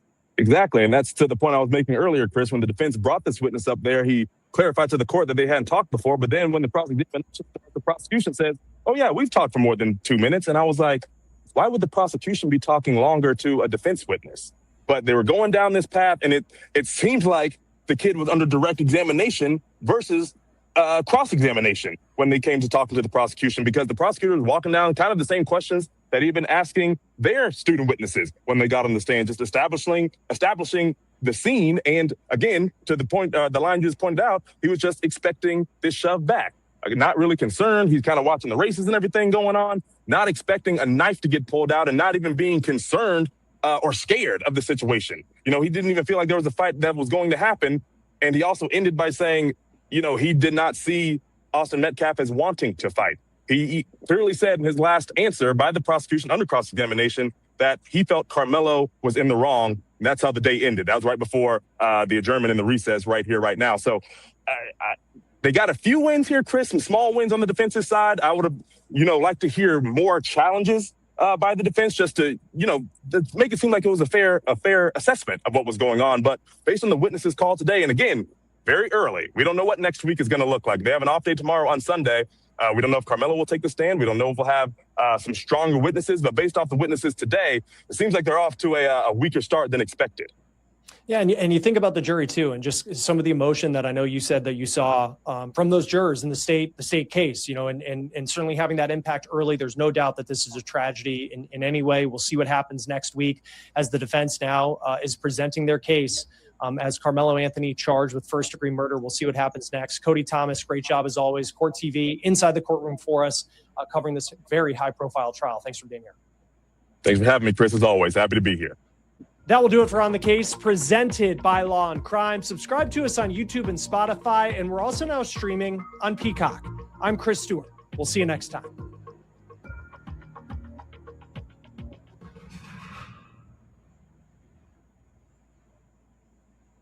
What is Karmelo Anthony's side to the story? The state has rested its case in the murder trial of a track athlete who stabbed another athlete to death at a track meet. The question is whether what happened was murder or self-defense. We're one of the only media outlets in the courtroom giving you all the details of what is happening in real time. I'll also tell you why a witness's testimony caused the family of the victim, Austin Metcalf, to step out today. We're On the Case, presented by Law and Crime. I'm Chris Stewart.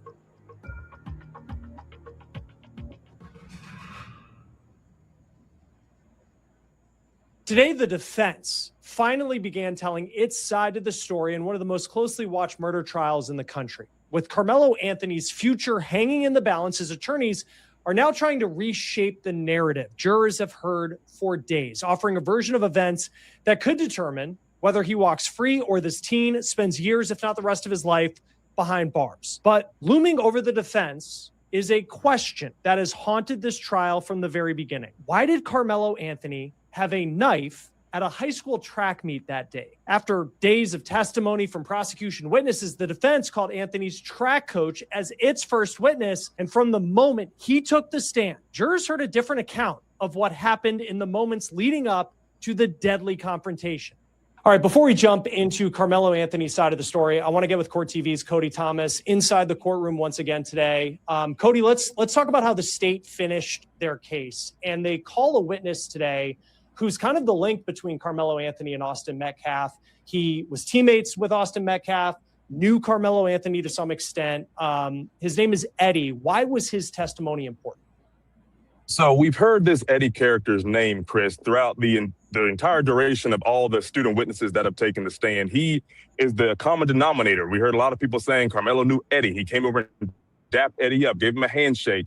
Eddie was a childhood friend of Karmelo's now ex-girlfriend. So that's the connection there. Now, based on all the testimony that the students brought up during the prosecution's case, they were all saying that Eddie and Karmelo looked like they knew each other. It was, the obvious link. That's what the defense kind of talked about in there was, but they looked over, he was sitting next to Eddie. Everything came back to this guy named Eddie. All right. So I was thinking, as I've been sitting there for the past few days, that Eddie was going to be a defense witness, because if he's great friends with Karmelo, then obviously, he'd fend for his friend, I would say. But one thing I was thinking before he got called was, if he knew Karmelo, why wouldn't he stand up and let everybody know, when all the commotion started, hey, this is my friend, he's here with me, blah, blah, blah. Everything's cool. But never heard that from any of the students' testimony. But anyway, Eddie gets on the stand today. They're going through his testimony. He's about 5 or 10 minutes in. And then Eddie kind of all but says he knew who Karmelo was. They were cool, but he verbally said, I wouldn't say we were friends. It was just kind of someone that he knew. Okay, cool. Now we move on to the cross-examination by the defense. And this is, I feel, was a little bit of a win for the defense. They showed a whole bunch of pictures of Eddie and Karmelo at these different group settings, at Eddie's house, no less. There was 50th birthday parties for Karmelo's ex-girlfriend's mother. Remember, Eddie and the girlfriend, this girl named Valeria, they were the ones that knew each other, and Karmelo was, I guess, the third party, you would say. So when they had these family functions, Karmelo obviously was there. Okay, they showed some group photos, kind of establishing. And then, here's another defense win to me today. They showed photos of Karmelo and Eddie together, just being teenagers goofing off. One is playing a guitar, they're making silly faces at the camera. So Eddie gets up there under direct examination saying, yeah, I know him, but, I wouldn't say he's a friend. But then the defense pushes back and is like, hey, if you're not friends, why do you have all these pictures together? But the crux of Eddie's testimony today, though, Chris, was that he definitely got emotional talking about Austin's death. He said Austin was like a brother to him. He said that on the stand. And when he was describing, everything that he saw that day, when he came back and saw Austin had a hole in his chest, he immediately choked up and started crying instantly. They had to walk up there and give him Kleenex. And there were some new people in the gallery today, Chris. There were 5 young boys, presumably former teammates, former classmates of Austin Metcalf's. And when they were describing that as well, 3 of those 5 boys started crying themselves. And, these are, big football player-esque guys, and they were crying too, just showing the emotional weight that this still carries. And, Karmelo's sitting there, he's taking it all in. I'm looking at him on his, at his table with his defense as this testimony is going on, still sitting there stoic. I don't know what's going through his head. I'm sure he's realizing the gravity of what's going down, but his defense, the state rested today. So his defense is up, and they've called 3 witnesses so far, 2 students included, one of those being one of Karmelo's friends too. Yeah, and there's been a lot of time spent for both the prosecution and the defense kind of establishing like why Karmelo Anthony was under this tent, because from the state's perspective, they've hammered this like tent culture of track and field where it's like you don't go under the tent of another school. But then with this Eddie character coming into play, like the defense is really trying to show that like Karmelo may have been invited under the tent. That's why he's there. I wonder just how much any of that matters, because I just think of like if you're a juror, it's like, when do you enter like the bubble of the information that matters, of like the interaction when we talk about things escalating to the point where Austin Metcalf, maybe it's a hard shove, maybe it's a soft shove, that happens. And then you have Karmelo Anthony responding with this stab wound that eventually takes Austin Metcalf's life. And that kind of leads to a witness that came, one of the final witnesses for the state today, the medical examiner who conducted the autopsy on Austin Metcalf. And before we talk about that part of it, I know you've been sitting kind of near the family of Austin Metcalf. And I know there's been body cam video, there's been 911 calls. I mean, it's just the weight of what they're going through. It's just hard to imagine. What did you see prior to that witness being called? So, the student witnesses wrap up, and there was this sort of announcement. All the media, as you mentioned, we're all sitting behind Austin Metcalf's family. All 9 members of the media are behind them. So before this medical examiner comes up, there's an announcement that she's going to be the next witness, to which the prosecution turns around. If you don't want to see or hear about any of these things, I'd advise you to leave the courtroom, because now you're about to get into, the injuries and talking about them.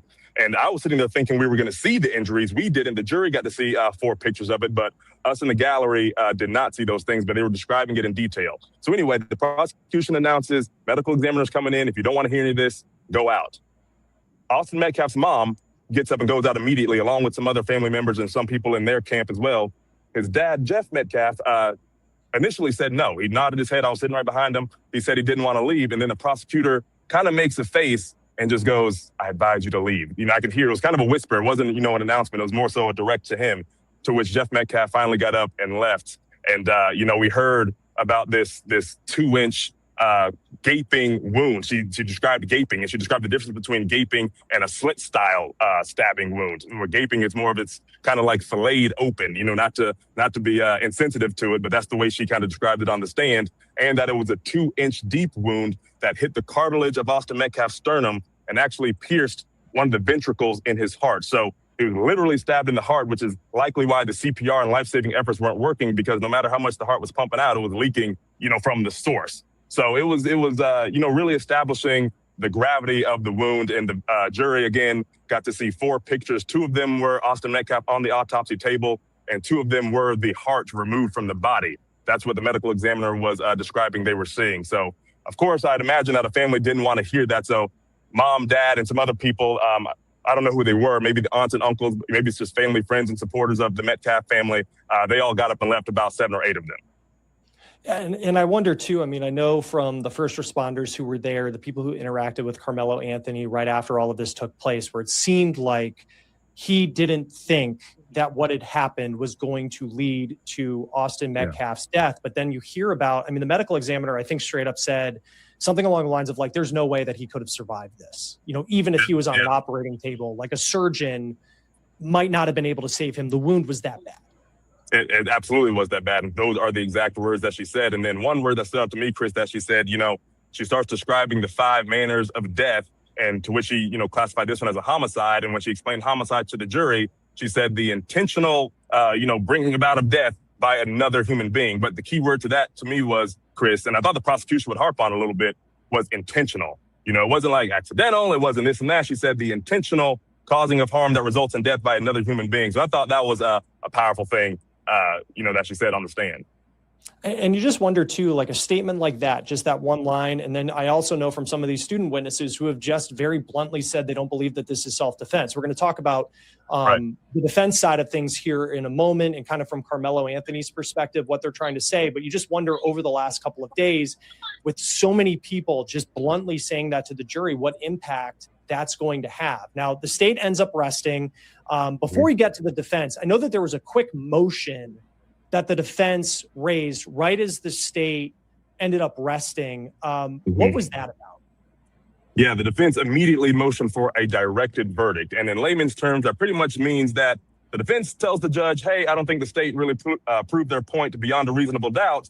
And if it was granted, the judge would be like, you know what, you're right. And pretty much grant this in favor of the defendant, to which there would be a not guilty and the defendant walks free. But the motion was almost immediately denied. The prosecutor said a few words, maybe 10 seconds, and then the judge looked over to the defense, Mr. Mike Howard, and said, yeah, your motion's denied. So they tried for the directed verdict before they started their case. Then we took a recess and came back in for the defense to actually start their case. Now, when it comes to the defense's case, the first witness they called was Karmelo Anthony's coach. And so we heard from Austin Metcalf's coach on the state side. What did he say? He was talking about, they started off humanizing this defendant here, because let's not forget, we have a victim here, but this kid's liberty is at stake as well. He's claiming this self-defense and saying that, he feared for his life, which valid if he did. So this coach gets up there and he's talking about how Karmelo was this athlete. He's on the football team, and they presented an exhibit of what they call the captain's awards at his school, to which you see Karmelo's name engraved as the captain in 2024 during his fall senior season. And they also pointed out that is voted upon by the students, pretty much trying to show that, Karmelo Anthony is a reputable guy. He's somewhat of a leader. He looks like a leader to his classmates and his teammates. So they talked about that for a little bit. And then they got into the, we've heard the tent culture. That was what a lot of this has been, that phrase has been circulating around in the courtroom, talking about each tent is like each locker room for each team. Therefore, people should not be hanging under the tents. Well, this coach was saying, I get that.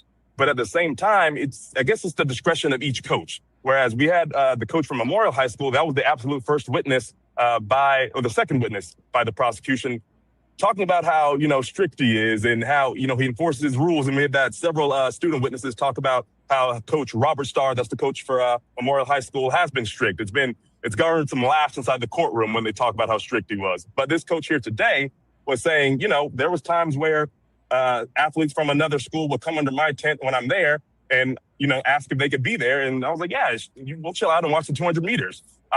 But what the prosecution harped on during that, when they got under cross-examination, was, he specified when you were there as a coach, as a supervising individual versus, just the teenagers running free, because this coach also specified that they like to have a coach at the tents at all times just to watch teenagers, not thinking about crimes. You got boys, you got girls, you got a lot of hormones. You want to keep everything in line with a bunch of teenagers. So, started off with, positivity for Karmelo, which obviously his side is in support of. But when it got to cross-examination, it just seemed like the prosecution was just ready for everything that this coach had to say and tried to dispute anything that was being said. Yeah, I feel like one question that each day we kind of revisit in talking about this is like, why does Karmelo Anthony have a knife at a track meet? And I feel like to this point, like that has yet, and we'll see. They are just beginning to present their case.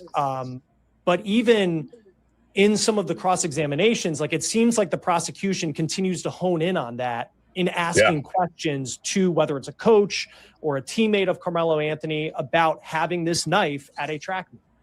Yeah, Chris, because that question, that's the biggest question, and it hasn't been answered. And, even with the 3 witnesses today, the second witness was a student and a very good friend of Karmelo's. And, it started off, I thought the defense was on a roll. I was like, all right, the defense is coming back now. The student was talking about how at different track meets, they go under tents. He sits under tents all the time. He actually specified that he sat under the memorial tent for several minutes with Karmelo because they had a common friend that was on the track team. So I was like, oh, here's some pushback. Here's, some clarity in the air about this tent culture. Everything's rolling good for the defense. And then the prosecution comes back and asks, 4 or 5 questions. One of those questions being, do you expect a knife to be at a track meet? No, sir. Should a knife be at a track meet? No, sir. Did you expect anything like this to happen? No, sir. Just all these different things addressing the knife situation, which, to the average person seems like common knowledge not to have a weapon on school grounds, no matter if it's legal or not. Just having a weapon, people can legally carry guns, but you can't have them inside a school. You know what I mean? So that's where the prosecution was going. Every single time the defense tried to get the ball rolling, the prosecution asked those 4 questions that the answers to those questions went in the prosecution's favor and not the defense's. And I wonder too, because I know, like, kind of going back to one of the state witnesses today who had mentioned that he felt like Austin was trying to intimidate Karmelo Anthony. So like eventually it gets to the point where for whatever reason he's in this tent, the members of Austin Metcalf's track team, Austin Metcalf, his twin brother, like they just don't want Karmelo Anthony there. And then they get into this like back and forth confrontation. Maybe there's swear words being sent. I know there was like some trash talk one student talked about related to like football that might have like raised things to the next level. But it still seems like there's still this question of like, was Karmelo Anthony in a position where he needed to defend himself to the point that he pulls a knife out of a backpack and stabs Austin Metcalf in the chest? And it just seems like we keep getting to this point and you're kind of waiting to hear that other side of the story. That's exactly what everyone in here is waiting for. It's what I'm waiting for, Chris. I want to hear the other side of the story because everything so far from all the students, all the eyewitness accounts who were there on the scene, not talking about the coaches who may have been scattered out, across the stadium. We're talking students who were feet away under the same tent, every last one of them. And let me just address this too, Chris. I know, the racial aspect of this is a big deal. There have been several Black and Hispanic students, probably the majority of these students have been Black or Hispanic, testifying about these different things, talking about their love for the Metcalf family and what have you. But all of these students come back saying that they didn't even expect anything to happen. They thought it was just, some trash talk, some boys, just going back at it. And everything you've seen before, may have been some profanity. Some say they don't recall profanity. Some say they did. But none of them said that they felt like anything like this was about to happen. One of them even just said they thought, okay, when Austin shoved them, maybe there would have been a shove back and, that would have been it. But every last one said everything happened so fast. And then they didn't even realize what happened until Austin pulls his shirt up and they see a hole in his chest. So to your point, Chris, I'm waiting to hear the defense, whether maybe Karmelo Anthony will take the stand and testify about his own fears, which I would love to hear. I would love to hear both sides. That's how we get a fair trial. But right now, as of now, we haven't really heard anything that results in self-defense by lethal force. In fact, one of the students today said, the question that the prosecution has been asking towards the end, do you feel this was self-defense? Many of the students just say, no, sir. One said, no, that was lethal force versus non-lethal force, which, fair point. Yeah. And again, like those are kind of just, if you're a juror sitting there and you hear that, how do you counter it from the defense's point of view? And I think of like, does Karmelo Anthony take the stand? And like, we may be like a good ways away from like whether or not that is going to be a possibility. But I do think like every single witness to this point who was there, who saw this, because he's under an opposing team's tent, like these are friends of Austin Metcalf who are testifying. So that is certainly a disadvantage, just frankly saying, for Karmelo Anthony and giving his side of the story. And he may be the only one who's able to give his side of the story when it comes to the defense. Before getting to the final witness of today, who I think had like an interesting perspective on things. What did you see from the jury today? Because I know yesterday, the day before, like there were some really emotional moments. You could tell that the jury was getting emotional. Yeah, not so emotional today, Chris. They were more so focused than anything, especially during the moments they saw those autopsy photos and, Austin Metcalf's heart literally out of his body. I was looking for some kind of visceral reaction, but they just all seemed to just really, just sitting there, just looking, just nodding. They're going back and forth. They're walking up and down, the jury box, showing them these photos, explaining what they're seeing and, getting into all the medical terms and everything, which I'm sure, some of them probably received that, but most of them are probably just receiving the visual that they're looking at. But they were just very focused today, very focused, just, really listening to what was being said in court. Sometimes I see their eyes wander to the prosecution's table. They wander over, look towards the other side, towards Karmelo Anthony, maybe looking for how he'd respond to any of these things, but nothing really emotional from that jury here today. Well, and I know from, Austin Metcalf's family, like we've talked about, like his dad at times will put his hand or his head in his hands, and you understand why with that emotion. From the supporters of Karmelo Anthony, I don't know which family members are there behind him in court. Like, what is their emotion as all of this is going on? It's just strict stoicism, Chris. No crying. I've seen, some men with their arms around what I presume to be their wives or girlfriends or maybe even daughters. There's a collection of them over there, maybe 15 to 20 of people on Karmelo's side, same amount over here on the Austin Metcalf side, but they're sitting there, no real tears, no one's really wiping any tears, but really just listening and taking it all in. Just stoic is the only way I can put it. Now, when it comes to this final witness, we won't say their name because he's 17 years old. He is a student at Memorial High School, which is Austin Metcalf's high school. And in just kind of reading the notes of the day here, when it came to the defense questioning him, and he was a defense witness. So this is someone who knew Austin Metcalf, was on the team, and the defense is calling him. He had, I felt like, a little bit of a different perspective of what happened compared to some of the other students from this high school who have taken the stand. Yeah, Chris, and it was interesting before he took the stand, or when he took the stand, the defense attorney said that they had not talked before. It was like, sir, we haven't talked before, but just 2 minutes right now in the hallway. I thought that was interesting because if you're trying to, gain an edge or gain a leg up, why would you have a witness that you haven't done, witness preparation with? But anyway, they start talking. They're walking through the events. It takes them about 20 to 30 minutes to walk through the lead ups to everything and what this kid saw. And we heard this for the first time today. He said, Karmelo, the whole thing with the hand in the bag and touch me and see what happens. He said that Austin Metcalf tapped Karmelo on the shoulder, like as an annoyance, like, oh yeah, touch me and see what happens. And then he says something that we haven't heard yet. He said, Karmelo said, okay, well, hit me and see what happens, or punch me and see what happens, which we haven't heard that testimony from any student so far. So I'm just wondering, why it was just now said here. We've had over 10 of these student witnesses, and it was just said now during this witness. And then, as he was testifying, he was kind of disagreeing with some of the things that the defense attorney was throwing out. Obviously asking questions to kind of fit the narrative of the defense here with the self-defense claim. And one of their, narratives that they're throwing out is that, these Metcalf boys were some big boys, 6'1", 6'2", linebackers, over 200 pounds. And they started talking about the size comparison thing again, starting to go down that rabbit hole. And they were talking about Austin. Austin was 6'1", 213, according to the medical examiner.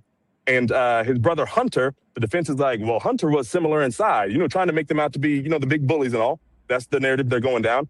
And as the defense attorney is asking this, I can see Jeff Metcalf, the father, just shaking his head like these boys are not the same size. And the young man on the stand said, I wouldn't say that. And he actually said that Austin was substantially bigger than Hunter, which is very interesting. I mean, you're going down this narrative and then you have a witness on the stand that's supposed to be in support of your narrative and he's negating things that you're saying. I don't know how that looks in front of a jury. I imagine it's kind of damaging, maybe not extremely damaging, but it can't be, positive.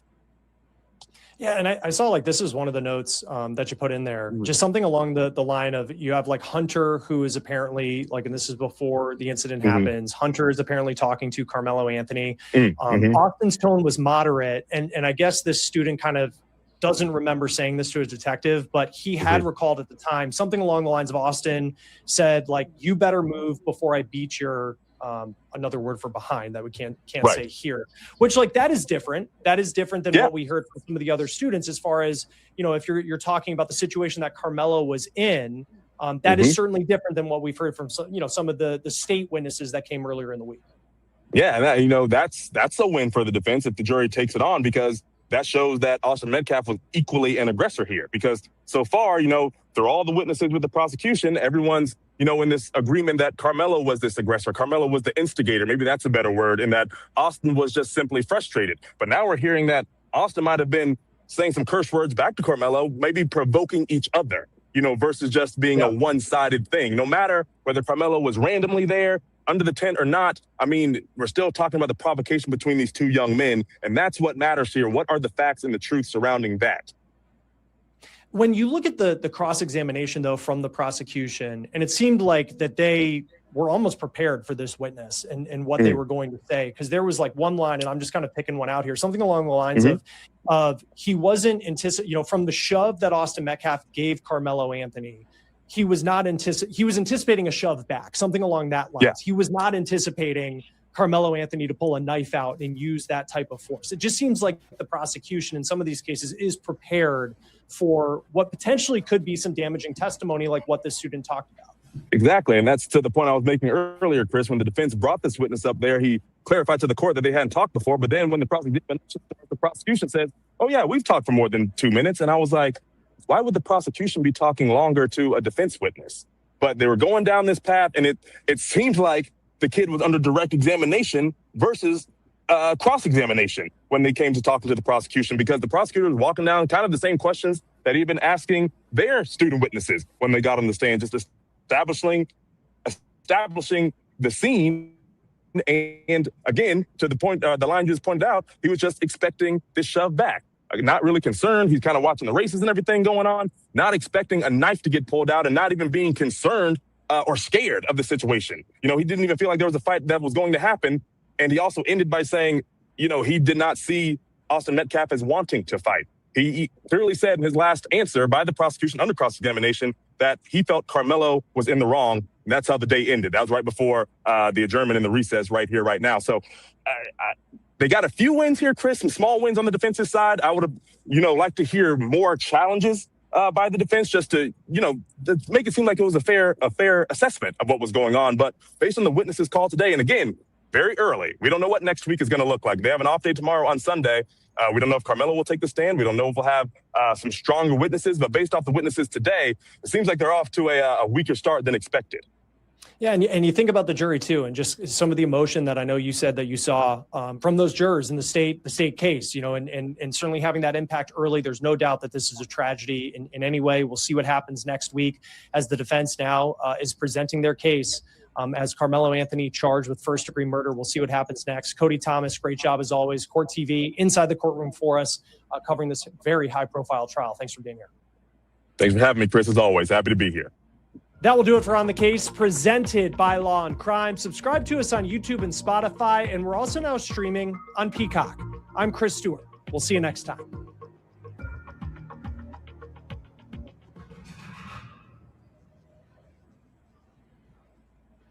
What is Karmelo Anthony's side to the story? The state has rested its case in the murder trial of a track athlete who stabbed another athlete to death at a track meet. The question is whether what happened was murder or self-defense. We're one of the only media outlets in the courtroom giving you all the details of what is happening in real time. I'll also tell you why a witness's testimony caused the family of the victim, Austin Metcalf, to step out today. We're On the Case, presented by Law and Crime.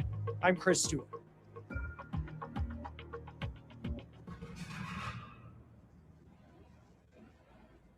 Today, the defense finally began telling its side of the story in one of the most closely watched murder trials in the country. With Karmelo Anthony's future hanging in the balance, his attorneys are now trying to reshape the narrative jurors have heard for days, offering a version of events that could determine whether he walks free or this teen spends years, if not the rest of his life, behind bars. But looming over the defense is a question that has haunted this trial from the very beginning. Why did Karmelo Anthony have a knife at a high school track meet that day? After days of testimony from prosecution witnesses, the defense called Anthony's track coach as its first witness. And from the moment he took the stand, jurors heard a different account of what happened in the moments leading up to the deadly confrontation. All right, before we jump into Karmelo Anthony's side of the story, I want to get with Court TV's Cody Thomas inside the courtroom once again today. Cody, let's talk about how the state finished their case. And they call a witness today who's kind of the link between Karmelo Anthony and Austin Metcalf. He was teammates with Austin Metcalf, knew Karmelo Anthony to some extent. His name is Eddie. Why was his testimony important? So we've heard this Eddie character's name, Chris, throughout the entire duration of all the student witnesses that have taken the stand. He is the common denominator. We heard a lot of people saying Karmelo knew Eddie. He came over and dapped Eddie up, gave him a handshake. Eddie was a childhood friend of Karmelo's now ex-girlfriend. So that's the connection there. Now, based on all the testimony that the students brought up during the prosecution's case, they were all saying that Eddie and Karmelo looked like they knew each other. It was the obvious link. That's what the defense kind of talked about in their opening statements. Of course, some people under the tent said they didn't know who Karmelo was, but they looked over, he was sitting next to Eddie. Everything came back to this guy named Eddie. All right. So I was thinking, as I've been sitting there for the past few days, that Eddie was going to be a defense witness, because if he's great friends with Karmelo, then obviously, he'd fend for his friend, I would say. But one thing I was thinking before he got called was, if he knew Karmelo, why wouldn't he stand up and let everybody know, when all the commotion started, hey, this is my friend, he's here with me, blah, blah, blah. Everything's cool. But never heard that from any of the students' testimony. But anyway, Eddie gets on the stand today. They're going through his testimony. He's about 5 or 10 minutes in. And then Eddie kind of all but says he knew who Karmelo was. They were cool, but he verbally said, I wouldn't say we were friends. It was just kind of someone that he knew. Okay, cool. Now we move on to the cross-examination by the defense. And this is, I feel, was a little bit of a win for the defense. They showed a whole bunch of pictures of Eddie and Karmelo at these different group settings, at Eddie's house, no less. There was 50th birthday parties for Karmelo's ex-girlfriend's mother. Remember, Eddie and the girlfriend, this girl named Valeria, they were the ones that knew each other, and Karmelo was, I guess, the third party, you would say. So when they had these family functions, Karmelo obviously was there. Okay, they showed some group photos, kind of establishing. And then, here's another defense win to me today. They showed photos of Karmelo and Eddie together, just being teenagers goofing off. One is playing a guitar. They're making silly faces at the camera. So Eddie gets up there under direct examination saying, yeah, I know him, but, I wouldn't say he's a friend. But then the defense pushes back and is like, hey, if you're not friends, why do you have all these pictures together? But the crux of Eddie's testimony today, though, Chris, was that he definitely got emotional talking about Austin's death. He said Austin was like a brother to him. He said that on the stand. And when he was describing, everything that he saw that day, when he came back and saw Austin had a hole in his chest, he immediately choked up and started crying instantly. They had to walk up there and give him Kleenex.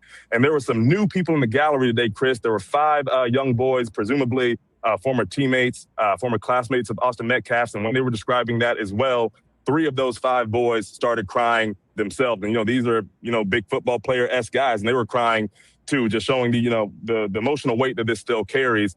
And, Karmelo sitting there, he's taking it all in. I'm looking at him on his at his table with his defense as this testimony is going on, still sitting there stoic. I don't know what's going through his head. I'm sure he's realizing the gravity of what's going down, but his defense, the state rested today. So his defense is up, and they've called 3 witnesses so far, 2 students included, one of those being one of Karmelo's friends too. Yeah, and there's been a lot of time spent for both the prosecution and the defense kind of establishing like why Karmelo Anthony was under this tent, because from the state's perspective, they've hammered this like tent culture of track and field where it's like you don't go under the tent of another school. But then with this Eddie character coming into play, like the defense is really trying to show that like Karmelo may have been invited under the tent. That's why he's there. I wonder just how much any of that matters. Because I just think of like, if you're a juror, it's like, when do you enter like the bubble of the information that matters, of like,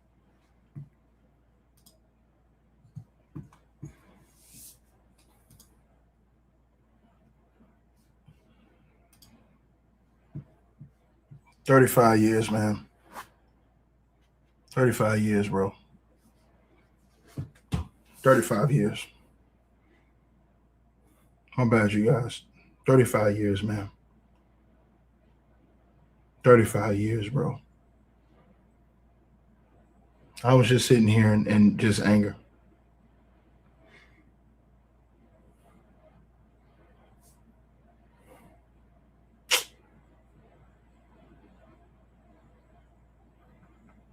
$35 years, you guys.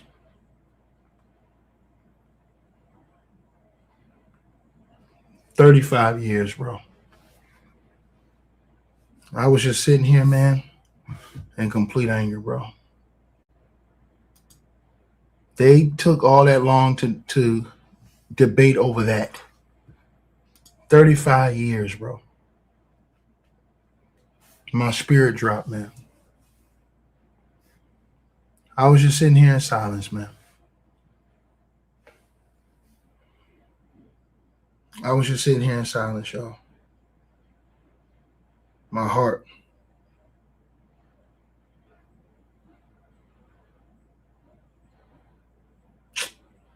My heart, man.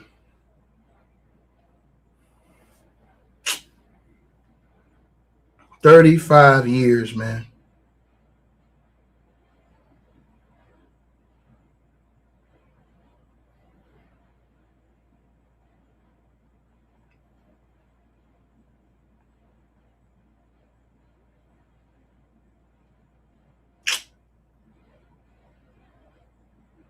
That's crazy, man.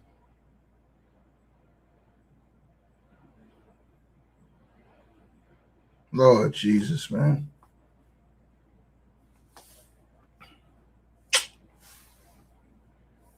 Oh, my God, bro.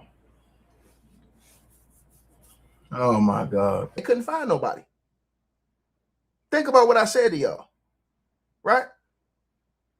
Think about what I said to y'all, right? Too Quick Grim. Okay, do you have that same energy for Chud the Builder? Too Quick Grim. I see you. Do you have that same energy for Chud the Builder? I'm going to ask you that question, brother. Do you have the same energy for Chud the Builder? That's a direct question, my brother. I put your comment on the screen. Do you have the same energy for Chud the Builder? That's what I'm asking you. A stone cold racist. Do you have the same energy for him? That's all we want to know. This guy right here. This guy right here. Too Quick Grim. I'm asking you, sir. I'm asking you, sir. Too Quick Grim. I'm asking you, sir. Do you have the same energy for a stone cold racist?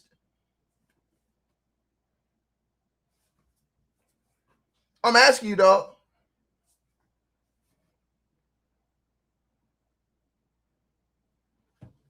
I'm asking you, brother.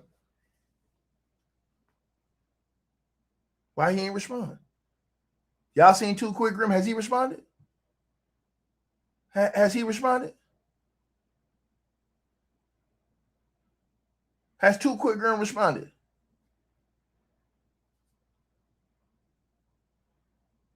That's all I want to know.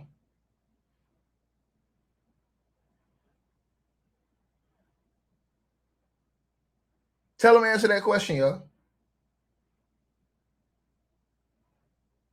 Tell him to answer that question. Inquiring minds would like to know.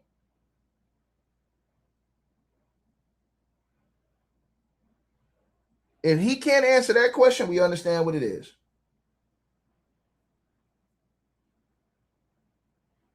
What a dumb piece, straight up. I guess he got no answers. Y'all see how they freeze up when you ask him about Chud the Builder? You ask them about Chud the Builder, they ain't got nothing to say now. Somebody said, who is Chud the Builder? He's a stone cold racist that ran around every place in town calling black folks the N-word with the hard ER and daring them to do something about it so he could shoot and kill them. And then he turned around and tried to murder a black man, but the black man survived. He fired 7 shots, hit him twice, and even popped himself in the process.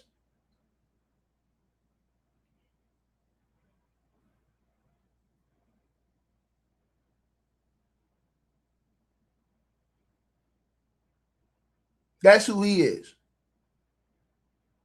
So that's why I asked him, do he have any issues with Chud? I want to know. He got to stand on that. He got to stand on that.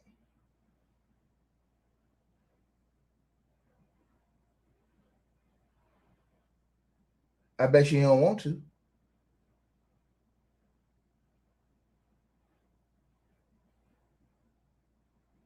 I bet you he don't want to stand on that. That's all I asked him to do is stand on that.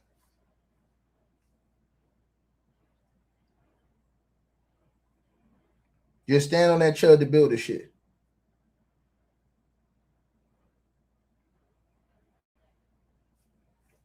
Right?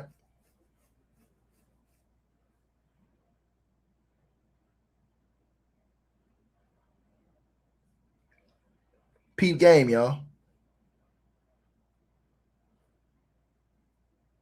Peep game. Everybody listen what I said. When I asked about Chud the Builder, why everything changed?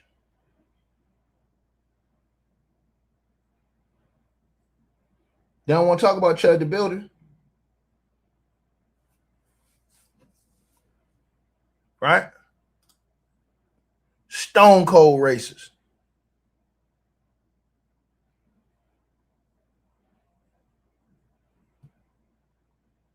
And then he'll tell black folks they chimping out. But they defended him.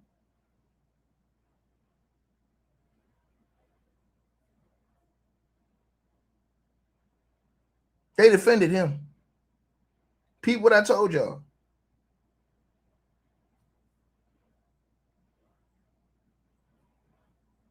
Peep everything I just told y'all.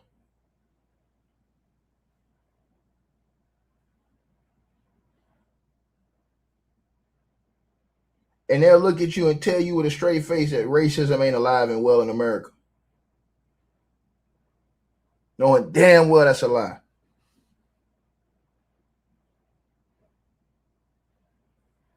Right? You say you don't think anybody likes Chud. That's a lie. I can name a whole bunch of people on social media that love Chud. That's a stone cold lie. I can name a whole bunch of people on social media that love Chud. Right? Straight up. So don't tell me you don't think nobody likes Chud. Nah, he got a whole bunch of people that support and love him. I don't know what you talking about.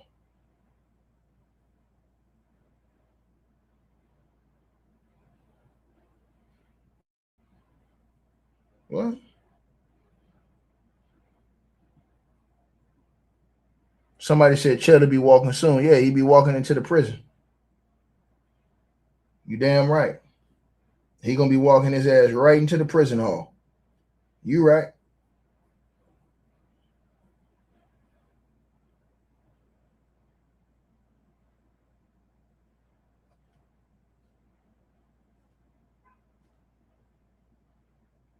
So again, man, you know, RIP to Austin Metcalf, man. You know, my condolences. We don't promote death to any youth at all. You know what I'm saying? Thou shalt not kill, man. Y'all stay prayed up, man. Y'all know what's going down out here, man. So y'all all stay prayed up, man. You know what I'm saying? And blessings to everybody that's listening to this stream, y'all. And y'all stay blessed, man. 35 years they don't gave this boy, man. Breaks my spirit. 35 years, bro. Y'all let me know what y'all think, man. One guy lost his life. Another guy lost 35 years. And nobody wins. This is a victory for nobody. Right? This is a victory for nobody. You know, I'll probably cut this video down in the end so that the people can get right to this part. Well, we gave y'all 5 hours, man. Everybody who donated to the stream, y'all already know what's up, man. Make sure y'all subscribe to the podcast show. Appreciate all y'all that's in the building. All the links is in the description. I'll pin it at the top of the comments, y'all. All right? 6 hours, y'all. I got 3 more minutes in me, bro. Let me pump out 6 hours, y'all. I got 3 more minutes in me. We can get 6 hours. 5 hours and 57 minutes, man. Bro, I've been online for probably about 12 hours today. Right? Sharice, salute to you with a $25 donation in the PayPal. Love to you, baby. Appreciate that.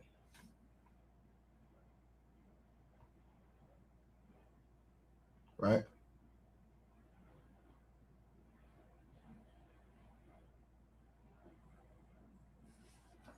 All right. Love to you on that.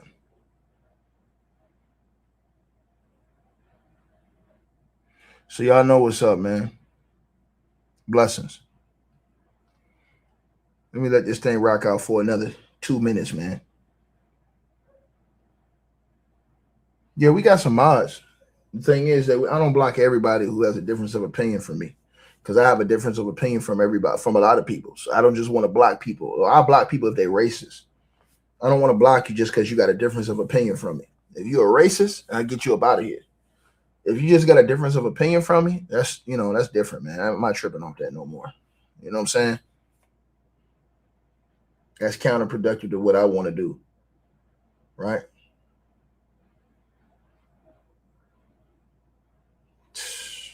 Straight up, man.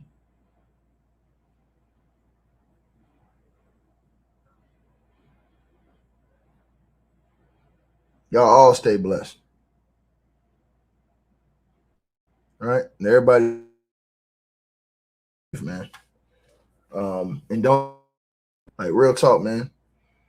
Don't do nothing crazy, man. We went 6 hours. I probably chopped this video down to just when we got the verdict. So everybody's gonna come back. You're gonna say, Tick, you said 6 hours. This video is only probably like an hour. Yeah. Well, I'm gonna chop off 5 hours of this video. Right? Blessings, y'all. All right. Man, bro. I'm gone, y'all. We don't hit 6 hours in 10 seconds. Dog. 6 straight hours. Man.